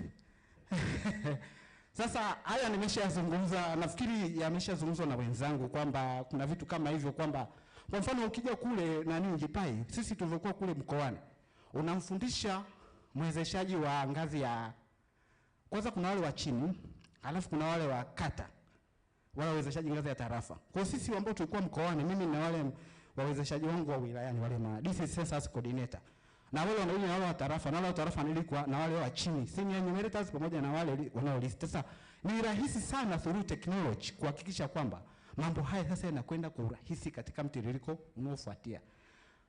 Please next, kwa sababu ya muda sitaki ni sasa. Tumezungumza sana sensa, lakini kama Njipea alivyosema kwamba sensa itaripoti only 20%, is it? Ya 60% ya SDG. Sasa SDG tunazo na tunataka tuzipime. Sasa UNFPA ukiangalia SDG namba 17.8 inazungumzia kukusanya hizo takwimu, wanaita disaggregated. Unajua siku hizi kuna watu wanasema sex disaggregated. No, ukishasema disaggregated is enough, kwa sababu ndio ina contain all important, whether is income, gender, age, ethnicity and whatever. Sasa UNFPA inafanya kazi na hizi statistical offices katika kuboresha takwimu hizi nyingine ukiacha sensa. Kwa mfano kuna takwimu ya watu wenye ulemavu Zanzibar ambao tunaita jumuishi database. Samahani, unaweza ukaniklikia hii link ili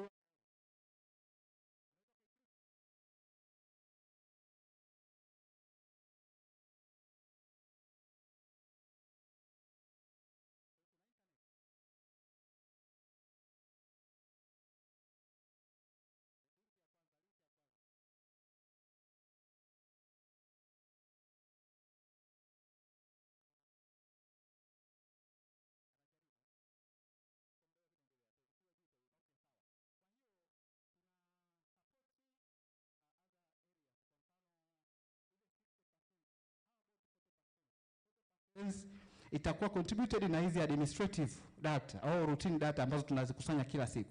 Kwa hiyo tuna support hiyo inaitwa jumuishi, means inclusive database, kwamba imeonekana kwamba ukiangalia sensa ya mwaka 2012 9.3% ya Watanzania wanaonekana na some form of disability, aidha moja au mbili. Lakini ukija kwenye global disability report ya disability inaonyesha kwamba katika kila watu 100 angalau watu 15 wawe na some form of disability. Sasa tukasema okay, let's try to make a pilot and then to collect all the information of person with disability from the lower levels.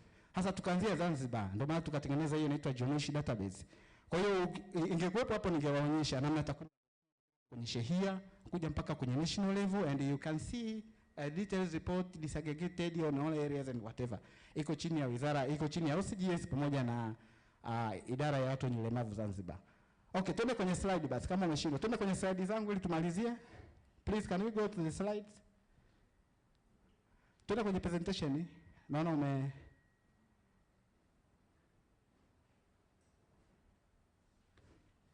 naomba msaidie. Tuende kwenye presentation. Another initiative ni kwamba tuna support dashboard. Hasa kuna kitu kinaitwa Mkuza SDG dashboard, kwa maana namna gani watakusanya hizo information na zinakuwa ni online katika mambo haya ya digital. Kwa hiyo Zanzibar sasa hivi wana uwezo wa kuangalia dashboard ambayo ina linki Mkuza, ina linki ile nani agenda 2030 pamoja na the local liko hapo. Sasa mabati mbaya ile hawezi kunani. Another initiative tunafanya kazi na Tanzania Data Lab hawa. Tunafanya nao kazi Simiyu. Kwa maana tumeona kwamba okay, twende kwenye local government tuone kwamba can we strengthen data collection from the local government. Tuna kitu kinaitwa Simiyu Info ambayo timu ya UCC pamoja na Data Lab wana support Simiyu Regional Secretariat kutengeneza hiyo Simiyu Info pamoja na maendeleo application, kwamba ile maendeleo app itakuwa ina uwezo wa kuonyesha very key and pressing information ambayo iko katika local level ambayo wanaweza wakanani. Sasa nani, hebu naomba slide ya mwisho. Twende tu hizo database za Tamasha. Twende kwenye slide yangu ya mwisho please.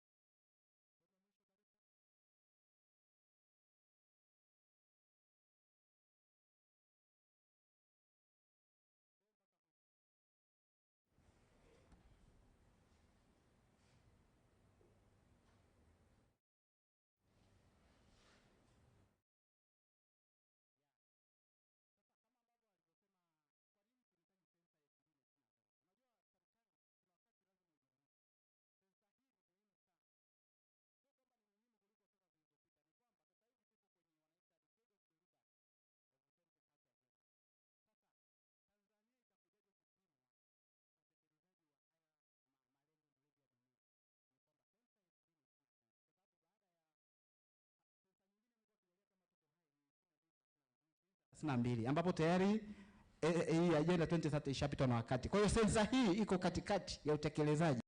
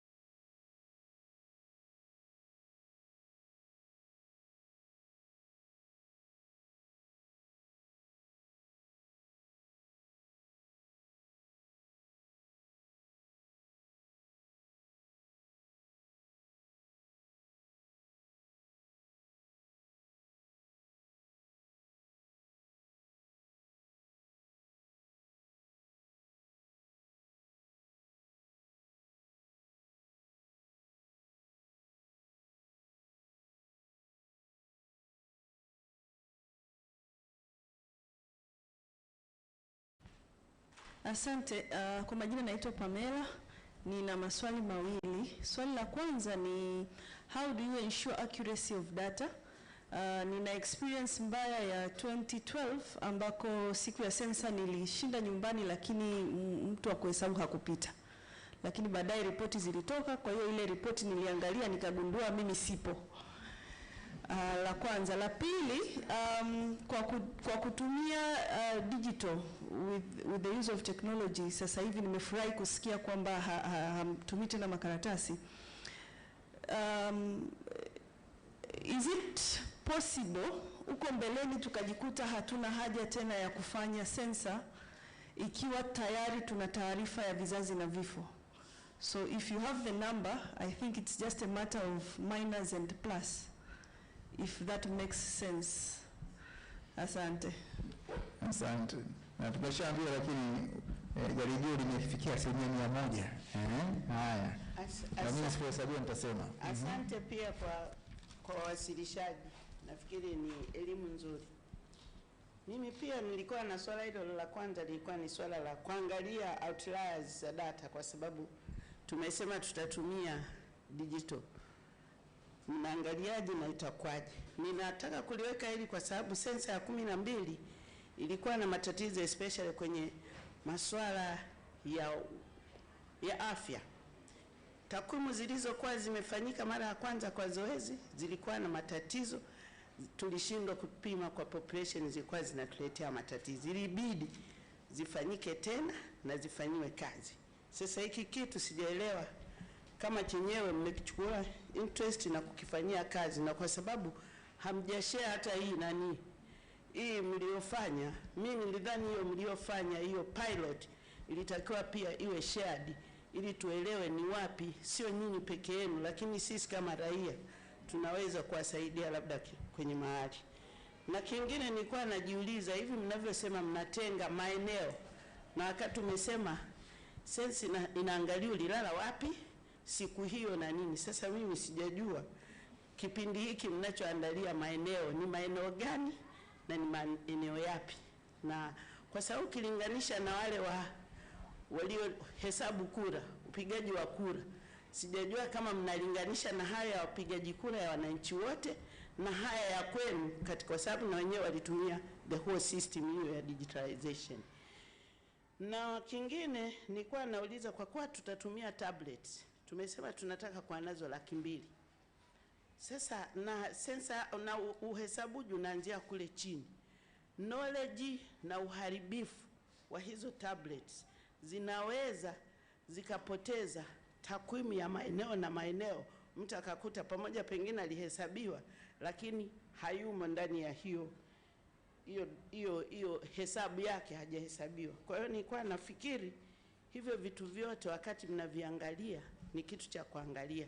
Mwisho nilikuwa nawaza, leo tulikuwa na artificial intelligence, nikasema hivi munge apply ile system na mkaangalia kuifeed for next itawasaidia hiyo machine learning ambao mkifeed some of the viashiria na kuangalia vya hizi sensor vikaja kusaidia hapo baadaye katika kuimprove, kuliko hivyo vitablets ambavyo pia ni vigadgets mtapewa 200,000 na watu hamjavitesti, vinaweza vikawa shida. Nadhani niishie hapo kwa kuona kwa itakuwaje. Asante sana maana, naomba tuje kwa kaka hapa.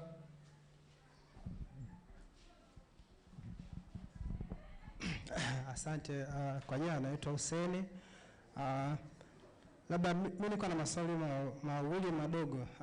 Swali la kwanza ni kwamba navyofahamu kwamba sensa basically inafanyika kwa ajili ya development plans katika nchi husika, lakini sasa ningependa kuuliza kwamba je, kama ni all about development plan, mimi tunachukua mfano pale mtaani kwangu, nadhani awareness haipo. Yaani ndio maana sometimes kama vizungumza mheshimiwa pale, kuna challenges wakati wa kufanya nile sensa. And it's like unakuta people hawajui umuhimu wa sensa. Ndio maana unaweza kukuta mtu usikia kufanya sensa lakini na particular ile hapatikani. Kwa hiyo nataka kufahamu, je, before ili conduct your sensa mnatoa awareness nzuri kwa wakati, au ni kwa let's say next year tunaenda kujia sensa, mnakuwa mnafanya ile nini na nasema ile nini, mnakuwa mna push kwa wakati ule mdogo. Kwa maana kwa hiyo nataka kujua tu awareness mnafanya. Namba 2 ni kwamba hili swali ningependa kujua ni globally na kwa nchi kwa Tanzania. Napenda kuuliza katika ufanyaji wa sensa, je, ilishawahi kutokea kwamba katika kila baada ya miaka 10 kufanya sisi Tanzania au kwa wenzetu kwa Ulaya, ilishatokea katika sensa ikapungua let's say mwakani, yani sensa 2012 tukija kufanya hii hapa ilikuwa ni haya compare na mwaka uliopita katika kwa nini nasema hivyo? Kwa mfano sasa hivi kuna issue ya COVID-19. Tukio mfano India na Brazil. Tumeona kama most of the people watu wamekufa sana kutokana na hii pandemic yani disease. Tunataka kufahamu kwamba je, ulisha kutokea kuna mwaka ile namba ikashuka? Asante Julia, then tuenda pale nyuma.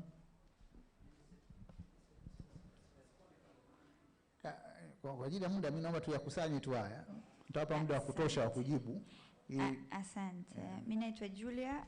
Kwanza hongereni na pole. Najua hii kazi sio rahisi. Na changamoto ni nyingi. Kiukweli hata mimi hiyo pilot nimefika 100%. Na mimi nataka nifahamu mmefanyaje. Kwa sababu kwa kweli watu wengine sio waelewa sana. So kwa kweli nimeshtuka. Lakini kiukweli niko na maswali matatu tu mafupi. Cha kwanza issue ya mmesema mmeshaanza kutenga EA. Hiyo mapping ya EA this time around pia itafanyika ya kidijitali na zitapatikana kwa njia ya kidijitali au itakuwaje?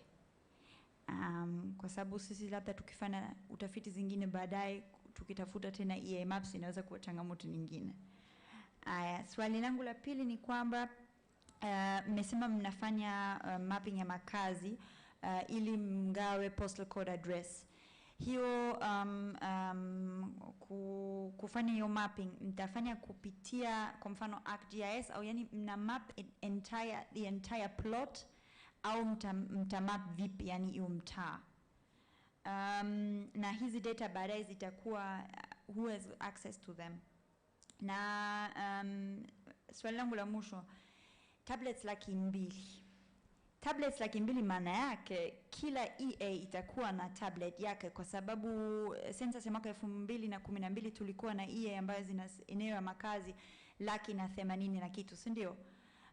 Kwa hiyo kwa maana hiyo kila eneo ambayo kuna watu takriban au kaya takriban 100 tutakuwa na tablet moja. Sasa kama hiyo tablet imeshafika katika eneo, kuna mpango yoyote labda kukusanya baadhi ya taarifa za mara kwa mara baada ya census?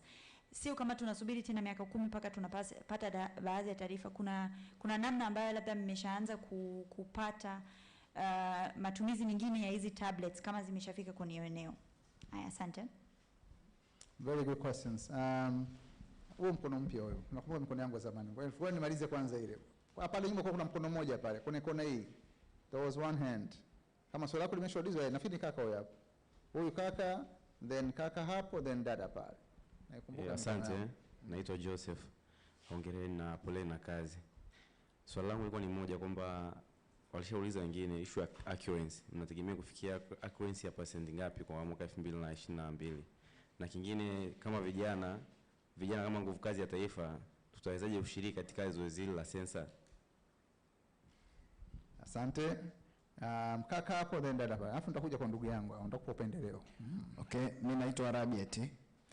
Nilikuwa nataka kufahamu kwamba NBS au serikali imekuwa na mpango gani wa kuweza kuwaelimisha watu wale wa chini sana, ili tuweze kupata zile data ambazo mnasema kwamba nje tu ya kujua idadi ya watu tutakuwa tunajua na vitu vingine.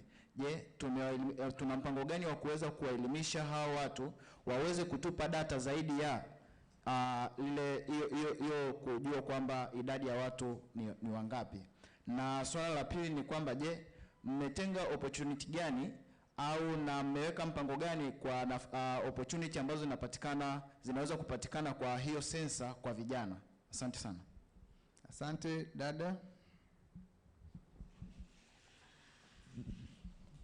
Asante. Naitwa Nurat Karamagi kutoka D-Lab. Swali langu ni kuhusu sensa hiyo wale present kuhusu sensa. Sijasikia ndugu zetu diaspora wa Tanzania waliopo nchi za nje. Je, hii haiwahusu au maendeleo kwa hayawahusu kwa nje? Asante. Swali zuri sana. Haya kaka, sasa upendeleo. Alafu tutakuja kwa ndugu zangu hapa tumalize na tufunge. Asante. Mimi nilikuwa na swali moja kwamba wamesema tutumia tablet 200,000. Kwa mfano ikitokea labda mtu kakusanya taarifa and then kafika jioni tablet imepotea, hiyo taarifa inapatikanaje? Sawa, swali zuri. Data security backups. Haya, kaka hapa swali la mwisho. Alafu sasa hii naomba ile la mwisho. Wewe ulichelewa. Ungenyosha kabla angekupa. Kwa tumalize na huyu. Na nashukuru. Mimi na swali moja kwenye hizi tool ambazo zitakazotumika kwenye kukusanyia data, hususan tablet. Na hii naliuliza in relation to the experience nilioipata wakati tunafanya zoezi la postcode tukishirikiana na NBS. Kwamba unaenda nyumbani kwa mtu na tulikuwa tunatumia mfumo wa kidigitali wa collect data. Umeingiza zile information, unataka kuzi-upload kwa sababu tulikuwa tunatumia GPRS. Unataka kuzi-upload, system inafanya nini? Inakataa. Unawasiliana na viongozi, bana kuna nyumba fulani nimefika, nimeshachukua data lakini system inakataa. Bana huyu achana naye, nenda nyumba inayofuata. You see?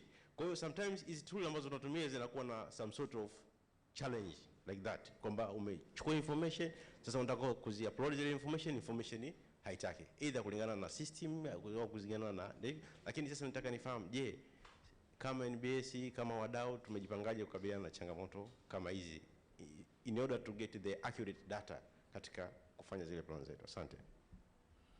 Asante sana. Sasa naomba nirudi kwa panelist wangu. Nafikiri maswali ni mengi, mengine nimeyasikia yakirudia. Nafikiri maswali mengi sana yako kwa ndugu zangu wa NBS. Nafikiri wajipange, wagawane, alafu na Ramadhani na ya kwako kwa upande wa vishikwambi visema.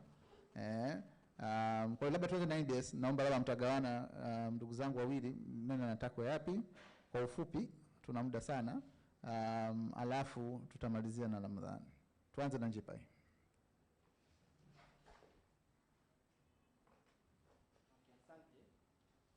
Kulingana na muda nitajibu mpaka mahali nitakapofikia, alafu mwenzangu kuna baadhi mengine naweza nitamwachia. Lakini vile vile Mr. Ramadhani pia ataweza pia kusaidia baadhi ya maeneo kwenye haya maswali, kwa sababu tumekuwa na UNFPA kwa muda mrefu kwenye hili zoezi na pia na uzoefu hata wa sensa zingine zilizopita. Sasa nitaanza swali la kwanza, how do you ensure accuracy of data katika zoezi zima la sensa? Hii accuracy, the National Bureau of Statistics ina uzoefu, ofisi ya taifa takwimu ina uzoefu mkubwa sana katika kuhakikisha kwamba accuracy ya ukusanyaji wa takwimu unakuwepo, na sio tu kwenye sensa lakini kwenye tafiti zingine zilizopita. Na hii teknolojia ya tablet tumeanza kuitumia muda sana. Na nadhani mnakumbuka kwa wale ambao mmehojiwa au mmepata taarifa mnapitia taarifa zetu za Household Budget Survey 2017-2018. Tumetumia tablet kwenye ukusanyaji wa zile taarifa. Lakini ilishawahi kutokea, kwa sababu tunazimonitor kwa kutumia, kwanza kwa kujibu haraka. Hii accuracy tutaihakikisha kwamba ipo, tutakuwa na monitoring tools. Nadhani kama mlimsikia jana mkurugenzi wakati anaelezea wakati wa ufunguzi, alielezea kwamba tutakuwa na monitoring tools inayoonyesha kwenye wale watu ambao tunataka kuhesabu nani hajahesabiwa, nani hajaenda nini, huyu amefanyaje data. Na ilishawahi kutokea, nadhani mlisikia hiyo kesi, kuna mdadisi au enumerator alishawahi mnasema kuchiti kwenye kukusanya zile taarifa za Household Budget Survey. Lakini tulimkamata kwa sababu alikaa chini ya mti, tunaimonitor kwa kutumia system, akakamatwa kwa sababu alienda kupika zile takwimu ambazo kwa kweli ni kitu ambacho ni mbaya na hata kisheria inaweza ikakuhukumu. Kwa alichukuliwa hatua za kisheria. Kwa hiyo niwahakikishie kwamba National Bureau of Statistics as the custodian but also as the coordinator of statistics in the National Statistical System ina ensure accuracy ya statistics ambazo zitakusanywa, na tutamonitor kwa kutumia nanili za kidijitali, dashboard. Tutakuwa na dashboard kwa ajili ya kumonitor, na tumeshafanya kwenye tafiti zingine zilizopita. Okay, number 2, is it possible sio sawa kufanya sensa kama tuna taarifa ya vizazi na vifo? Yes, hapana. Sensa ni muhimu sana kwa sababu yenyewe inachukua ni pamoja na hizo taarifa za vizazi na vifo. Ukiangalia ile questionnaire ya sensa imechukua karibia kila kitu.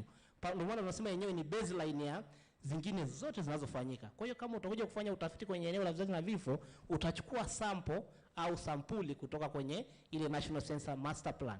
Kwa hiyo hiyo vingine vyote na tafiti zingine zitaendelea kufanyika within this time kabla ya sensa, lakini kwa sababu yenyewe ni full enumeration itachukua taarifa zote, kwa sababu kule kwingine tunachukua kama sample afu baadaye tunakuja kuitumia zile za sensa kwa wale wataalamu kwenye kuwajumuisha watu, kwa sababu tunachagua kwenye zile tafiti zingine tunafanya sample, lakini sensa tunachukua full total au total coverage au total count.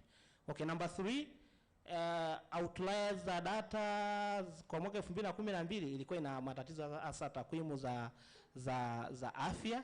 Naomba ni kuhakikishie mtaalamu mama yetu kutoka sekta ya afya kwamba vitu kama hivyo sio rahisi vitokee kwa sasa hivi kama ilivyokuwa. Tumesema kwamba hii sensa sasa hivi ni tofauti na ile nyingine, na tumesema kwamba tuna monitor kwa kutumia vifaa vya kisasa. Kwa hiyo sidhani kama vitu kama hivi vitatokea tena kama ilivyotokea kwa sensa ya mwaka 2012. Na nakushukuru pia kwa sababu ulikuwa mdau na uli experience vitu vingi kwa wakati huo. Lakini tunakaribisha kupitia matamasha, kupitia vikao vyetu, kushare experience ili kuendelea kuboresha yale yatokanayo na changamoto za sensa ili kuweza kuhakikisha kwamba inakuwa ni accuracy. Okay, kuhusu kushare pilot result, hizi zitabi shared, report itatoka tu hivi karibuni. Of course it is in place, labda tu sharing bado hatujashare, lakini itabi shared ili kuweza pia kuona, kwa sababu ni matokeo kutoka kwetu sisi wa Tanzania ambao tulikuwa tumechaguliwa. Kwa hiyo hiki kitafanyika, ni uhakikishie kabisa. Tembelea tu tovuti ya Ofisi ya Taifa Takwimu, then utaikuta baada ya muda. Kutenga maeneo, kwa nini kama tunaunganisha okay. Umuhimu wa kutenga maeneo ni muhimu sana kwa sababu tunatenga maeneo, na sasa hivi tumeamua kwenda mpaka kwenye ngazi ya mitaa. Na baadaye wakati tunafanya tafiti zingine, sio National Bureau of Statistics tu, lakini na ninyi wadau wakati mnafanya tafiti mbalimbali, mtakuwa mnayataka yale maeneo wakati mnaenda kufanya tafiti zenu. Kwa hiyo ni muhimu sana haya maeneo yaweze kutengwa. Na ni tofauti na kama unavyosema kwa nini tusiunganishe na issue za wapiga kura? Hapana. Issue yenyewe wakati wenyewe ukikaribia wakati wa kupiga kura, yale makadirio yanafanywa kitaalamu na via kwa kuzingatia population ya wakati huo ya Watanzania, si ndio? Kwa hiyo ni vitu viwili tofauti, na input yote inatoka kwenye zoezi la sensa. Ndio maana tunasisitiza tuhesabiwe. Kwa hiyo issue ya population ya wapiga kura estimation itatokana na idadi yetu wa Tanzania baada ya kuhesabiwa. Okay, issue ya tablets, knowledge na uharibifu mwenzangu ataijibu baadaye, au hata Mr. Rama. Okay, use of artificial intelligence, au unaweza mkaendelea. Naomba wenzangu waendelee alafu na mimi nitaongezea. Labda nitamalizia mashimo machache waacha Njipai, alafu tuje kwa Ramadhani. Ngoja malizie Rita briefly, alafu Ramadhani aje amalizie upande wake. Sawa, nashukuru ndugu mwezeshaji. Kwanza naomba nianze na maswali yako. Naona Njipai aliyasahau. Na wewe ndio ulianza. Uliuliza what data zitatoka baada ya sensa. Kwa haraka naomba nitaje data zitakazotoka baada ya sensa kwa haraka. Taarifa za kidemografia kama marital status, sex, gender mnaita na kadhalika. Tumeelewa na zile taarifa za kidemografia au demographic data. Data za walemavu ni wangapi katika kaya husika, tutapata hizo taarifa. Taarifa za elimu, umeishia elimu gani, darasa la 7, chuo kikuu na kadhalika. Maswali ya uhamiaji na watu wanaoishi nje ya nchi, dada nafikiri nimejibu swali lako, diaspora. Maswali ya umiliki wa nyumba, wa nyaraka za kitaifa. Kwa mfano, una kitambulisho cha taifa? Je, una kitambulisho cha mpiga kura? Hayo pia ni maswali yatakayoulizwa. Shughuli za kiuchumi, taulizwa economic activities zinazofanyika. Hii pia itaweza kukapture watu wanaofanya kazi katika informal sector, watu wasio katika sekta isiyo rasmi. Kupitia data za sensa za mwaka huu tutawajua. Umiliki wa ardhi, watu wangapi wanamiliki ardhi, je, ni jinsia gani, wanaume, wanawake kwa kiasi gani na mambo kama hayo. Taarifa za vizazi na vifo na yenyewe itakuwa ni part and parcel ya sensa. It's a very small part kwenye data nzima ile ya sensa, as you can see. Vifo vitokanavyo na uzazi tutapata pia kujua, je, kuna mtu amepata kifo baada ya kujifungua, ni tuna range ya muda, je ni miezi mingi, kuna miezi kadhaa nafikiri pale ipo inauliza. Hali ya nyumba ya umiliki na rasilimali mbalimbali tutaweza kujua. Kilimo na mifugo, mifuko ya hifadhi za jamii, hizo ni kwa kifupi data ndo kama hizo tutaweza kuzipata kutoka kwenye taarifa ya sensa. Matokeo yatatoka baada ya muda gani? Matokeo yatatoka baada ya muda gani? Hili swali ni technical kidogo tunawaachia viongozi, lakini kimsingi swali kimsingi matokeo yatatoka mapema sana, kwa sababu taarifa inapokusanywa kwenye data, inapokusanywa kwenye kishikwambi, itaenda kusafishwa na kufanywa analysis kwa haraka. Zamani maana yake ikiwa kwenye karatasi inabidi ufanye data entry. There is no time for data entry. Data itakuwa kwenye computer analysis, then we give the results. It will be fast. Asante Lita. Swali jingine, vijana wetu wataenda kufaidika vipi? Taratibu zitafanyika. Ni zoezi la sana jumuishi. Lazima wajumuishi, nguvu kazi itahitajika kubwa kwa sababu ni Tanzania nzima. Na nyinyi ndio mtakwenda kufanya hizi kazi vijana. Nafikiri matangazo yatatoka na tutatangaziwa. Fursa zinapotoka usisite kuomba, basi taratibu zingine zote zitafanyika kama zinavyokwenda. Asante Rita. Nafikiri Naomba nikuongezea tu hapo, naomba tu kwa Ramadhani, wakati tunaenda kwa Ramadhani, naomba kuongezea kidogo pia. Sensa hii itatupa sensa ya majengo.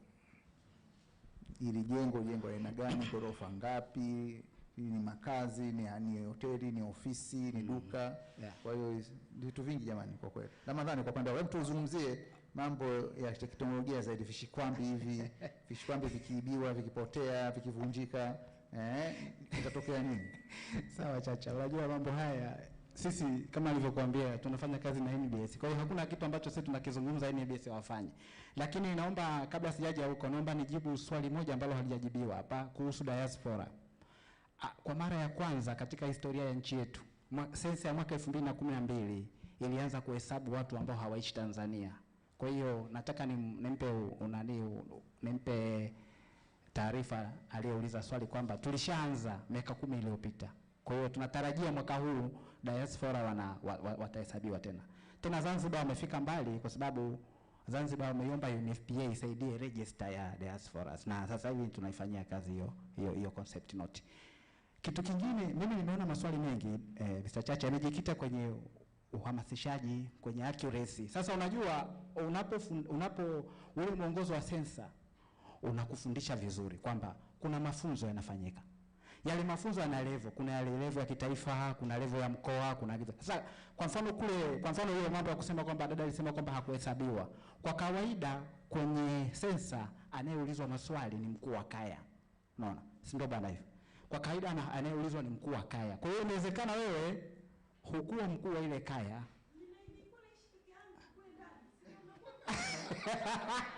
Kwa sababu mimi ninachojua ni kwamba baada ya siku moja kabla ya sensa huwa tunapita kule mtaani, tunaonyeshana mipaka. Si ndivyo wanani?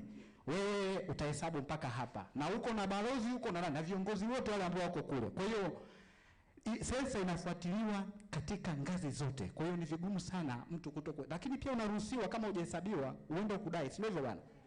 Unaruhusiwa. Na tunazungumzia uhamasishaji. Pia ni swali ambalo limeulizwa. Uhamasishaji jamani ni kwa level zote. Ndio maana tuna kamati ya sensa ya taifa mpaka kamati ya sensa ya kijiji. Wale wamepewa majukumu makubwa sana ya kuweza kupeleka hii elimu. Mama aliuliza swali kuhusu afya. Hilo swali lako nalikubali, lakini niwape tu uzoefu. Kuanalyze data sio kitu kidogo. Na ndio maana tunashirikiana na sensa US Sensa Bureau kwa sababu hizi takwimu za mateno sio kwenye sensa tu ya mwaka 2012. Hata Zanzibar kuna kazi walifanya, wameshindwa kutoa ile matokeo. Lakini nipai wewe ni shahidi. Kuna watu zile takwimu walizikataa. Lakini baadaye ilivyokuja kutoka ripoti nyingine, figa ilikuwa kubwa kuliko ile. Kwa hiyo kitu ambacho mimi nataka nikizungumze hapa ni kwamba kila mtu ana wajibu katika kazi hii. Sasa kuna mtu alisema kuna wakati sensa inapungua. Hilo swali limeulizwa, sijasikia likijibiwa.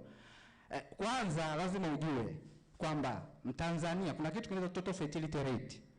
Sisi kuanzia mwanamke anakuwa mpaka anafika mwisho wake ana uwezo wa kupata watoto wangapi bwana? 5 Ni kama 4.7. Sasa katika na ile kasi ya ukuaji ni 2 ngapi? 6. Sasa unatakiwa uangalie vitu viwili. Kuna kasi ya ukuaji wa watu. Kwa hiyo kwa Tanzania kwa sasa hivi usitarajie usikie kwamba idadi imepungua. Halafu COVID, unaona umetoa mfano wa COVID. Kwenye death kuna kitu kinaitwa leading cause of death. COVID is not a leading cause of death. Kuna malaria, kuna nini, lakini havijairudisha population nyuma. Total fertility rate ya Tanzania iko juu. Na ile kasi ya ukuaji wa idadi ya watu iko juu. Kwa hiyo don't expect in future. Lakini kwenye accuracy pia MDS wanafanya projection. Ile projection kwa mfano ya mwakani wanayo. Kwa hiyo wameweka pale. Watahesabu wakipata jumla wanaangalia pale. Kuna plus au minus lazima. Kwa hiyo accuracy inapimwa kuanzia kwenye utawala mpaka kwenye ukokotoaji. Kwa hiyo swala la accuracy somehow iliko taken care. Sasa kuhusu tablet kuhusu enumeration area kwamba zimetengenezwa kwa mfumo. Nafikiri swali liulizwa. Njipai nilitegemea uzungumzie au grid. Unaweza kaelezea kidogo kama kwa ruhusa ya nani? Kwamba UNFPA ilijaribu kuwalink NBS na hiyo geographical nini inaitwa grid. Ule mfumo ndio ulisaidia kutengeneza enumeration area. Kuanzia mwaka gani? 2016 au 17. Kwa hiyo utengenezaji wa maeneo ya kuhesabia sio kitu kirahisi. Nakumbuka mimi samahani mwezeshaji. Wakati niko serikalini tulikuwa tunafanya utengaji wa maeneo kwa kutumia zile za hivi. Tulikuwa tunaanza sensa mwaka 2012 tumeanza kutenga maeneo mwaka 2004 kama sikosei. Kwa hiyo tunazunguka nchi nzima. Mwezeshaji naona muda hautoshi naomba kuwasilisha. Asante sana lakini swali la Fishkwambi hamjajibu jamani. Hilo naiachia serikali kwa sababu unasikia kwa nini Chacha sijajibu? Hata ile data center ambayo tuliweka Madodoso kule ni wapi? Picha ya ndege Kibaha kule. Inachukua muda gani kuna kuiharibu? How long does it take? Serikali iruhusu kwamba ikachomwe. Ni muda gani bwana Njipai? Ile data center ya kule kwa Matias mliharibu lini? Kwa hiyo na Vishkwambi serikali ndio inajua. When are they going to destroy those tablets? With the government. Jamani nawashukuru sana na nafikiri tulikuwa na mjadala mzuri. Haya maswali kama nilivyosema yote yanaweza sijibiki hapa lakini nafikiri yamekuja maswali mazuri sana ambayo hata ndugu zetu wa NBS na washauri na wasii myapokee myarudishe. Nafikiri sio na swali moja napenda ameuliza Julia au mtu hapa. Hivi Vishkwambi baada ya sensa vinatumikaje? Tunajua tuna shida kubwa huko chini ya mifumo na vitu vingine. Kwa nafikiri mambo ambayo anaweza kuja kwa dakika moja benchi kaunta kuelezea hapo. Kuhusu swali la Vishkwambi kama nilivyowaambia kwamba toka mwaka 2016 kuanzia 16 kama sikosei, kama najua takwimu lazima tuongee kwa reality, tumeanza kutumia teknolojia ya Vishkwambi kwenye tafiti mbalimbali. Kwa hiyo upungufu ambao unaweza labda ukatokea tunaweza tukafidi kwa kupitia tuna wadau wetu mbalimbali. Kwa hiyo tunaomba kama na wewe ni mdau uwe pamoja na sisi au uwe pamoja na serikali kwenye kufidi ile gepu itakayopatikana kwenye kupata Vishkwambi, lakini inaweza sio changamoto sana kwamba kutukwamisha katika zoezi la ukusanyaji wa sensa. Niwaambie tu kwamba serikali imejipanga, lakini bado tunaomba wadau wetu wa maendeleo tuweze kuwa pamoja kuhakikisha kwamba ile zoezi linafanikiwa kwa 100%. Asante. Asante sana Njipai. Jamani mimi nawashukuru, a big round of applause kwa our panelists. Asanteni sana. Tumefikia mwisho, naomba nimkabidhi bosi wangu ili atoe maelekezo mengine. Asante sana. Another round of applause jamani to the panelists pamoja na moderator wetu. That was not only an insightful conversation but wazungumzaji nao walikuwa wameshiba. Jamani makofi tena kwao. Naomba msimame tupige picha kwa pamoja. Mpige picha kwa pamoja. Nice. Tumekubali. Sawa sawa, as they're doing that, naomba niwakumbushe kwamba data tamasha haijaisha. Sessions zetu yani panel discussions na workshops zimeisha kwa leo, lakini tuna a party ambayo tunaita bata la data, au sio? Bata la data litaendelea pale kijiji cha data ambapo tulipata lunch yetu na ambapo exhibitions zilikuwa zinaendelea na zitakuwa zinaendelea. We will have entertainment, tutakuwa na official closing ya Data Tamasha 2021. So tafadhali msiondoke. Kuondoka kwenu lazima kupitia pale, maana kuna mambo mengi sana yamepangwa kwa ajili yenu. Lakini baada ya hapo ningependa kuwashukuru, to thank you, to humbly appreciate your presence at Data Tamasha 2021. In this session, for your engaging questions, for being part of the solution. Naombeni mjipigie nyewe wenyewe makofi. And I truly hope that we will take everything we've heard here and make sure watu ambao hawajafika are also engaged in the conversation in one way or the other. Let's not be inspired tu hapa afu tukabaki hapa, tuyapeleke na kule nje. Mengine tutazungumzia tukifika kule, lakini for now naomba niwaombe tutoke hapa nje tupige picha kwa pamoja, alafu from there head on to the kijiji cha data. Asanteni sana.